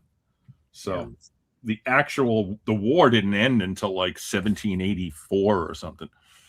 So 1776 is the beginning. 79 to 97. 79 to 97. Okay. But regardless, I don't think there might have been pamphlets and things that people created with his image on them, but nothing that would Yeah. qualify as a card. Right. At least not But by those today's standards. Called the CDVs are the first sets that PSA grades, and so they call them the first sets. Yeah, And well, I that's- don't. I have the listen to Sherman right over there. I PSA. got two of them. PSA changes their mind on things all the time, so I wouldn't trust them. And the other Yeah. thing that kind of breaks with a lot of the historical figure stuff is that I actually did this on the wrestling card channel when I talked about the wrestlers. I said, even if you wanted to pretend, you could come up with it. What do you do with people who have multiple iterations, multiple characters? Do you treat them as separate? Do you treat it as the same because it's the same person? Do you treat it as the same? So, for example, if George Washington, if you're looking at him, the card has him as a general, would that qualify? Or are you waiting for him to be designated as a president? Well, It's the I same had this person argument that he did I had both this jobs. Argument with the Hulk. I was been watching the Hulk Hogan documentary, but when he became Hollywood Hogan, like Yeah, is that a different iteration, or is that that, considered? an it's extension of the same 100% a man? different iteration. And that's actually really his first card as Hollywood Hogan. It's actually a very cool card. I don't even have one. I need to pick one up. But it is every time I see it, I'm like, I should just buy this. And it's like, it's not super expensive. I'll probably turn around tomorrow and it's gonna be $2,000 for it and an 8. But I'm serious. It's like You're an especially with the influencer and you just mentioned it on YouTube, so the price is going up tomorrow. And the other Great example I would card. give you, of somebody that kind of falls into the same world leader category, Queen Elizabeth. Yeah. So when Yeah, I somebody don't care looks about at her. that, don't care there's a about her. card where she's still like a kid. There's so many of them. I don't care. That's about what her. they And then call a rookie card. She right. isn't queen until She's the early princess. 50s. Yeah. So My but original it's the same person. argument- There is a card. Her first queen card is a rookie. Correct. Card. That's what. Is there a card? But that's why I'm asking. So I'm saying, like, where do you draw the line when you're talking to a person where you've got these two cards? It's the same person, but Yep. they're two different jobs, so to speak. That's why I said I gave you the general and then I gave you the president, but I'm talking about princess and I'm talking about the queen. But it's the same Well, we person. already do that. But think about it, we already do that today, and we can answer our own Minor question. league cards. Correct. We do not care about somebody's minor league card. We care about their first pro card. Except We for already that, do this. We've already answered for our that own Ripken- question. Ripken minor league card. That's crazy. Well, that's just because of its rarity. That's Yeah. more of a just it's so rare. Like it is just you can't find it for what we consider a submodern card. It doesn't really exist. That's what makes it so valuable. And he just ended up being, the Iron Man, and nobody's gonna break that record. Eric will try. Sure, why not? Especially since they outlawed, steroids, so no one's ever going to be able to. And playing every day and being able to Yeah, shut the he's- lights off so you can go beat up Kevin Costner. What? Wow. Illegal You're never name, gonna like be Cassius able to Clay. So, have the so you could play access this game with to Kareem steroid Abdul. system. Would you play this game with Kareem Abdul-Jabbar and Lou Alcindor? Yeah. It's the same person, right? That's 100% Two the different same monikers. person. Two different I monikers. I don't consider Meta World Peace a rookie card. Meta World Peace would be amazing. Ham, I would make an exception for Meta World Peace anytime in any qualification. Meta World What Peace about- is the exception that makes the rule. What about Ocho Cinco? Listen, Meta World Peace is on another level, Ham. I think you got to agree. It's on a different level. It is, but I don't consider it a rookie card. I would just call it like the name change card and just give it a designation. Exceptions must always be made for Meta World Peace, Ham. Still a Meta basketball World Peace. player. That didn't change. Yeah. Baseball player with no Topps card like Tony Horton. He has a postcard, Nabisco, MLBPA stamp, TSC May. Yeah, there's a lot of weird outliers if you look at some of this stuff. It's weird. So Jay here used some AI. 1932 U.S. caramel George Washington card of Washington profile, contrasting with the muted gray green, engraved rendering of Gilbert Stuart's famous Athena Eam. Yeah, I'll go with that. Easy for me to say with the A and the E there. Painting on the $1 bill. You want to give it a shot, Dan? You got a better pronunciation for me? What? Gilbert Sullivan? Gilbert Stewart? After the word famous. After Gilbert Stuart's famous. Athenaeum. Bless you. Nice. Athenium. Say the next Athenium. word. Athenium. I think Athenium. I was going to say, you got to commit to one. You got to commit to one. All right. Damn you, Jay. Right. Damn you. I miss Bobby versus Ham rookie discussion. Listen, we're Bobby's half into it right now. Bobby's screaming at the screen right now. You can't tell. He's screaming. I know Victor's coming in, so I might get in trouble. Yeah, that was Bobby Pelosi. This is a great comment. I love this comment. There you go. I like this. Most would scream, tear off their shirts, and pour dust on their heads. Carlos would say, get on my level. Listen, number one, I appreciate the citation. I do appreciate that. Secondly, I spent years in Catholic school, Dan, and let me tell you, for some reason it didn't take. I'm shocked as you are. But I will say one thing that I always enjoyed as a biblical reference is people tearing off their shirts. This seemed to be a thing. People get really upset and tear off their shirts. This happened quite a number of times. I appreciate that was incorporated into it. Didn't Hogan used to tear off his shirt in every He was probably upset about something. That's every single match. He was very angry. Oh, in a biblical sense. So he tore off his shirt. He was trying to the steroids were getting on his skin. Oh yeah. Dan, I'm not convinced that the people in the Bible also didn't have a steroid problem. Maybe that's why they were tearing their shirts. That's true. That's true. We didn't test them. We didn't do testing back then. How do we know? Yeah, I don't know. I mean, I think I'm like 5 or 6 episodes into the Netflix thing with Hogan. It's done really well. Not now. So I think Yannick referenced it, but what I kind of was asking him, I said, "So is it WWE produced?" And he's like, "Yeah." And I'm like, "Okay." So I got to kind of take it with a grain of salt. I have to fact check some of it. No, I have to fact check a lot of it. There's a lot of stuff in here that it's straight admitted through this. It didn't feel like they're pulling punches at all. Like they were going at it. There's stuff that's blatantly ass. That he's like, when I went to court, I lied. Straight up, I lied. I tried to do something for Vince, and then he tried to pull me into something else. And I said, okay, you want to see how this is going to go? I'm going to take it to you. Like, it's raw. Like, I would, especially you, Carlos, you should watch this. If you are a fan of Hulk Hogan, anybody growing up. I wasn't a fan of Hulk Hogan, but yeah. But the idea, it's just the whole thing, how the turning the heel thing happened. It just, and going to one place versus another, the family drama, like the drugs, everything. Like, this is wide open. The other people involved, it's pretty wide open. It's pretty, I mean, realistically, it would be damning, but technically it's not a real. Yeah, I was going to say, it's pretty hard to damn Hogan at this point. Yeah, so Dan, what I may have to do is if I figure out another reason to turn Netflix back on, because I've had it off for a while. If I come up with another reason to turn it back on, maybe I have to do a review on the wrestling channel. That would be appropriate. That would be the right venue. Very appropriate. That'd be the right venue for it. I do like to classify it as content. What is it? $10 or $14 for the month? You can turn it off. Yeah, that channel is not monetized yet. We'll see. Babe Ruthless versus steroids. I think anyone would get off my lawn. No. Get on my level is a very good reference. Victor, I appreciate referencing it. I appreciate a good citation there.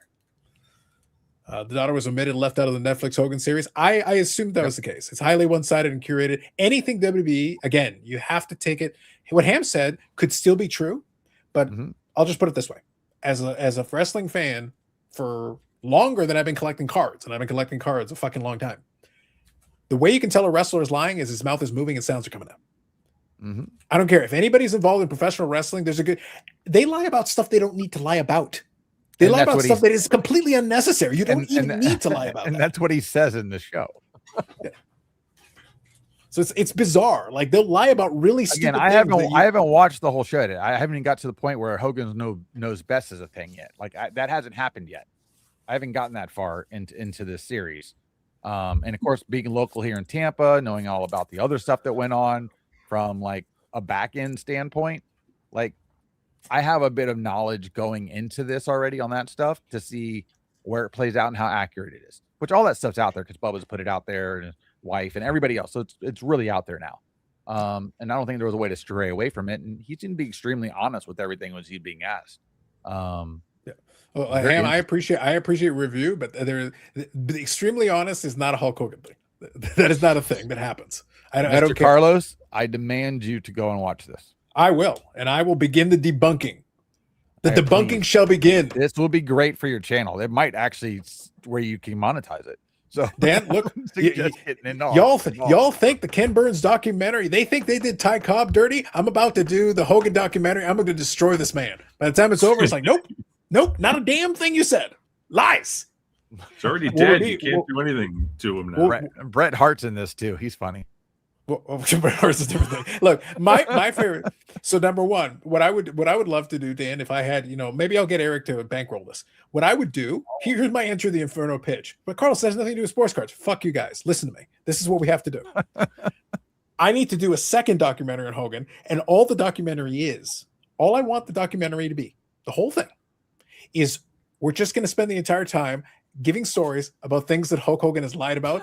The more outlandish and the stupid, the better. Mm-hmm. It's like, so then Hogan told me he invented penicillin. Wait, why would he even? Why? It's not even. He went through. No. Yeah, he went through a whole bunch of that too. Yeah, there he is. Boy, that's one bitter man right there. Now, Eric, the only way I'm going to accept. Eric, listen to me. The only way I'm going to accept that that's a real photo is if on that puck inscribed on it says "fuck Goldberg." How are you taller than him? Is he sitting down? Who is that? Who is that? That's AI. Yeah, I was going to say he's sitting down. You're standing up. Okay, that makes more sense. Bret Hart. Bret the Hitman Hart. Bret Hart. Oh, so he came in. I'll tell you something positive about the guy. Ask Victor. He came in. He was hurting. I mean, walking slow, moving slow. No, Bret Hart has had he had a stroke. He's had a lot of issues. That's real. But the thing is, no, Ham is correct. Again, as a fellow Canadian, I actually did enjoy Bret Hart's work. I enjoyed his career and everything. But there is no one who is more bitter in this life. Right. He is as bitter as Ric Flair is paranoid. Those are the only true attributes that I can match. I just want to tell specifically. I just want to tell you something good about him. So he came in. He was very nice with everybody, but he was definitely moving slow and a lot of pain and discomfort. Yeah. And two fans show up. Both are in wheelchairs, have severe issues. And, their moms brought them in. And, this guy didn't get up out of the chair the whole time. And because, he really was hurting. He sees these two kids in the wheelchairs and up he comes and over. Shut down the whole thing. He didn't care who was next in line. Went over, started talking to the kids, shaking their hands. As much as it hurt, crouched down to talk to them, crouched down to get pictures with the kids. The whole thing. And the kids, one was nonverbal, but cognitively aware enough that this was Bret Hart, and they were wrestling fans, and the kids making all these happy laughing sounds, and Bret's joking around, and it's like. I had no issues the way how Bret was behaving, but you saw him flip a switch, and he found energy, and the pain went away for a few minutes, and he was just in his element, working with with these two kids in the wheelchairs and with the all sorts of different health and disorders, and then that was over and. Bailey was able to get back up to his feet and limped back over to the chair and sat down and went about the rest of his day. But it was, it was something. It was like those kids lit him up. He just went right over to him, and he wasn't in pain for 5 minutes. Well, so Eric, the thing with Bret Hart is that by contrast to a lot of folks in wrestling, no one has ever really had an issue with Bret Hart per se. Bret Hart, for the most part, and a lot of his stops, conducted himself fairly professionally. His problem has always been that There's no bigger fan of Bret Hart than Bret Hart, but that's standard of a lot of wrestlers. That's not new. Right. And every single slight, anything that anybody has ever done that he is upset about, he holds till the end of time. It's literally right here. It's on the surface all the time. So you can't let it go. He can never let anything go. Well, I hear what you're saying, and I that's what draws him to his misery. And I don't know probably as much of the inside stuff as you guys do, but you know, he possibly, depending if you want to believe this was all still part of the the story and to get ratings, he either was or was not lied to about something and made a fool of him. That's one thing. So if that's real, he has a reason to be pissed. For 40 years. 2, they killed his brother and then went on with the show. On with the show part. So Eric, so I agree with you. I agree with you, but I would be so let me separate this into pieces. Let me break this up into components. The Montreal screw job thing, 100%. I'm in the camp that no, Vince was screwing around because it's Vince. He can't help himself. He can never do anything normal. Vince McMahon is not normal. He's a freak. He's a weirdo. He's a ding dong. He can't just operate business like a normal person. He can't. He is physically incapable. He just can't. Barker. So that's first. So being upset that he kind of double crossed you is totally valid. Here's the problem. Here's my pushback. So here would be my pushback on the Bret Hart documentary on this component. Bret Hart grew up in the business. Backstabbing promoters is standard operating procedure. He should know better. He should have never fallen for that trick. It was so obvious what would the way. So he had the insight because he's talking to these people. He should just remember what I said a few minutes ago. Literally a few minutes ago. You know how you can tell a professional wrestler's lying? Their mouth is moving and sounds are coming out. You know how you can tell a promoter is lying? Their mouth is moving and sounds are coming out. Yeah. So Eric, you should just assume everyone's lying to your face. Everyone. You shouldn't trust anybody in that moment. You need to have literally the most rock solid people to your back. At that time, when that whole thing happened, his brother-in-law, Davey Boy Smith, Jim the Anvil Neidhart, those are his boys. Those are the people he needs to be trusting. Anybody outside of that circle, do not trust a living soul in that company. No, anything anybody says to you, they're going to lie to your face. No, all of them. Right. I agree. Yeah. So, but once that happened, Eric, then I'm sorry, you have to hold some responsibility. But here's the thing, Eric. This great injustice that was done to you. Then you went to WCW and they paid you a shit ton of money. Yeah. A shit ton of money. Right. Millions of dollars per year. And then misused you. Understood. But Eric, millions of dollars per year. You're At a certain point, you need to just you know what? These guys don't know what the fuck they're doing. Fine. As long as the check's clear, whatever. I'll just do my job to the best of my ability and move on. Right. Mm-hmm. That's all you can do. And it was guaranteed contract. So again, just take your money and deal with it. Right. So again, you're in the professional wrestling business. You have to know that you're surrounded by assholes and liars and all of it. And you can't be bitching and moaning about that for till the end of time. Goldberg injuring you, legitimate. That's why the fuck Goldberg thing is kind of funny. Eric, out of all of them, the fuck Goldberg thing, I'm actually the most okay with because no, he literally ended your career effectively because of a dumb move. Didn't they, don't most wrestlers agree that Goldberg wasn't good at his job? Absolutely not. No, he was atrocious. Yeah, he was dangerous. He was very reckless. Yeah, so he's as strong as an ox, but he wouldn't take care of his opponents. He would just throw people around and do all kinds of wacky things. I'm surprised he didn't hurt more people. And he probably did. We don't know about it because they don't want to admit it. So out of all of them, Eric, the bitterness towards Goldberg is by far the most justifiable. 100% justifiable. Are you including them killing his brother? So I'm going to get to that. Okay. Here's why I push back on that. I agree that they did. Eric, that particular pay-per-view, I watched it live. Ugh. I know exactly. That was Over the Edge 1999. I remember it well.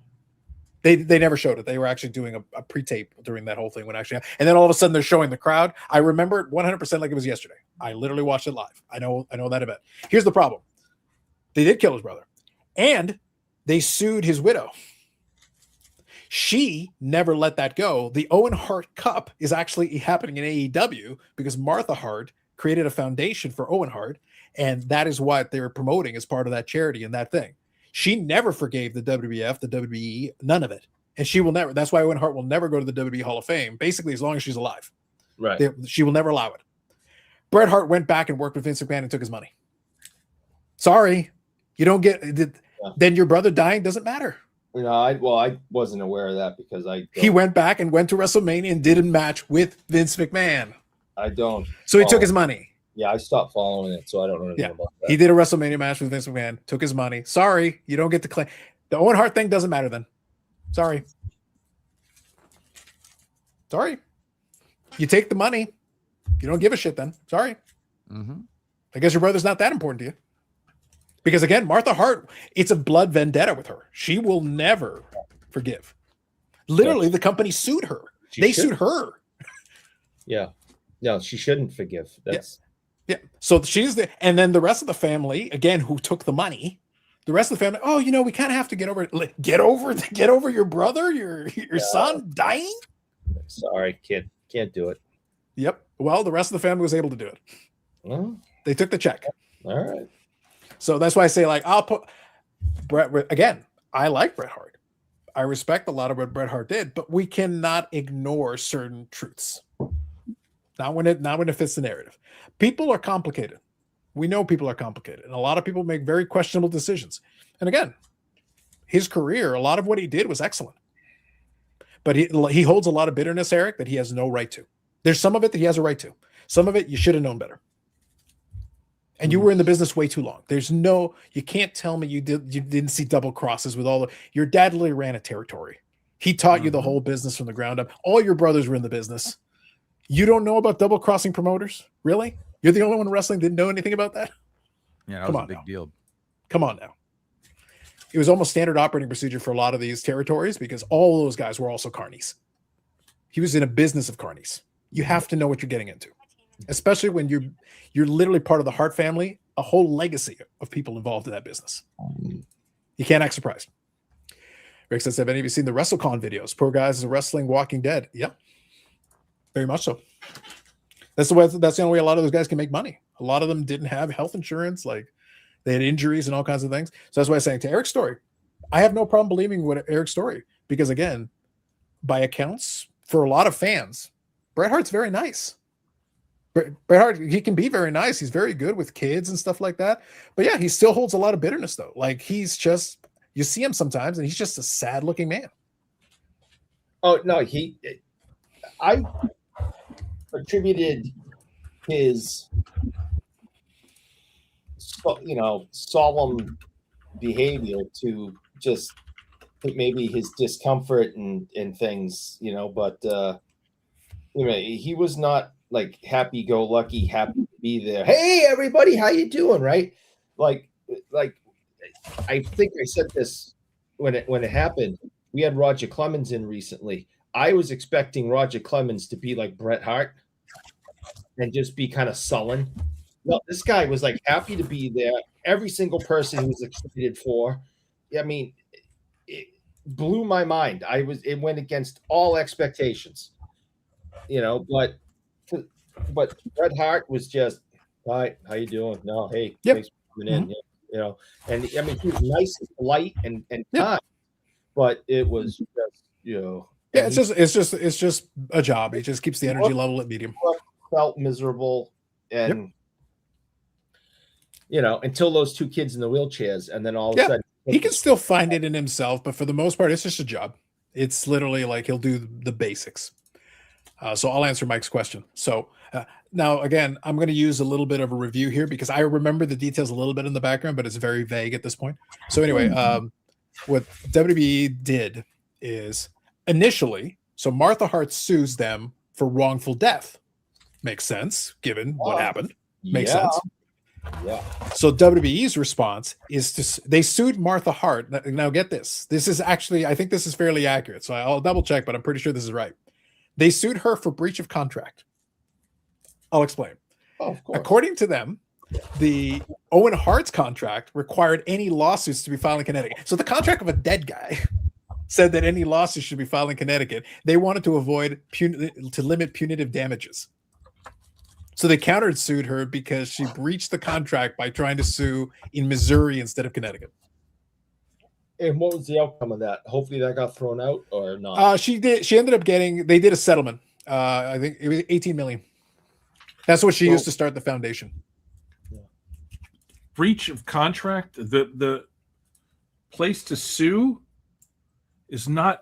I mean, I'll get esoteric here with you legally, but something like wrongful death has to be sued in the place where it takes place. Generally. Yeah. And it was in Kemper Arena. It was in Kemper Arena where it actually happened, which I think Missouri as well. I think that's right. Yeah. So that was the Kemper venue. Arena, Kansas City, I think, isn't it? You So killed that's- my husband in this town. That's where I'm going to talk to the police and get law enforcement involved, and the DA, and get charges pressed. I mean, well, the best part about it, Eric, is that what's funny is that obviously the big controversy was, Vince's decision and the staff's decision to keep doing the show. But here's the counterpoint that a lot of people pointed out. It's like, it shouldn't have even been up to them. As soon as he dies, that's a crime scene. You have to kind of look into like, hey, what happened there? Like literally a man died. No, exactly. And in an event that large, there had to be police. And you have the thing is, you have footage, you have witnesses, you should be questioning people. Like, I'm sorry, your show's over. Yeah. Oh no, I've said that in the past also. Like, where was the authorities? The fire chief, the police, security, all these different people that are there, the EMTs, that all work in the event. You go to any major event and there's cops there. Well, there already has to be medical people there to begin with, right? There were. They were there. They were there fairly quickly, but there was very little they could do. He passed away not long after. They tried to do their job, but again, they're still trying to run. The problem is that they're doing all this, and they're still trying to. And they were still running a live pay-per-view. Like I said, I watched it. So they literally go to the commentators, and the commentators are trying to they're not trying to give all the updates. They're not trying to be gory details, but they're basically just trying to kind of talk calmly through it to the best of their ability. And, say he's getting medical attention, doing all that. That's all they can do because literally he's in the ring. They can't show the ring. They moved on with the show with a giant blood stain in the corner. Basically, yeah. It was just, it's one of the worst things of all time, man. It was just so bad. Yeah. So, and there is a spot in Stamford, Connecticut, in HQ. There is a tape library, and that is part of a small subset. So this should tell you about the business that Vince McMahon ran. He's got a small little section in that library that has a couple of videos that are do not reproduce, do not show, do not copy. Because they had a camera pointed at the ring the whole time. They always have a camera pointed at the ring. So the footage exists. For legal reasons, obviously they shut that down, but that footage still exists in Stanford. So they literally have a blood tape sitting there, along with a few other big things that happened. Depending upon how far the wrongful death lawsuit went on, that would have been part of discovery. Like you have to produce that in the case. So they may have had to produce that, or they may not have. The lawsuit may not have gone that far. No, not if they settled. It might not have been shown. It depends on when they settle. Yeah. Cases can settle anywhere from the beginning to like the eve of trial. Yeah. So Brendan Ryan here says, I was watching the Owen Hart match live. No, you weren't. The match hadn't started. He died while he was rappelling down, and they were literally playing a backstage footage. Again, I did watch it. There was no first bounce. You would have been the only person on this planet to have seen the first bounce, and you must have been using a very special pay-per-view that the rest of us didn't have privy to. It didn't exist. I was literally watching it while it happened. It was never on the screen. Not for even a second. Beats the hell out of me. I wasn't watching it. I was done with wrestling by then. Yeah. What year is the that? key thing. This is 99. Yeah. Yeah. I was having a bunch of babies. Brendan, I don't know what to tell you. That footage doesn't exist anywhere outside of Stamford, Connecticut. No person watching the pay-per-view ever saw it. You'd be the only person to have ever seen it. Because it didn't show on the air. I didn't have a special pay-per-view feed. I was watching the standard pay-per-view feed that everybody else got. If you were in the arena, you saw it.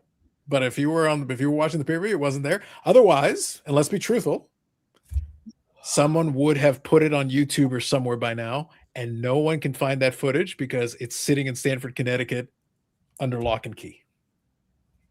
I have it. Yes, you do. I believe it. Yeah.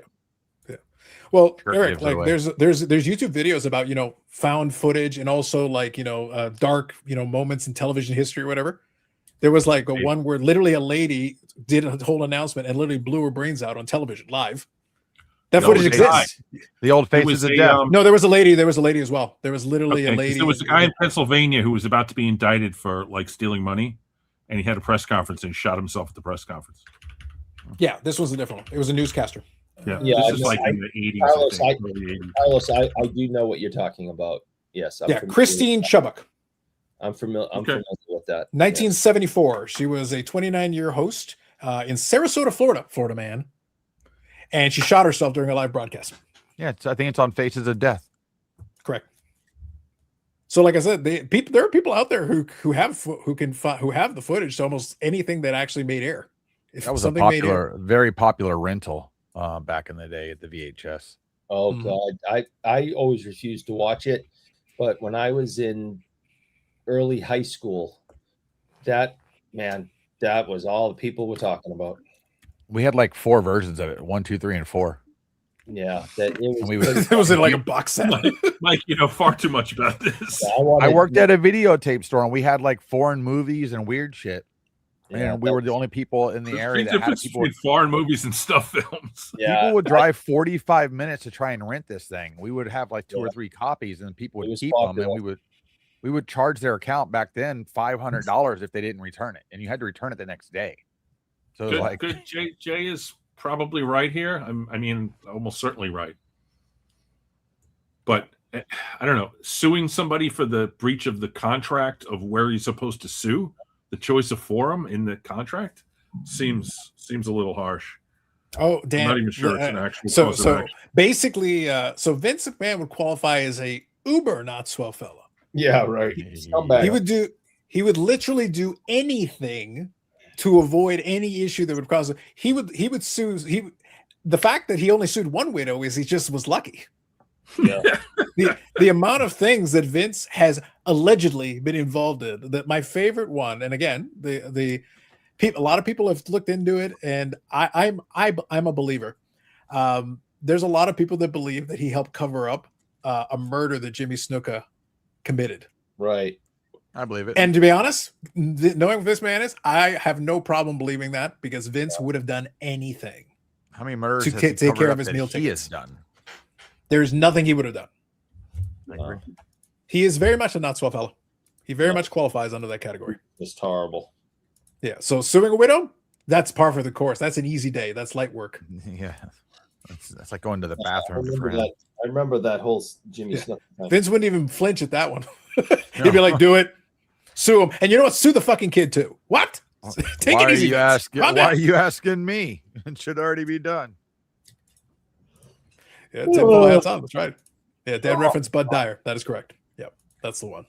Yep, I remember that one as well. Yeah, like I said, there's a whole subsection of YouTube video. So, Ham's talking about like the videos that were out there for that. But there's YouTube channels that have like compilations of these different things. Most of them now will not try to show it because YouTube will frown upon that. Like YouTube will not only will they demonetize, they'll pull some stuff. No. Yeah, so now you can actually label your content prior to going into it. And basically, so the other day I was watching yesterday, the gentleman they were talking about the Charlie Kirk thing and actually showing it over and over again because they were trying to figure out about the bullet, the exploding mic, whatever it may be. And I had to approve myself twice to be able to watch this thing, like to get in to watch it, just for their regular live stream to discuss it. So they have these new parameters out there that you can actually have that stuff out there. If you have an account that isn't in good standing and or you are considered not over 21, it will not let you in. But you do have to prove yourself to watch it. What was the approval like? Seriously, Florida man, this is what we need to be watching today. Since we have to ask everybody else, we have to ask you too. Come on, really, Mike, Florida really? man? You sure? It was on Ashton Forbes, Orbs site. You sure you would? I would love for YouTube to be like sassy like that, Dan. They're like, are you sure, Florida man? Wouldn't you rather watch this compilation of snuff films instead? Come on, Mike. You're wholesome. Do some fishing stuff. Do some wholesome fishing. Dan, listen, you got to know every angle. Dan, I know you remember this. Okay, one of my earliest memories of tragedy, seeing it on TV, in a major event, was Reagan's attempted assassination. Yeah. They played over and over again. And Yeah. over and over for days. I think people recognize Jim Brady like laying on the ground more than they recognize his face. Yeah, Jim Brady with half his brain blown out and the pool of blood. And I, as a young kid, this is like what, 84? 81. 81. Okay, so I mean, Jesus Christ, I'm under 10 years old, and I've watched this for days, over and over again, and seeing. I could picture Jim Brady laying there in the pool of blood, and the fact that we've gone from that to having to go through all these checks and balances to see stuff is. I grew up in a different time, man. They just showed it to you. They did. Well, Eric, and look at how you turned out. Yeah, I think this explains a lot, actually. Like, it really does. Yeah, I was under 10. And again, Eric, I feel that, hold on, I'm going to make the case for using stricter parental controls. This is what happens when you don't. And snapshot. Screenshot. And then, of course, 86 comes, and we're all in school, and we literally watch a whole bunch of people die. And then they went, okay, go to your next period. Yeah. Challenger. Like, I'm like, we just saw all these people die live on live TV. And they're like, well, go to math class. Eric, in 2001, a couple of buildings exploded in New York. Like, what's the technically, there's a very big theory that all those people are still alive from that explosion. So I don't know. Well, they're all in Eric's house. That's what happened. They're all in Eric's house. Seen the pictures. I was working. Videos. I was working in a school in 2001, and we shut all the televisions off in the building, and so the kids couldn't see it, and school got dismissed, and everybody went home. That's what happened in 2001. In 86, they just went, go to math class. That's right. You've seen Rambo. Move along. Yeah, it was crazy. They didn't blink. They just went, well, okay, ring the bell, go on to the next class. They didn't process it with us. They didn't talk to us about it. They're just like 2 + 2 is 4. That's it. Bye. Mm-hmm. That was your math class in high school? I wasn't in high school. Wait. He was 10. He was behind. You know, we call that. I was slow in class, middle school. I was in middle. It's even worse. It's not getting better, Eric. Eric, look, I got to be honest with you. I don't want to make light of this, but I got to be honest. Dan, as a point of order, as a history major, I feel like I should point this out. Eric is talking about Challenger and how traumatizing it was and blah, blah, blah. Okay, fine. But I'm going to point out to you that in 1985, a year before Challenger, Rocky IV came out. And as the great philosopher King Drago once said, if he dies, he dies. Right. So you go to next period. Well, you know what came out in 1986, in October of 1986? A violent thing happened to Boston. It's called Bill Buckner. Oh, I don't want to talk about that. And they replayed that, Eric.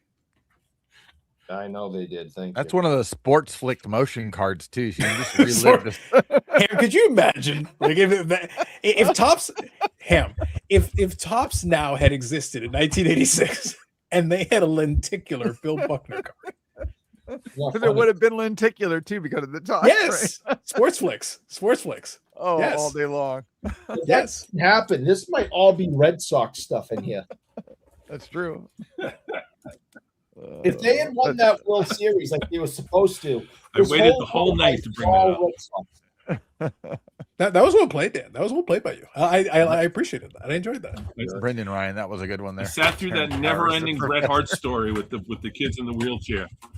Just to bring that up. That's your revenge. You were doing this. It's like a comics joke. He's just telling a story to get to the punchline.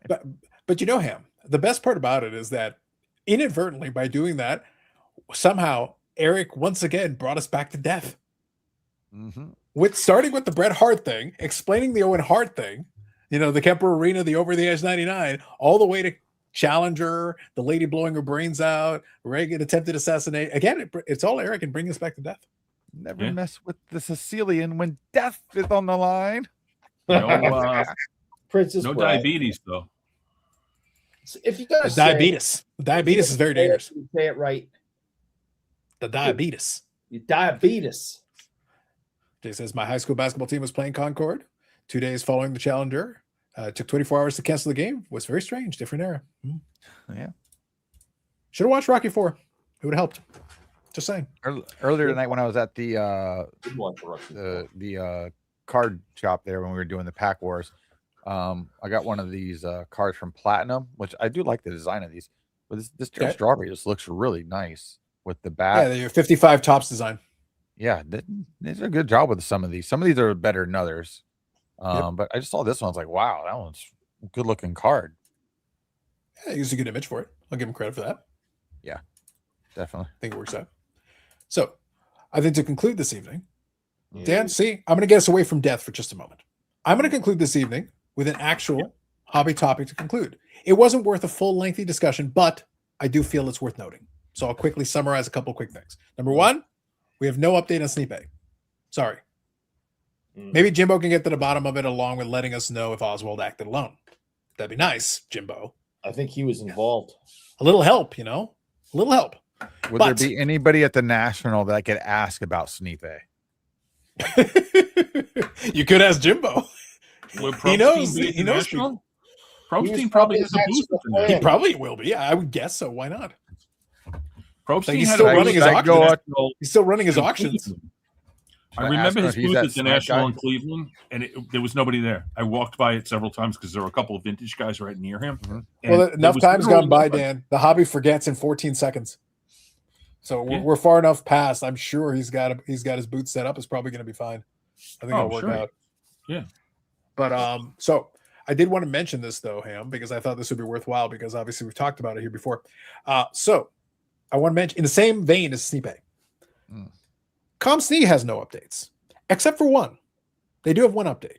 Okay. ComSnee, because I got an email about this. ComSnee now accepts Stripe.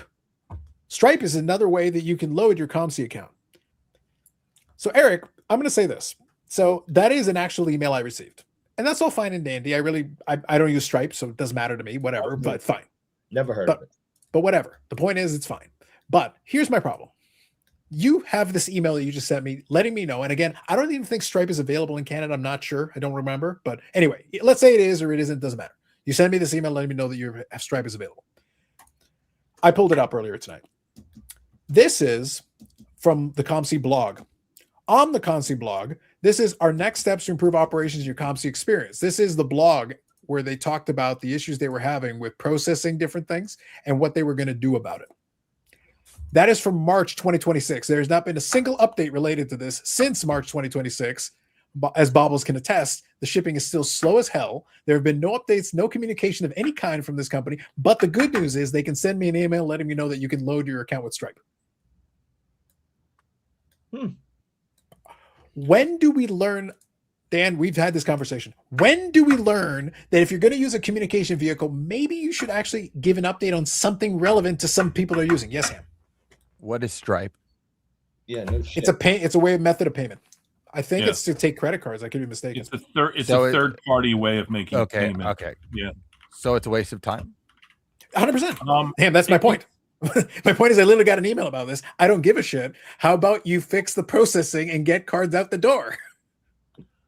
I know it through processing of like ticket money. Yeah. For concerts. Because that's how we get paid sometimes. Sure. Yeah. So what is June 21st, 1997? I feel like I know this, but I don't remember. June 21st, 1997, Boston sports history. Outside. Huh. Gee, it's right in the middle of baseball season. It's when they drafted Sergei Samsonov. It's Joe Thornton. It's Sergei Samsonov. Joe Thornton, all-time greatest Boston Bruin. Sergei Samsonov. Thank you, Rick. That's when I graduated high school. Thank you, Rick. That's a phenomenal reference, and I'm glad you brought it up. But yes. So, bottom line. So, Dan, my point here, my reason to be cynical on my own live stream is that I get an email about fucking Stripe from ComSnee. Apparently, their email operations work. This is for the Patreon. Come on, this is Patreon. For the Patreon, yes. So the point is, clearly, Ham, their methods of communication work because I can receive an email to let me know about this update, this change, and yet since March of this year, there has been no update whatsoever on finally getting this processing time fixed. What's going on with their backlog? We talk about PSA backlog and everybody else's, but COMC has a backlog too, and it's not moving quicker. Yeah, there's nothing in this hobby that doesn't have a backlog. Yes, and that was my point.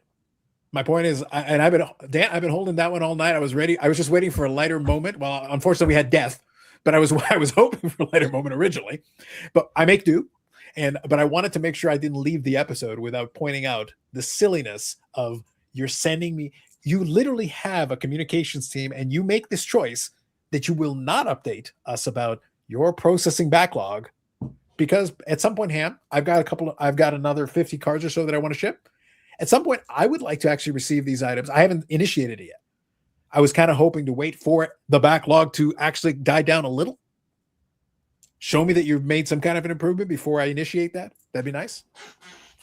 So it's like, I will at some point do the shipment. My last shipment I did get. It took longer than it should have, but Bobbles is right now. Bobbles' situation is terrible.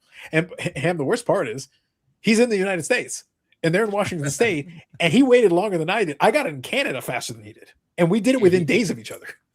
Can't just drive there and knock on the door and be like, "Give me my stuff." He might have to. He might have to be like, "Hey, I'm a Civil War veteran. Respect me."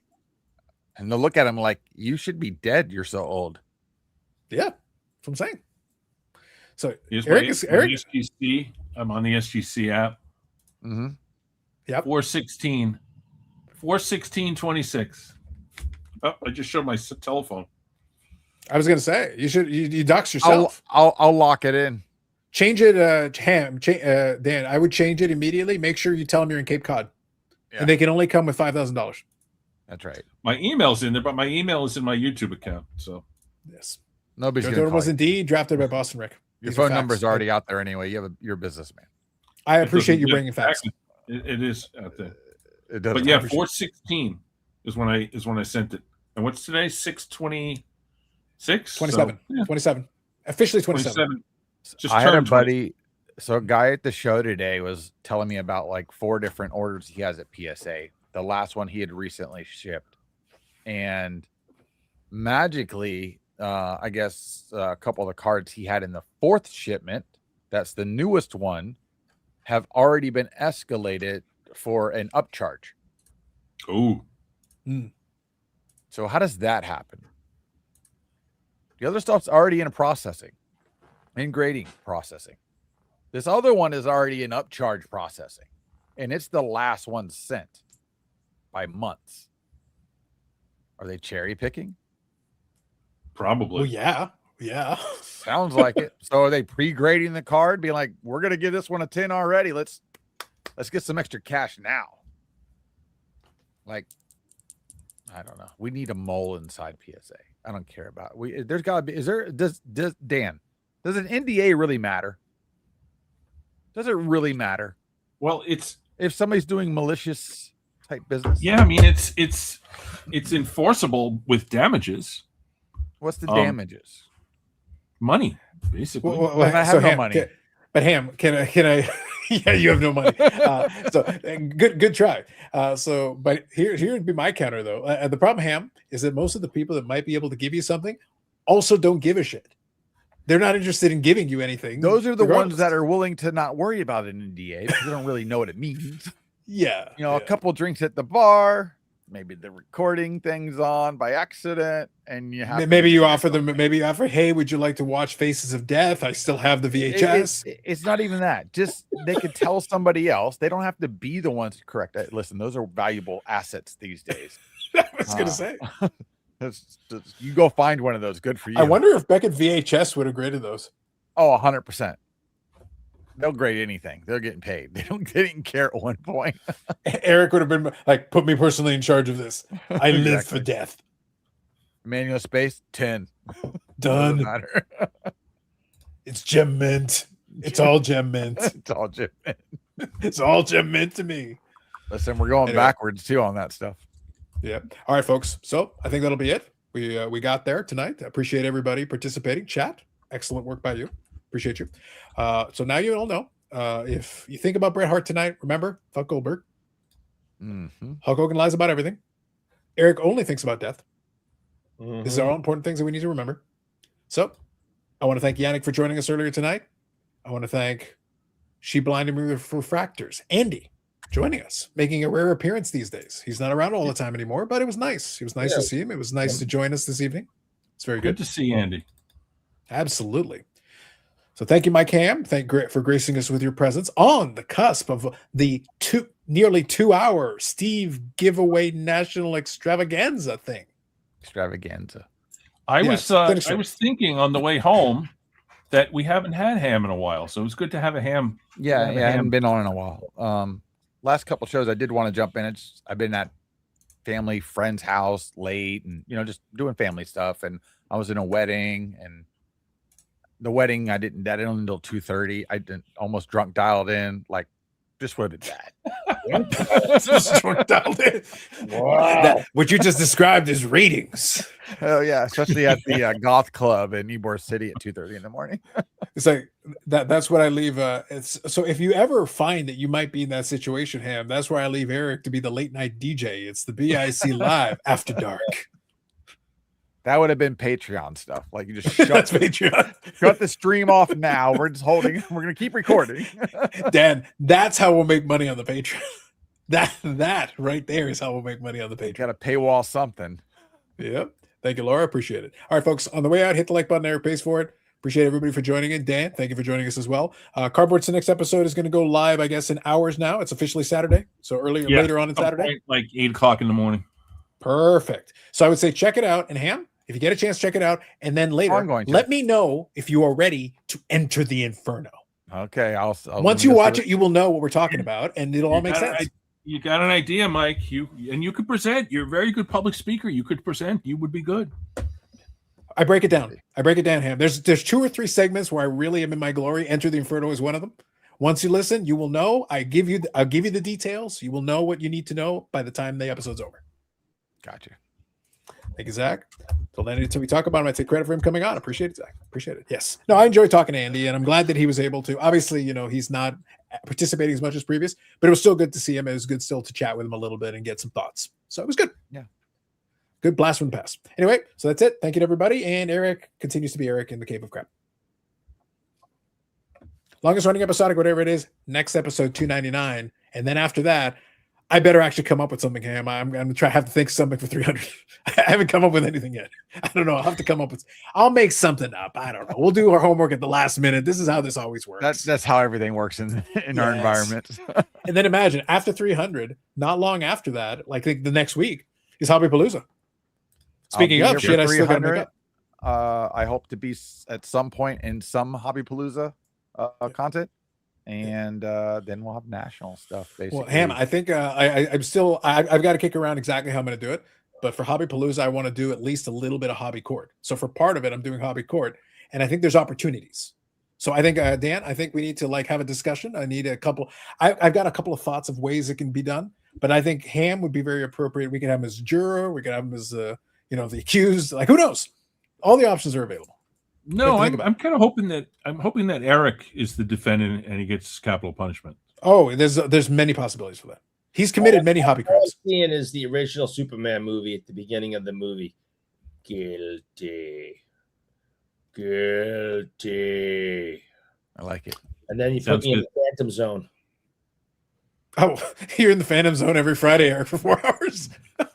You're here. Guilty. All right, folks. Have yourselves a good weekend. Take it easy. We'll catch you next time.